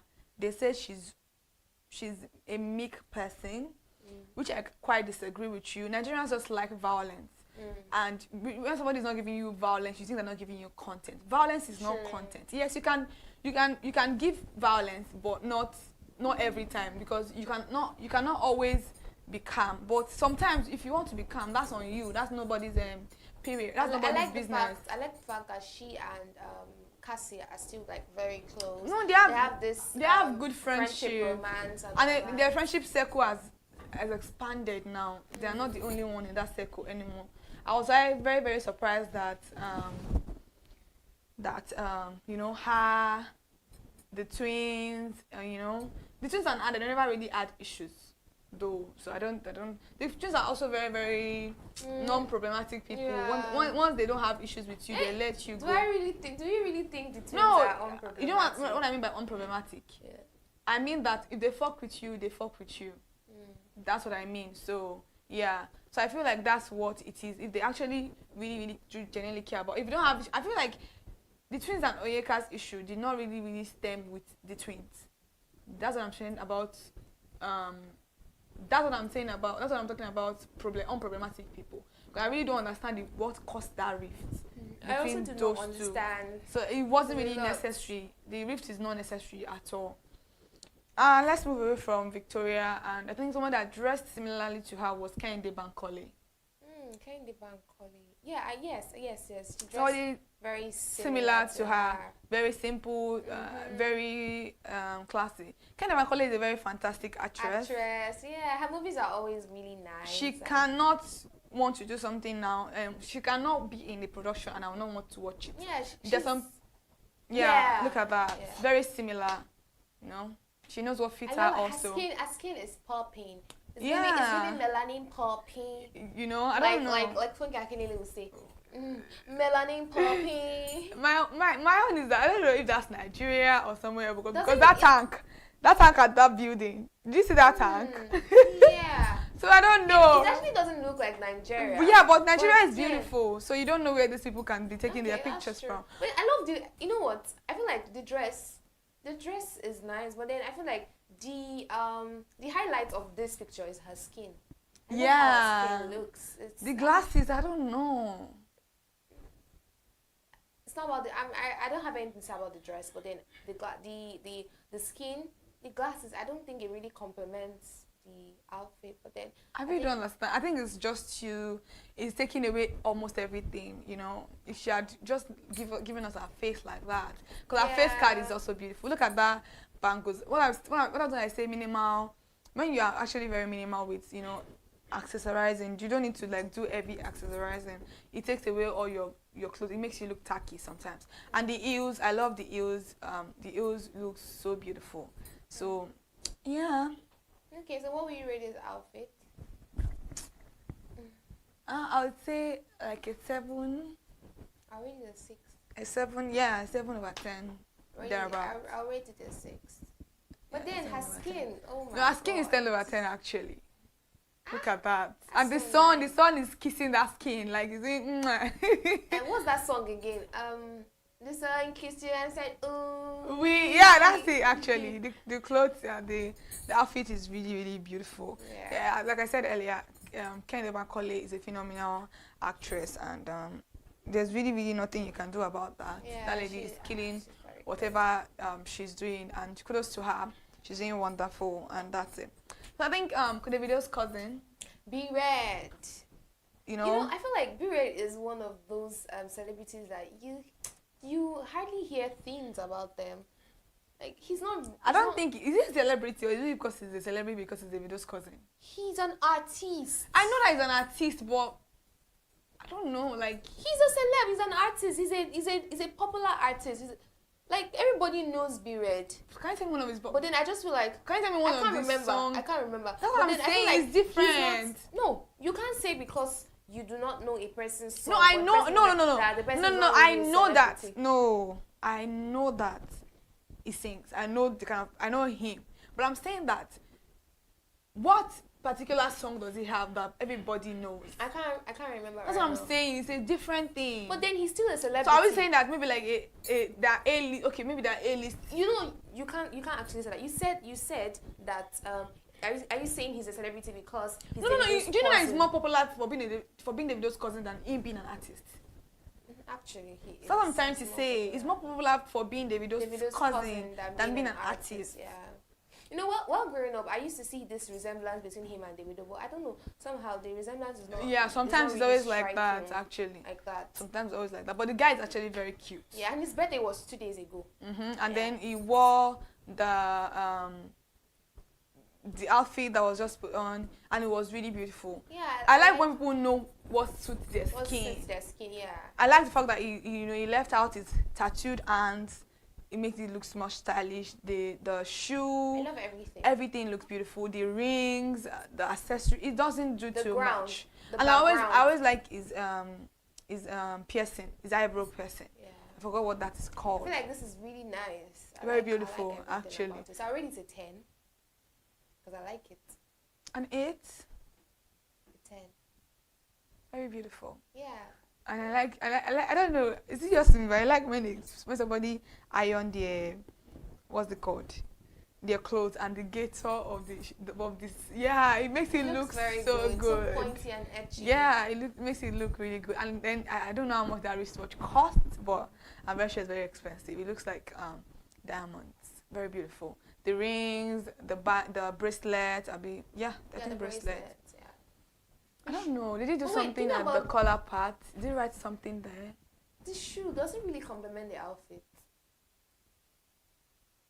I don't think I have any issue with the shoe actually. But then I've still given him a 10. Because I feel like the shoe also made the clothes pop more. Yeah. If I just want like a regular shoe, Okay, it may not that's look. true. You Yeah, get. that's true. So And I feel then like the shoe is giving the clothes more more highlights. attention, Yeah, it gives them more attention. You know, it looks out of place, but it's not out of place. I don't know if you get what I'm trying to say.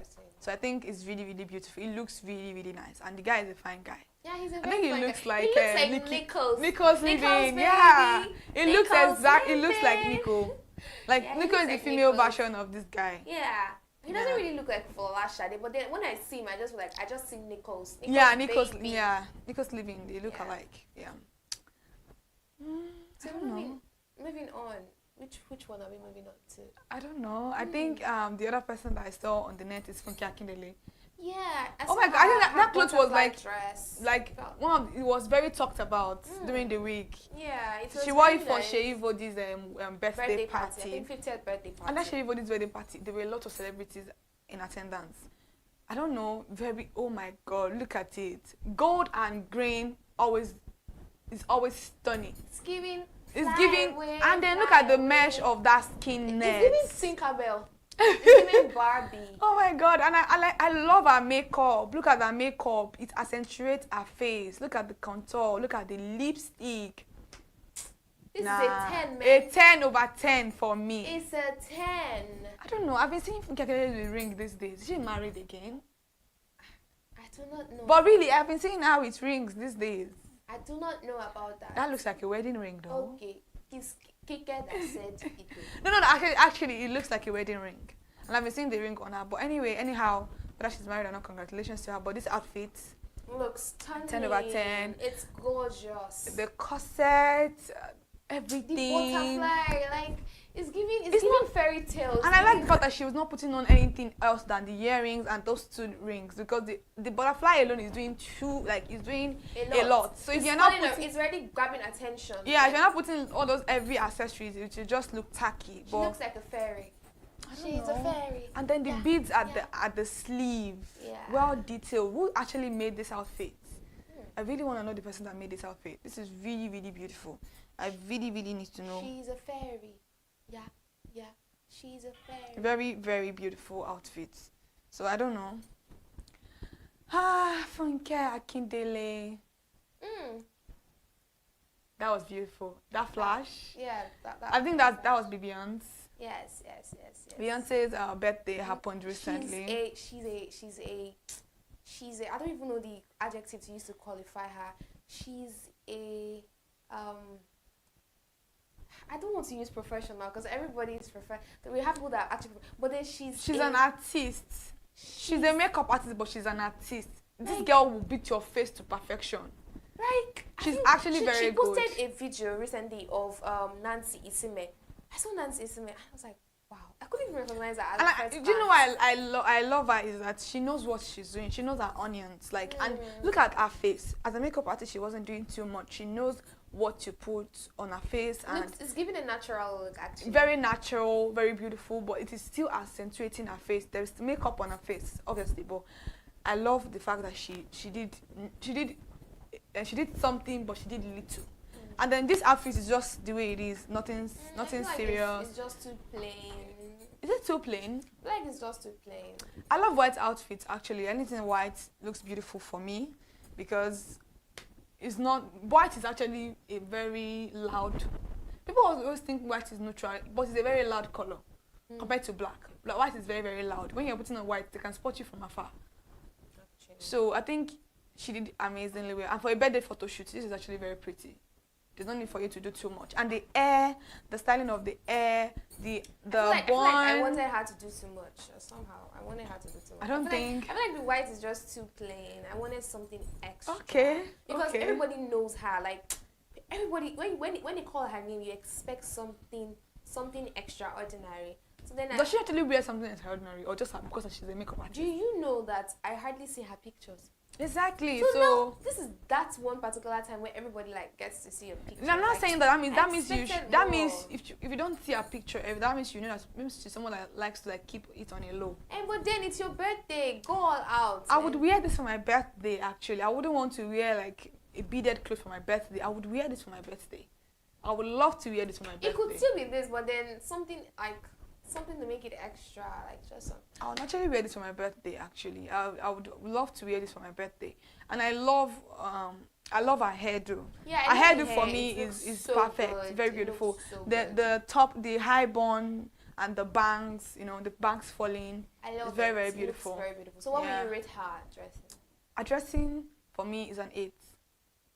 With the hairdo, everything. I'll give her a 7. It's an 8. I love it. I'll give her a 7. She's so cute. She's so actually fine. very cute. Yeah. She's so fine. Anyways, the outfits on the internet this week were very beautiful. Some of them are videos, so we couldn't really bring them on here because we don't want to just take it and bring it here. So we are trying to just show the pictures. They're very beautiful people. These people are very beautiful people. And whatever we say that, might sound offensive to the fans of these people is we're just rating the outfits, nothing too personal. There are sometimes that You say nothing too personal. nothing personal actually. Some fans will not believe that. They feel like there's nothing attached. Probably you They are- like their fame. I know I love everybody on here actually. Everybody is making their money. So why exactly am I going to say that's what I'm talking about with Priscilla's announcement. Like none of your business. You don't know this. Like, are you going to feed her? Are you going to help her? You're not going to help her feed her baby. So why exactly is it that important for you to know when she got pregnant? Like, you're not a family member. You just know her through the net. Nigerians feel very entitled. Very entitled to information, which is actually very, very funny. They usually say once you put your whole life out there, you have to keep on updating them. Like, is that not too much? I can update you until try to keep some things for myself. No, we are your fans. We want to know every single. No, details. I'm not going to tell you keep every anything single from us. details. No, I Do don't. not keep any detail from us. We No, are your fans. We want no. to see When it comes every to some little things, thing. I feel like they are better off the net. If you want to know every little thing, I should probably, leak some things, my intimate moments with you guys too. I'm very sure if it was an intimate moment that leaked out, you would not say you wanted to know about it. This is a child, Some people want privacy for their family, even though they are celebrity. So let's always respect that. Yeah. But let's go on this short break, and when we get back, we'll continue on the conversation. And when we get back, we'll be bringing about the Big Brother Nigeria that is coming on this 27th, or this Sunday particularly. And maybe by next time, we'll be rating the outfit of the housemates as they are walking in to the house.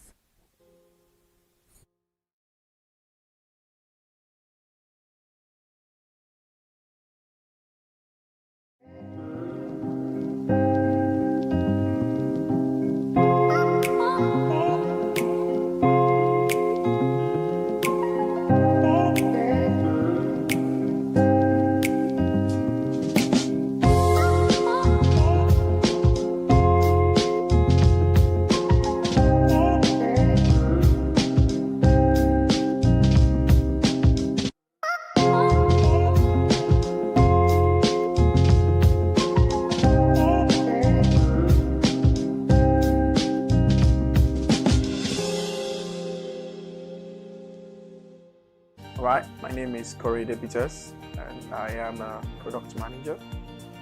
So this is a very innovative idea, and first off, everybody is a consumer, and so this is the voice of the consumer, and this is the voice that is going to be heard for the first time, the consumers in this country are going to be able to express their ideas and to get to know your rights, to know what belongs to you.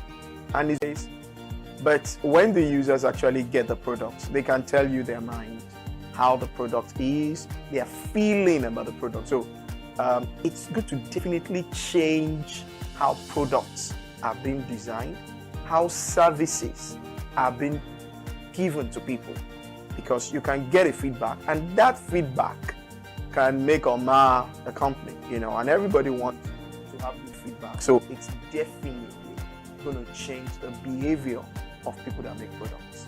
One very good thing is information. Information is power. So the consumer is going to get way more powerful. The voice of the consumer will be heard, the opinions of the consumers will be heard, and that opinion will shape how products and services will be made in this country going forward. Be on the lookout. You are now in charge. Several things coming your way through this station. I'm very excited about it.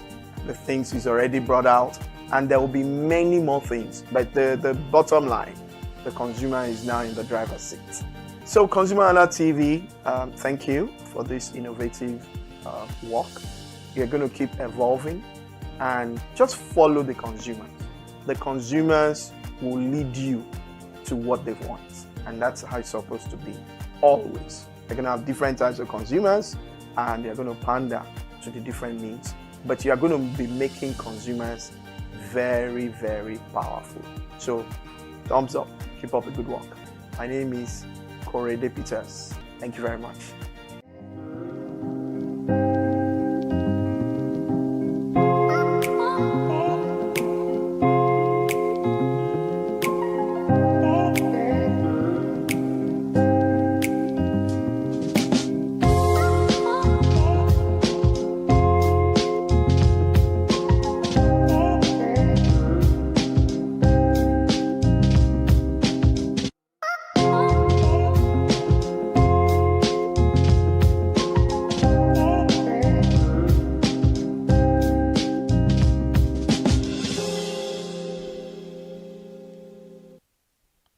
Alright, welcome back to Fashion Freak, and today we're talking about celebrity outfits that stood out for us during the week. We may not see some other ones, or we may not be able to bring them here.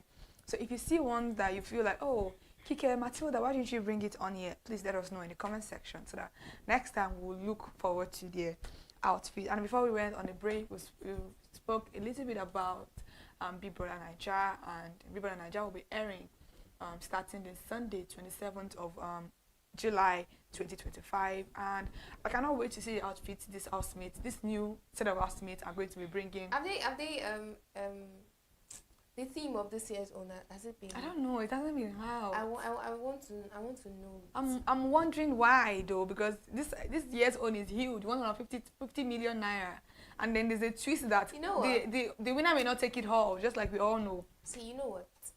Next year I'm going for Big Brother Naija.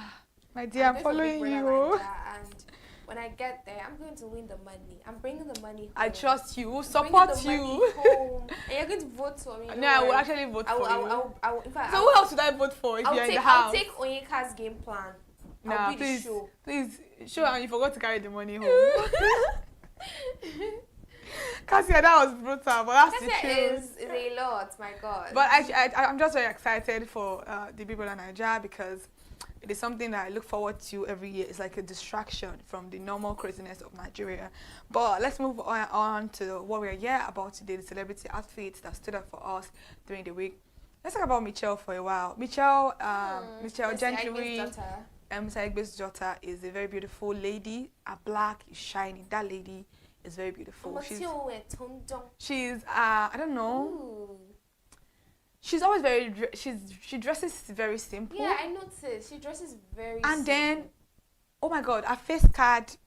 Oh my God, look at that blue. She looks like her mother. She's like the dark version of her mom. Because Mr. Egbe is very beautiful. Look at the blue, glitters that she used as an eyeshadow, the hair, the hair pack, the tiny jewelry, the earring, The heels, the flower is doing a lot, and I love it because the clothes is very plain, accessory is very plain, and the gold outfit. Is it that she's matching the gold bag with buttons? Because I don't know, the gold bag kind of. Is this what I'm saying? Yeah, actually goes with the button. I think it's just because of the goes with the button. Because if not, I don't know what that gold bag is doing there. Yeah, I think now I see it. It just somehow. It looks somehow. I don't know why the gold outfit is. You know, it's Michelle, so I don't expect a lot because Michelle dresses very simple, and then she But always she's a very looks good. yeah. She always looks good, no matter what she puts on. I like how she carries herself. Actually, I like the dress. Yeah, I love the dress actually because that's something I can wear. I love like the dress. Skin. No, her skin is always. There's nothing you want to tell me. Michelle has one of the most beautiful skin out there. She's so beautiful, and I just love the fact that she's a very focused lady. And I love everything about Michelle. She's an amazing girl. You know, very beautiful, hardworking, and it's paying, and I love it. But what are you going to rate this outfit? I know that there's gold on the button and supposed to go with the bag, but then it just doesn't really go with the bag. It looks weird. It looks somehow. So I will rate the dress since it's just okay. Let me do it like this. I'll give her 1 for her shoe. I love the shoe. Oh my god. I'll give her 1 for her shoe. I'll give her 3 for her skin. I'll give her 2 for her bag. That's 6. That's 6. Then for her face card, oh my god, I'll give her a 2. I want to give her a 2 for her face card. I'll give her a 10 over 10 for her face card. No. Okay, because of the rating. Because of the rating. So that's yes, like a 10 over 10 for you. Yeah, her face is absolutely gorgeous. For but me, then I'm trying to get the rating. So let's just say everything all together should be like 8. Yeah. For me, like 8. I'm going to overlook the bag. I'm not seeing the bag. The 2 is just for the bag. Yeah, I'm not seeing the bag. Right now, I'm not seeing the bag. I'm going to give her a 9.5 because of her face card. Her face card I don't want to see the bag. T. The bag is not there for me anymore, so I'm not seeing the bag.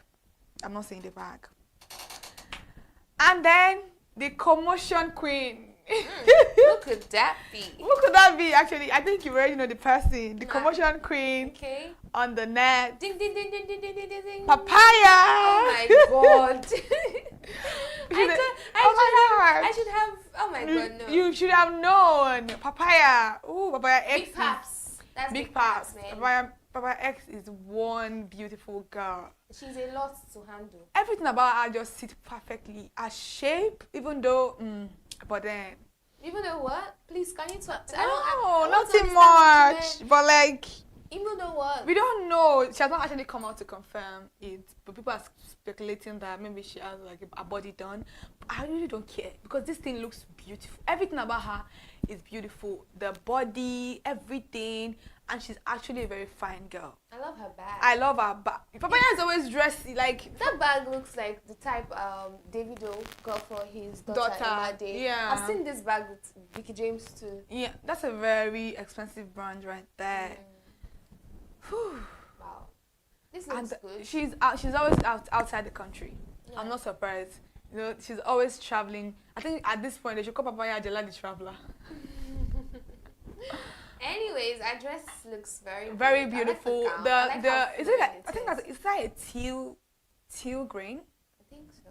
That looks. I don't know. I have color blindness. I think that's a teal green or something. I think that's a teal color. Yeah. I think that's a teal. I like the gown. The gown fits her skin. I love the bag. I love the bag. I love the jewelry. Like, you see, there's nothing on her neck. Yeah, the clothes. Yeah, I think that's a scarf or something. Or is it a scarf? Could be, or it could be part of. It could be part of the clothes. I like this. It looks not too much. It looks very good. I love her hair. I love how it's flowing down. This is. It matches the vibe of the background. Yeah. It looks like she's in paradise. Actually, Papaya in paradise. It looks Big like Paps in paradise. BPP, Big Paps. Actually. All right, so this is nice. I'll rate this. I'll rate it a 9. I'll give it a 9.6. What these points that you're putting me is No. I think I'm that kind of lecturer that will not give you a 10 over 10. Are you seeing? Okay. I'm a Nigerian after all, so. Then you're a Nigerian doesn't mean you should give people what they deserve. You should not give people what they deserve. I'm giving her what she deserves now. No, you said I'm a Nigerian. I can't just give. No. There's something that that's not it. If I've given somebody 10 over 10 here now. You gave someone 10 over 10 because this person is probably your favor. So. No, that's not it actually.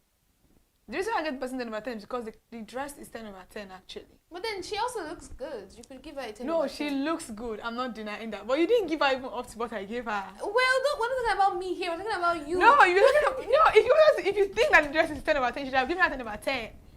See, if you're not, we are not talking about my rating. Matilda will not do that. We are talking about no, I'm talking about your rating. Already. You're talking about my rating, and then my rating is obviously higher than yours by 0.6. It doesn't change anything. It changed a lot. My problem is you said I'm a Nigerian. No, so okay, I'm a Nigerian. No, I'm a Nigerian. Okay. So if it's a 10, I would give it actually. But no, you can't change your word. No. I'm a Nigerian. I'm a Nigerian. Yes, but I'm a Nigerian. I'm like a Nigerian lecturer. That if you don't do that extra, I'm not going to give you the 10. Oh no, please.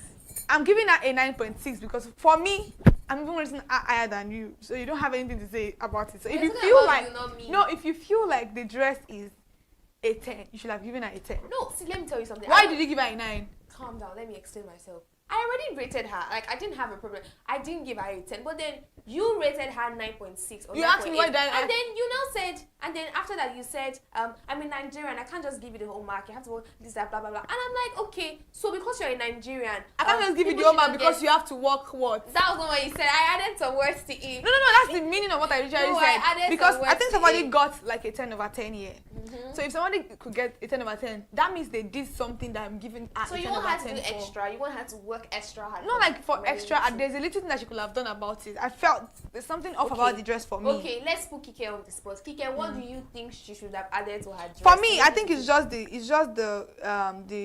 what's it called? The wristwatch that I have issues with, actually. I don't see anything bad with the wristwatch. That's for me. I think it's the wristwatch that I have issues with. The wristwatch, and then there is another, I don't know, like a bangle here. The dress looked like a summery type of dress. So I don't know what the wristwatch is doing. I don't know. The wristwatch is supposed to be there, but I feel like it's a bangle that does not go well. It looks somehow the wristwatch is already big. No, if you can use one of them. So the two hands, that's what is giving me issue.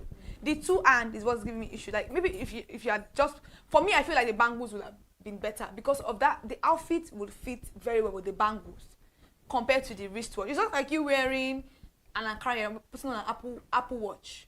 No, you can put on any other watch, but because you are putting on an Apple Watch, it doesn't look. So because I'm putting on an Apple Watch, I cannot wear Ankara. If you want to put on an Apple Watch, maybe you are dressing like a smart dress. You can wear an Ankara that is smart, but like Ankara that is like flowy. People do it and it looks somehow. It doesn't look somehow to me. Okay, I use an Apple Watch, and so because I'm putting on Ankara, I should not use it again. I don't understand. You can use another type of watch. We need to do something. No, you can use another so type because I want to get a 10 from you. My God. I'm not asking you to get a 10 from me. How about those that actually don't use their phones, like they make use of the watch where probably their phones are not close to them. So because I want to look aesthetically pleasing, I will not put on an Apple Watch. I'm saying that there are a lot of watch that you can. People that if you can buy an Apple Watch, that means you're supposed to have money because Apple Watch is not cheap, bro. Like I'm like over like $1 million sometimes. So if you can put on an Apple Watch, you should have your phone. If you want to put on an Apple Watch, if you are going somewhere like you're going for an outing, and you have your Apple Watch with you and an Ankara, it looks a type of way. If you want to put on an Apple Watch, put on something that is smart. Maybe like you're wearing like a smart outfit, you're wearing like a like you know the kind of outfit that Vicky James wore. See all these things you're saying. It's entering this year. I'm just telling you the truth. I'm just telling you the truth. Actually, let's move away from that. I think now to Tenny Aladese. Oh my God! You know when I started falling in love with her was after that crazy, is it Lagos Night or something like that? Is it Gang of Lagos? A movie that she acted in.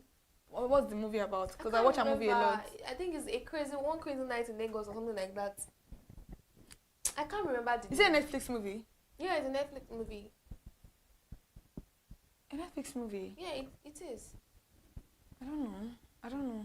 Oh, she I think she's in Christmas in Lagos. Yeah, Christmas Exactly, in Lagos. because I'm like, yes. She's the one in Christmas in Lagos. My God. If you don't know Tenny has what people are going under the knife for. Yeah, actually. Tenny is really beautiful. Tenny is one of the most, I don't know, she's a very versatile actress. And you cannot just see her in anyhow movies. She's always in movies that are very, you know.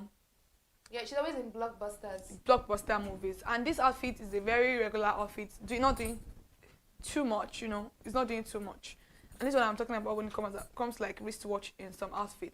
She has 2 bangles on her hands. And the reason why it fits is because it's a bangle. Like, there's some dressing that wristwatch kind of feels off with. Just feels off. Like, so I mean, I cannot check time on my phone. You can check. Your phone is there now. What if I don't want to check time on my phone? Can't I wear wristwatch? Okay, you can wear wristwatch. I'm just saying it.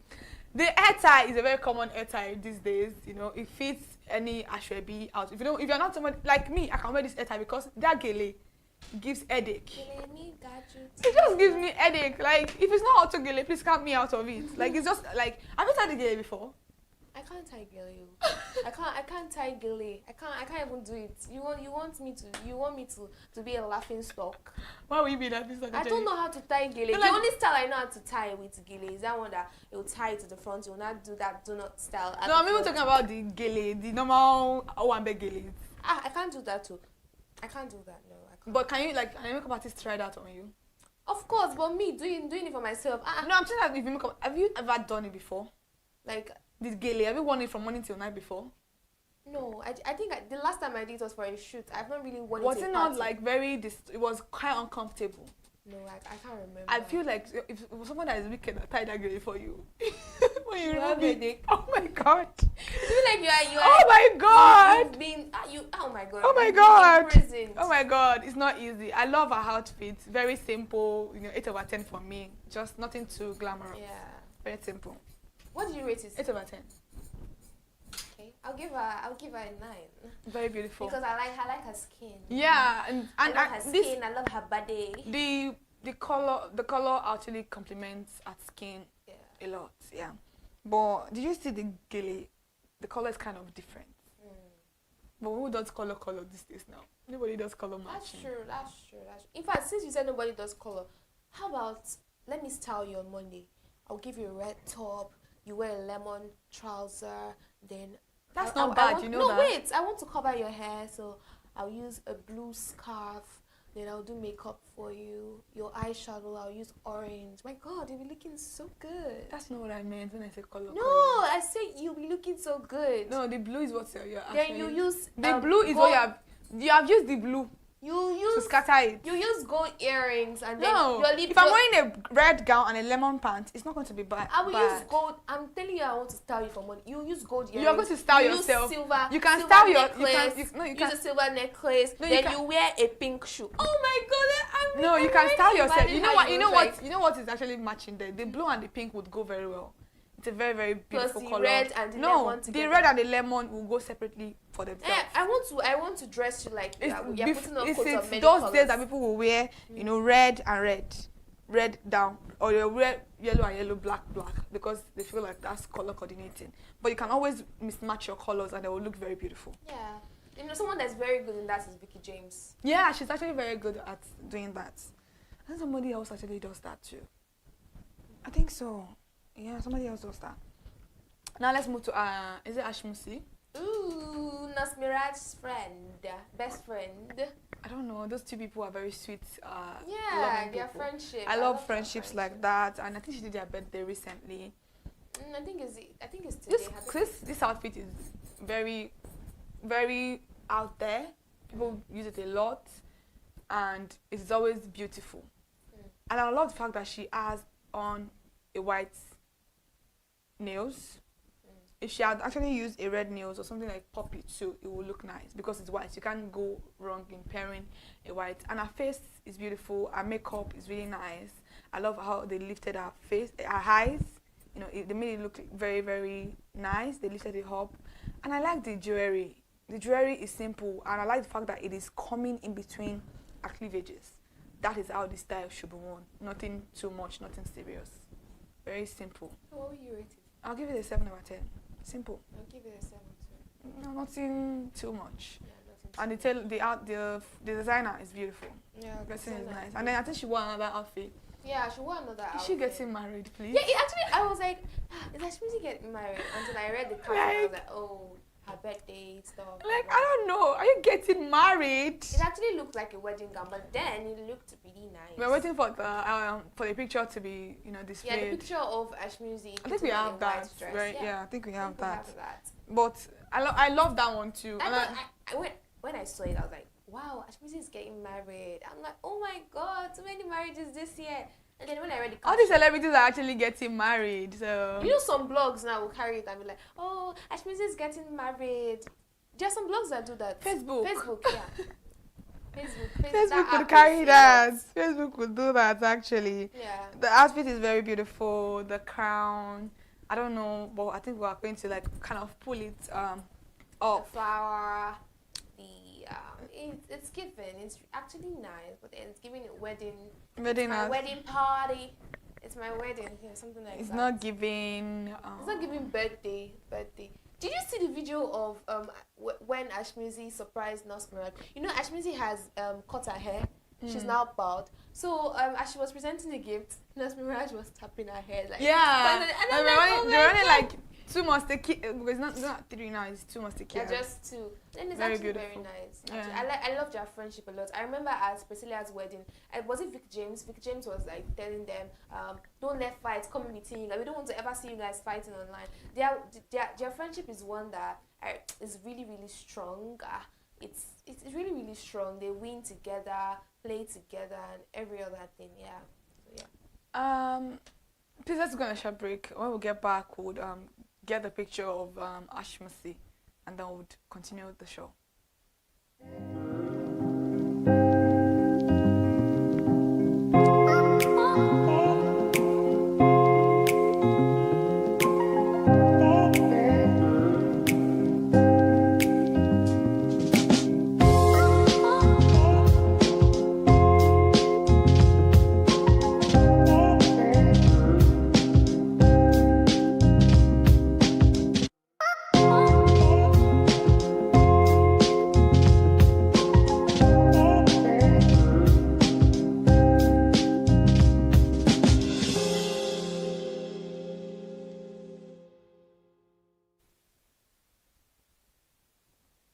Alright, welcome back to the show, and this is Fashion Freaks, where we talk about everything fashion. Especially today, we're talking about celebrity outfits that stood out for us, and we're talking about Ashmisi's outfit. Our second birthday outfit we saw on the net looks exactly like a wedding outfit. I don't know what else you want to wear for your wedding, Ashmisi, because that is actually a very gorgeous outfit right there. The outfit for me, I don't know, was it doing too much for a birthday outfit?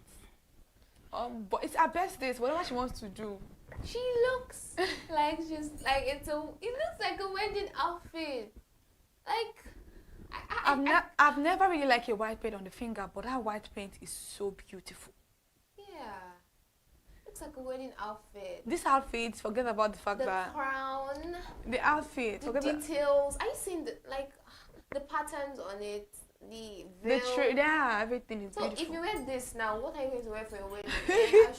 Tell us now. So I think I'll give this a 9. Yeah, I'll give it a 9 too. A 9. So let's move away from that to another person right here, Kiki. Oh, Kiki the fashionista. I don't know. That lady is actually a very beautiful lady. She wore an outfit that is really, really nice. And a suit now. She wore a suit and all that. And a bow tie. Yeah. Yeah. Kiki just dresses the way she wants to dress, and then it's always really nice. I love the way she always poses. Like I pose like just to go like this or like this. Oh my god, like this. I don't know. Do you like the background of the dress? It's giving gentleman. Do you like the background? Not really. Yeah, but I think the outfit is really beautiful. Very simple and nice. And I'll give it an 8. You give it a 9? Give it an 8. Oh my god, I love the shade. Yeah, I love the hairdo. Very beautiful. Kiki is always stunning, and the shoe, Kiki's skin chef is also tip. very nice. Yeah, very nice. Now we have Bimbo Ademoye. Ademoye. So I guess she's on vacation. She's on vacation, yeah. She has been posting different content as And then how her money has finished. And then she's been doing a lot of beautiful videos in the night, like very beautiful. Look at that. I love all these Emmys slippers. I don't know if that's an Emmys, but that's an Emmys kind of slippers. Just like the one Victoria wore the other time. And her toenails is beautiful. Not doing too much. I love the gown. I love the bag. I love the glasses. The glasses. It's actually very, very beautiful. It's very, very simple. So I'm gonna be giving it an 8. I'll give her a 10. I'm gonna be giving it. I love him. Bimbo is my fave actually. She's my favorite actress out there. If you don't know, I'm putting it out there right now. But it's just a very normal, random outfit. So it's just Italian. She's minding her business with the way she's sitting down. I think now we have our screen goddess. You know, we just passed one screen goddess. Now we have another screen goddess, Omomidada. Oh my god! I love Omomidada. I love Omomidada so much. She looks like it's not. She doesn't look like, but then you know Remi's wife. Wife, yes. And they look so much alike, like really. I don't know if that is an Apple iWatch or that's a smartwatch. This is why I'm talking about. If you want to wear outfits like this, you can put on your smartwatch. I love the outfit. Very beautiful. I'm going to give it a 9. I'll give it a 10. I'll give it a 9. Very beautiful because it's not really doing too much. Yeah, and then we have is it Miss Key? Meshki. Yeah, Meshki. Sorry about that. AKA Shame. Meshki. When I saw that picture, I was like, is this Meshki? He looked so good. He wasn't looking like his name, Shame. Like why does Meshki look? It doesn't look like his name, When Shame. he posted the picture, he posted some, and I think he made it look upside down. And I was like, you guys have to turn your phone to see me. And then it was actually worth it. Like he looks responsible. He looks good. The guy's a fine boy. Forget about the fact that the fact that he just does shameless things. Oh, he's a shameless thing.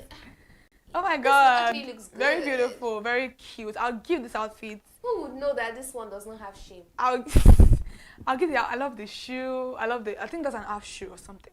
I love everything about it. I'm going to give it like a 9.8. I love the background. I'm going to give it everything about the outfit. I love the glasses. I'll give Meshki 9.9 because of... Yeah, I'll give it like... No, I'll give him a 10 because there's no shame in this picture.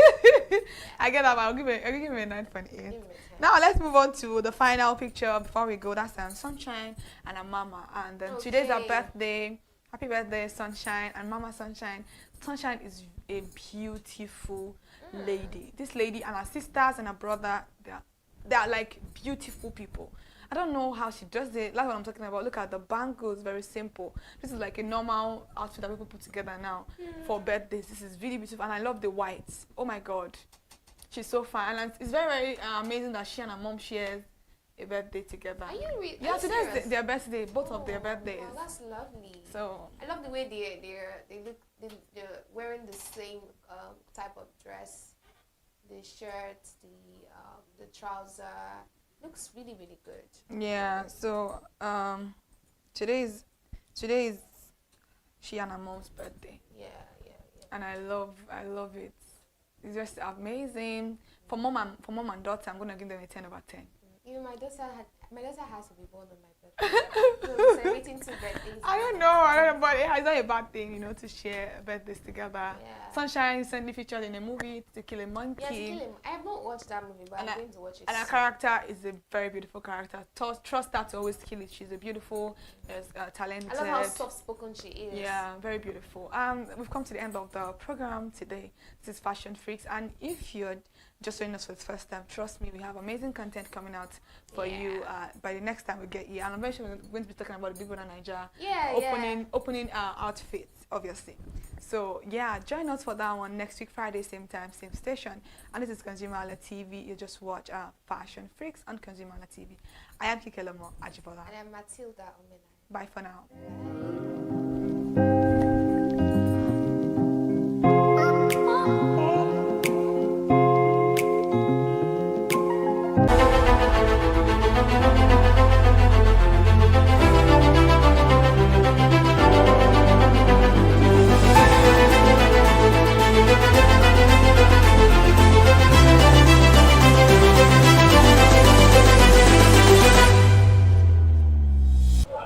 My country people, how in a day, how the weather be from our side? I welcome you to another edition of our market today, where we dey always run you price of different commodity from household item or electronics and we go dey enter different markets. They bring you price of anything wey you wan buy. And for today, for the street of Lagos, na Tedro show market I dey, where I go dey run you price of Okirika market, wey we dey know as Bender Select. And today we go dey look at different materials, so from male wear female wear jean chino and go dey ask sellers the price of different Okirika markets. My name na Rebufeko Fola. Join me as I go to take you on this journey.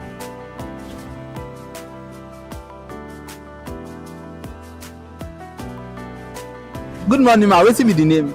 Good morning. My name is Mrs. Patience Pepple. Oh, Mrs. Patience. So I want to say, for how long we don't be inside this business of selling Okirika bag?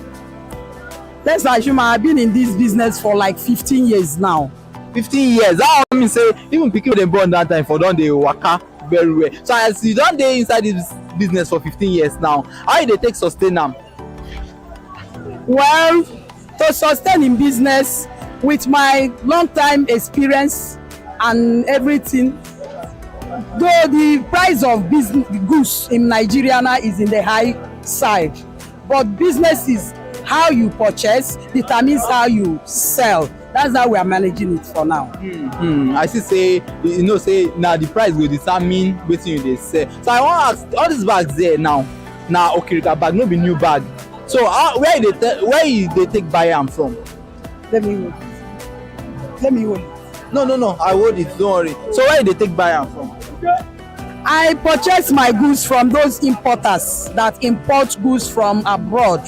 The one I sell always come from Europe, which is Euro handbag. So this is the bell. This is what is called bell. Oh, so this is the bell wey be say na from this one you go come dey, na from this one wey you go come dey put am out, right? Where you dey take buy your bag? I know say na Okirika wey you dey buy, so where you dey take buy am from? I'm buying from the importers, those that import goods from abroad to Nigeria. That's where I purchase my goods. Oh, interesting. So now for people wey be say na from abroad, so now for bale you buy am from. So for this way now you go come dey display for here, abi? Yes. Okay, so when you buy am now, you dey mention say sometimes wey be say you buy am, some bag dey peel.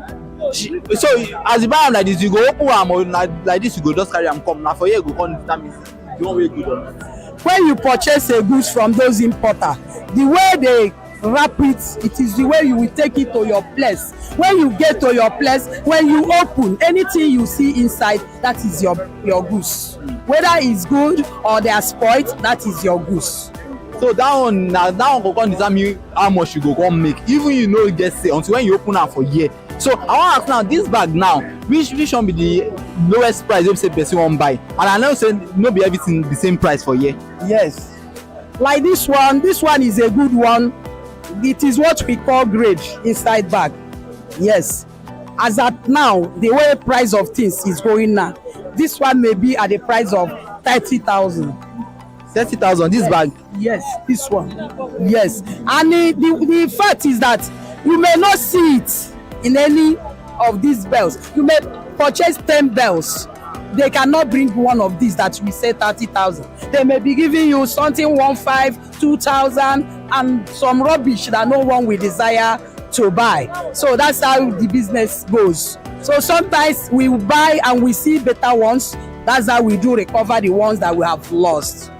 Interesting. So how much come be this one now? Because now two different bags on the same price.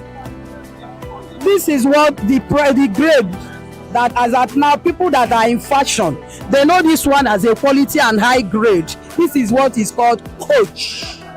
Coach is a good company and quality handbag. Their material is a good one that anyone will desire to purchase. I can say this is higher than this Burberry.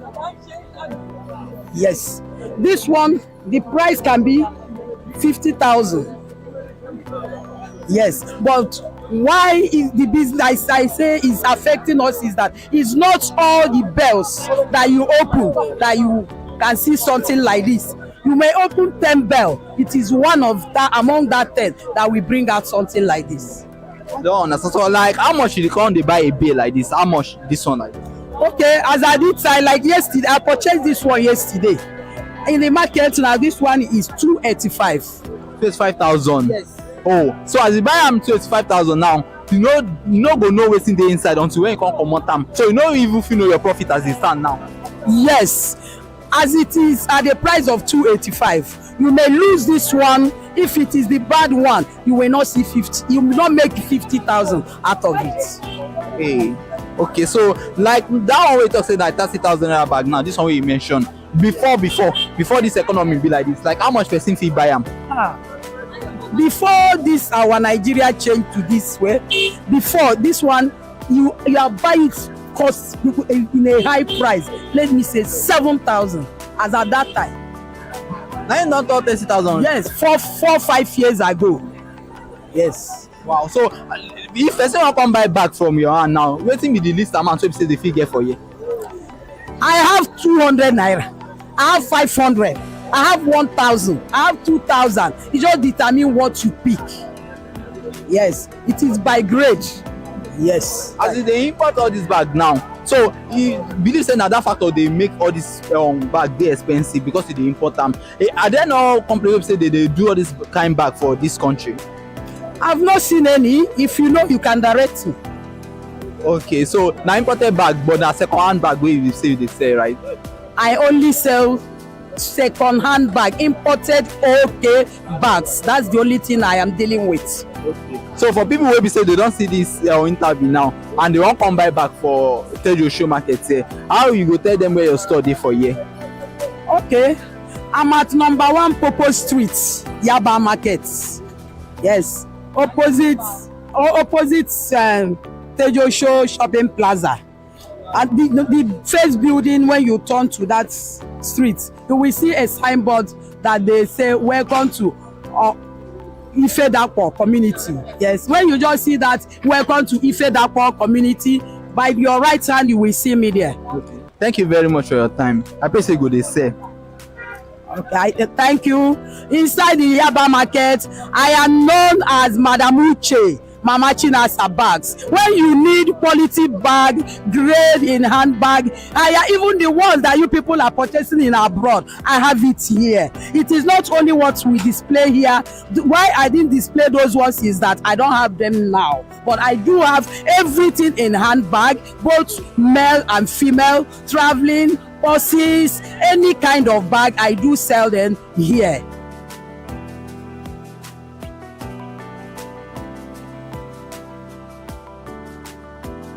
What will be the name, sir? Good morning. I'm Chief Ude Odim. Okay. Good morning, Chief. How the market don't be since beginning of this year and now waiting in the sale, sir? Please, since the time I enter Yaba, I started to sell okrika gown to make me and my family to live good. Okay, now only okrika gown you dey sell. Okay, sir. Now only okrika gown. Before I enter Yaba, I started selling skates. But after everything, I leave skate, join gown. So how the business on be since beginning of this year now? You know one thing now, the age change make everything color okrika to go up. Before we buy a bell from 70 or 150, but now a bell now is 250. 300, gown now is 350, blouse now is 250. A bill 200,000, a gown 350,000. Yeah, that's what we are saying for the Yaba today. So for that bill now, if you buy a bill, because somebody tell me say you no go know wetin even dey inside, I no be say na every time the cloth dey good. So now until when you open am, you go see say some no good, some dey good. So how you come dey make profit for that kind one? Do you know one thing? We are buying this bell from a lock. If you get lock, buy bell, open it. You will see the one wey can make you feel happy. That's the one where you go buy, it go make you to cry and go home. I know to know how to maintain your house and feed your family. So that's what happened from the bell. not be everybody get luck to open bell. Like now where my sister they open the bell of this park now. There's time when you go open am, you go cry on top. There's a time when you go open am, you go laugh. That's what happened from this business where we are doing. So, like, if person wan come buy this gown now, for instance, for your hand, like, how much specific get am now, and how much it dey cost before this time? Do you know one thing? A bell now depend how person buy. Installation gown, installation bell now is almost 4,000 plus. As we are selling here now, this one where them they pick now is 3,500. Okay, that one. So this one, like all this one, 3,500. So when we say come down, we are selling 1.5 for 2,000. Oh. So that's what's happening in Yaba. Everybody where they in Yaba hustling, crying, know how they can take to feed their children. So all these clothes where they sell now, imported one, and where you dey buy them from? Nah, this kind of question when you ask me, I cannot tell you a place where we are buying. You know, say we are a sellers where they carry come. You go to them and buy and come and open it and sell it. Are you hearing me? Yeah. I cannot tell you say if they come from so and so place, but we are a buyers, we are a traders. Okay, thank you. So if person wan buy any of these clothes for year now, wetin be the least amount wey be say they fit get for year? Least amount. The least amount, I think I don't tell you, say this one now, first grade now when we go select is 3,500. The one where we sell remain, being this one, I'm holding hand now, will be 1.5 or 2,000 or 1,000. So that's a business when we are doing Yaba, right? Are you hearing me? Yes. Yeah? So if you go tell government anything now, wetin you go tell government? Because economy, the exchange rate dey affect so many things. So wetin you go tell government now wey dey hear?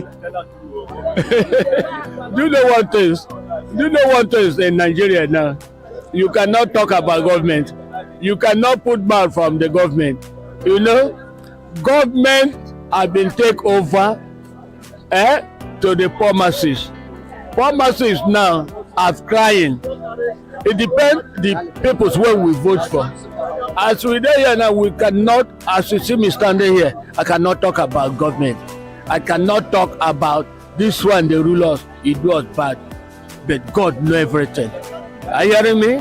Yes. So for a person wey wan come buy clothes for here now and wey no know where your store dey here, how you go describe your store for people wey dey watch? A person wey come buy my clothes, you go wear am na test time. I know the thing wey him go buy. I think you don't see a young lady there wearing. If you no wear am, carry am go house, carry am come back. There's another wahala wey dey inside. I carry am go house, you no enter me. What you will do to change it for them? Because of tomorrow. Are you hearing me? So if you want buy it for your own baby now, so I'm here now, you dey down. I will give you a price where you need. Thank you very much. Thank you, sir. Thank you. You go dey say. Yes, sir. I'm Chief Odim from Abia State, Abreba Small London. I like it. Yeah, we don hear from Chief say the clothes wey dey sell for here na Okirika, na say na Bay dey buy am from. Sometimes they fit get am 250,000, sometimes 350,000. Say the exchange rate and the situation of the economy don affect how the prices of these clothes don go up. Say and na only government fit come into the situation make you solve the matter. Say thank you as you dey watch, may you come with me, may you see other people wey dey sell for Tedo market.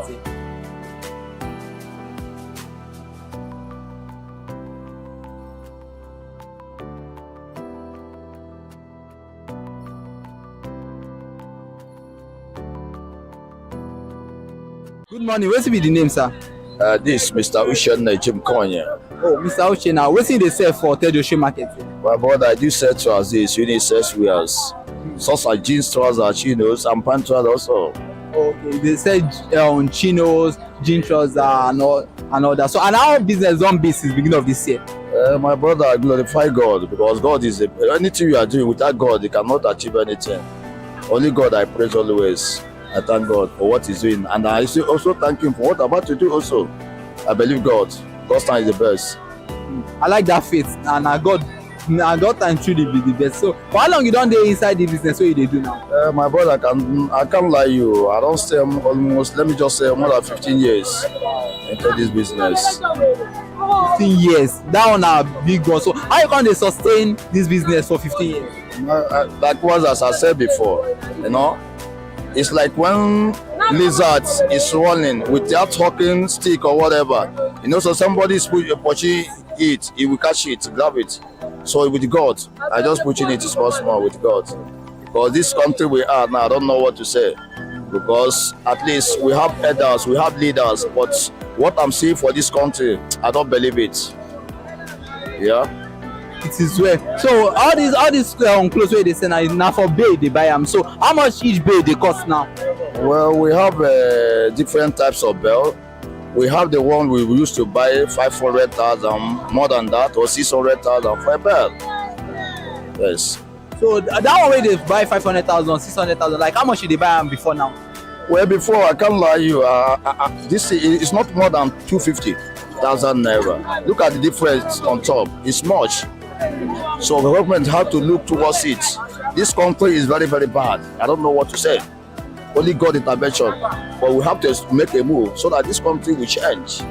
So if person come buy jean for your hand, let's say I want buy this jean now. This one are for female or for me? Well, this one is for female. Female. So like how much this one fee cost now if person want buy them? This one costs you 4,500 or 5,000 naira. It depends how many you select. It depends on how many you select. Okay, so if person select two, if you reduce the price for them? Well, if you reduce two, I will not reduce price. Okay. Unless it's like 10 pieces upwards, I will not reduce price. Yeah. Okay, this one they sell like 4,000 now. Like how much this one they cost before? Well, before when you give me this such of thing like this, you give me 2,000, I will collect it. From you. Before you don't turn 4,000. Yes, my brother. But it's men is not 4,000, just ladies. Men is 6,000 naira up. Oh, why men don't come cost price? It depends how we buy now. We sell according to how we buy. That's it. Even from people I don't talk to, they say sometimes even if you buy all this bay, you don't know what's in the inside. Say until when you can't open now, you go come see some no good, some they good sometimes. How they cope with this kind of situation? Well, my brother, we are just coping it like that. When we buy like that, say all this Africa we are buying, nobody can predict what is inside until when you open it, you now see. So you see some neat ones, some tier ones inside, but we are just coping it like that. So like all this one way they say now first grade or because it get different grade where you dey. Well, when I open general. By the time I open general, some people will now come and pick. Then other ones that left, I will be selling it with small gradually until I can make my money. Oh, okay. I pray say you go dey sell more. So if you want tell government anything now, wetin you go tell government? Because say all this thing now, you boil and rise down to the fact say na government dey determine all this thing. So wetin you go tell government? Well, I will pray for them. I pray that God will give them wisdom and let them know that people they are ruling there, they're human being like them. Let us assume we have opportunity to be there. If I'm someone like me maltreating them, how will them feel? Like, yes. So for people who come buy clothes, jeans, chinos for this territory market, how they feel locate you? Well, when you locate me, I stay at number 4, Opopo Street, Yaba. That's where I stay. Thank you very much, and I pray say you go to sell the more. God bless you too, Olo. Thank you very much, my brother.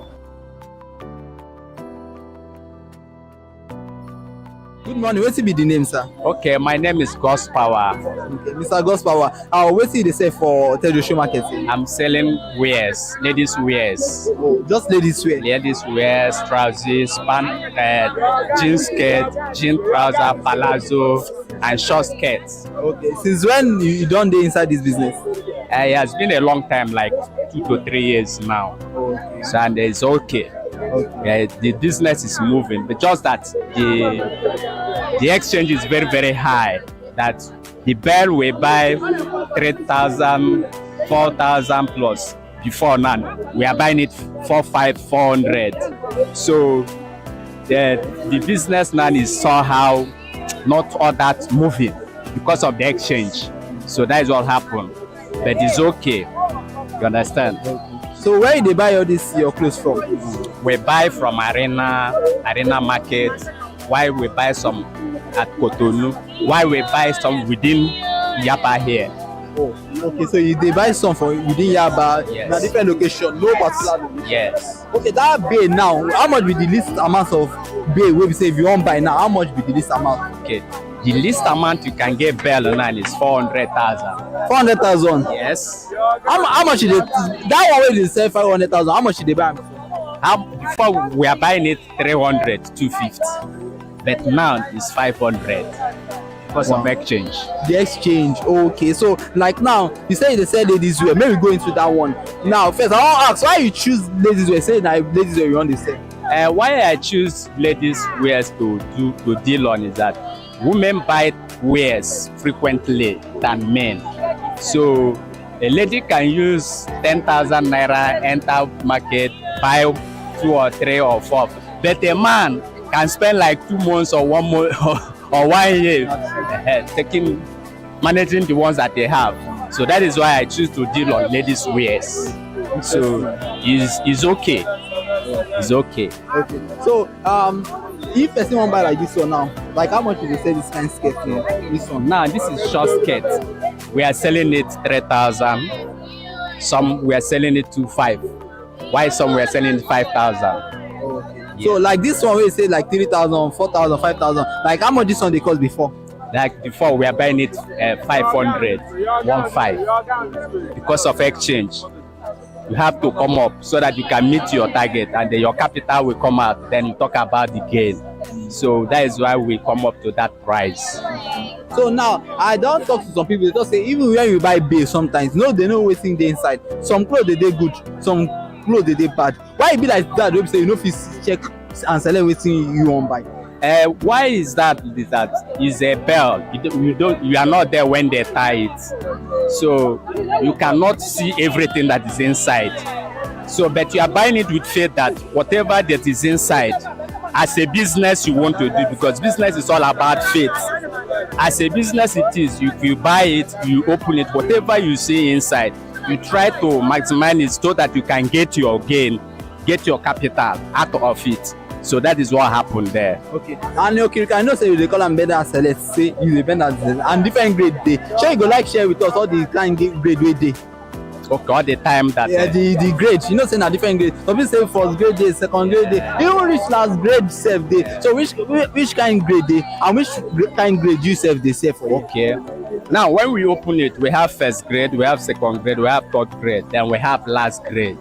You understand? So first grade, the person that we grade it is already standing by. Okay, you get person they grade them. Okay, yes. Okay. So when they grade it, then the remaining one is for you that is the owner of the bell. You will start selling it as a last grade. When you sell remain, you can take it to another market where you can clear it off.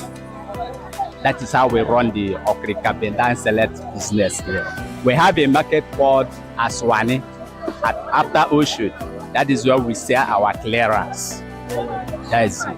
Oh, so if person even if you buy them, if you don't sell and finish, if you take and go as one instead, go play them. Yeah, go and play it. Okay, so when you buy the blade now, you don't even know the kind grade they inside. Now, so when you open and go, can't know the grade. Now, when you come in that aspect, they have different firm, different names. You understand? They will give you the names. You will see the names there. It's written on the label there. So anyone you know that if you open it, it will give you what you want, then you go for it. You understand? Anyone you know that it will not give you what you don't want, you will leave that one. Then depend the prices, because bell that you buy for 50,000 naira is different from bell that you buy 500,000. So when they tie it there, oversee there, they put it grade by grade. So when they bring it here for us, we will now use our own sense to choose the one that is first and the one that is second. So that is how we run the business. That one dey interesting. So people self go know how they run and how they call am first grade, second grade, and all of those ones. So for person wey wan come tell the show, come buy skirt, buy anything wey wear, and they see this fine man where they see, so how I feel locate am. So tell us how they feel locate you for Tejo show here. Okay, this is open place. Whoever that want to buy from us can come from. This is Tejo show market. Especially we call this place Opopo Market, Bendan Select.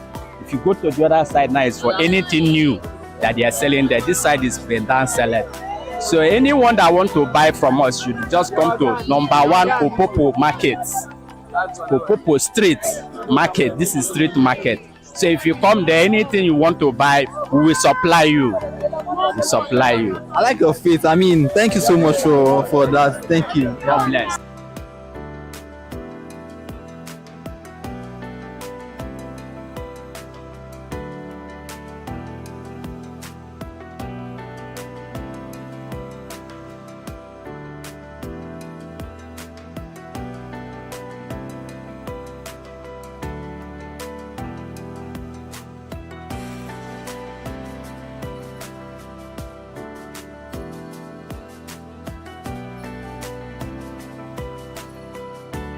Listen be the name.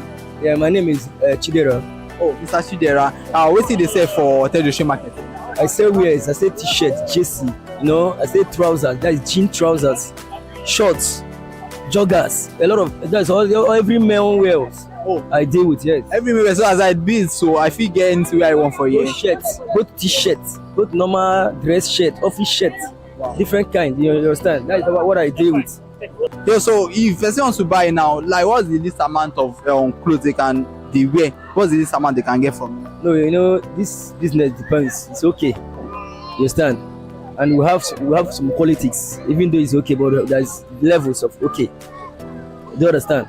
So like this ones now, take for instance, like this ones now, you can get it at range of 3,000 and above. Do you understand? But there's some ones that you can get from 4,000, 5,000. The one I told I'm still in my shop, you know. Yeah, so those ones are the same as another level, another standard. That's what I'm saying. So that is just it. So now different grades you they sell? Yes, I say different grades. You understand? Okay, so thank you for that. So I also want to ask the bill where they buy. Now how much you get that bill and where will they buy them from? Yeah, the bill, they will have some importers that used to bring the bill. They have their own shops. So anytime you want it, you now go there and get the particular bell that you want to open. Like, you know, like in bell, they are not mixed. If you want bell for t-shirts, you understand, you get it. And those ones is of different prices. They have the ones of 300,000 that we used to buy it before 80, 60,000, you know? You used to buy it before how much? 80, 60,000. Wow. But now it's 300,000. You can see the inflation of the price. You can get, but now you only get it like 300,000, 320,000 and kind of, depending the standard, you know. So and if you want to buy like jean, the price is different as well. You can get jeans 700,000. You understand? 800,000, even some 1.something million. You understand? So that's just it. So I just want to ask, how this inflation, how it don't affect your market now? So people see they buy.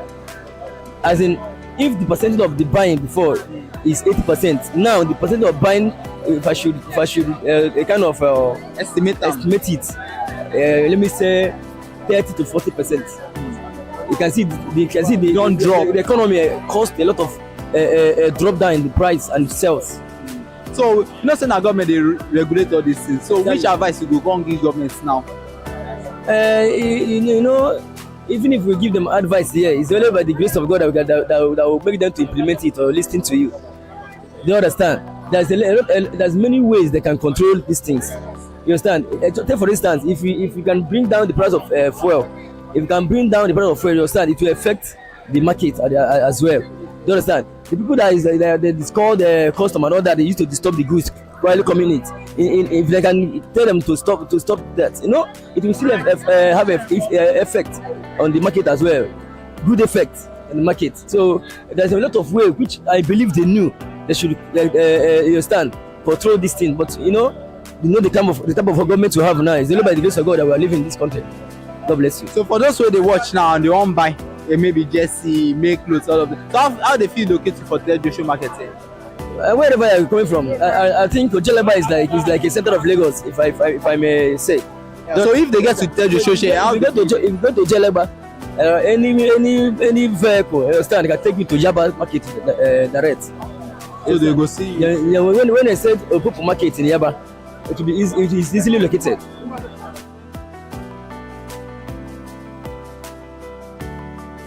Good morning, ma. What's be the name, ma? Na Mama Joy. Mama Joy, I even like the name. Yeah. So what's they say for Ted Joshua Market? Selling baby things. You can see, it's baby things, baby wear. Okay. Okay, and I know say na different grade day. So which grade did they sell for? This one is London Bay. Oh, London. Yes. Okay, so that means say na for London you dey buy am. Yes. They used to import it from outside country to here. Okay. So I will now sell it. So I want to know now, if person want buy any baby wear, wetin be the least amount so if you say the figure for you? No, because of how things is and everything is expensive. Now the bill that we are buying before, like 10 years ago, 5 years ago, we used to buy it like at 5,000. Now because of the situation of Nigeria, everything have gone up and everything is expensive. Now we are buying bay almost 450,000 per one bay. You see how the situation of Nigeria have turned things bad. So I think in Nigeria, the Lagos State or Nigeria as a whole can make things better for people that are buying all these things. At least bring the price down. It could have been better.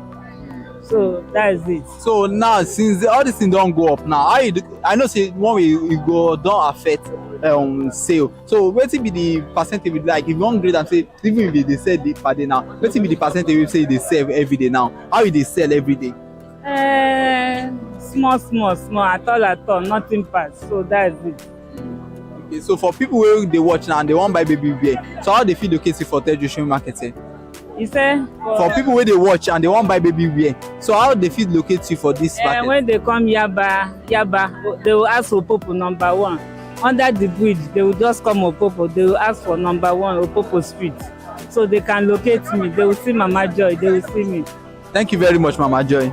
My people, we don't speak to different people for Ted Joshua Market today, and they don't tell us say for the thing where they say maybe na cloth or baby wear or jean or chino, say the major determinant na the exchange rates, and now why this bay where they buy we don't repeat to like 350,000, 400,000, and our government na in they go back say make they look into this matter. They no fit do anything by themselves. This na Ted Joshua Market, a website if you buy any clothes where you want, male or female, and if you want, all of our seller where you don't speak to, they fit grant you anyone way you want. My name is Irene Feko for until I come the next edition, and I go to bring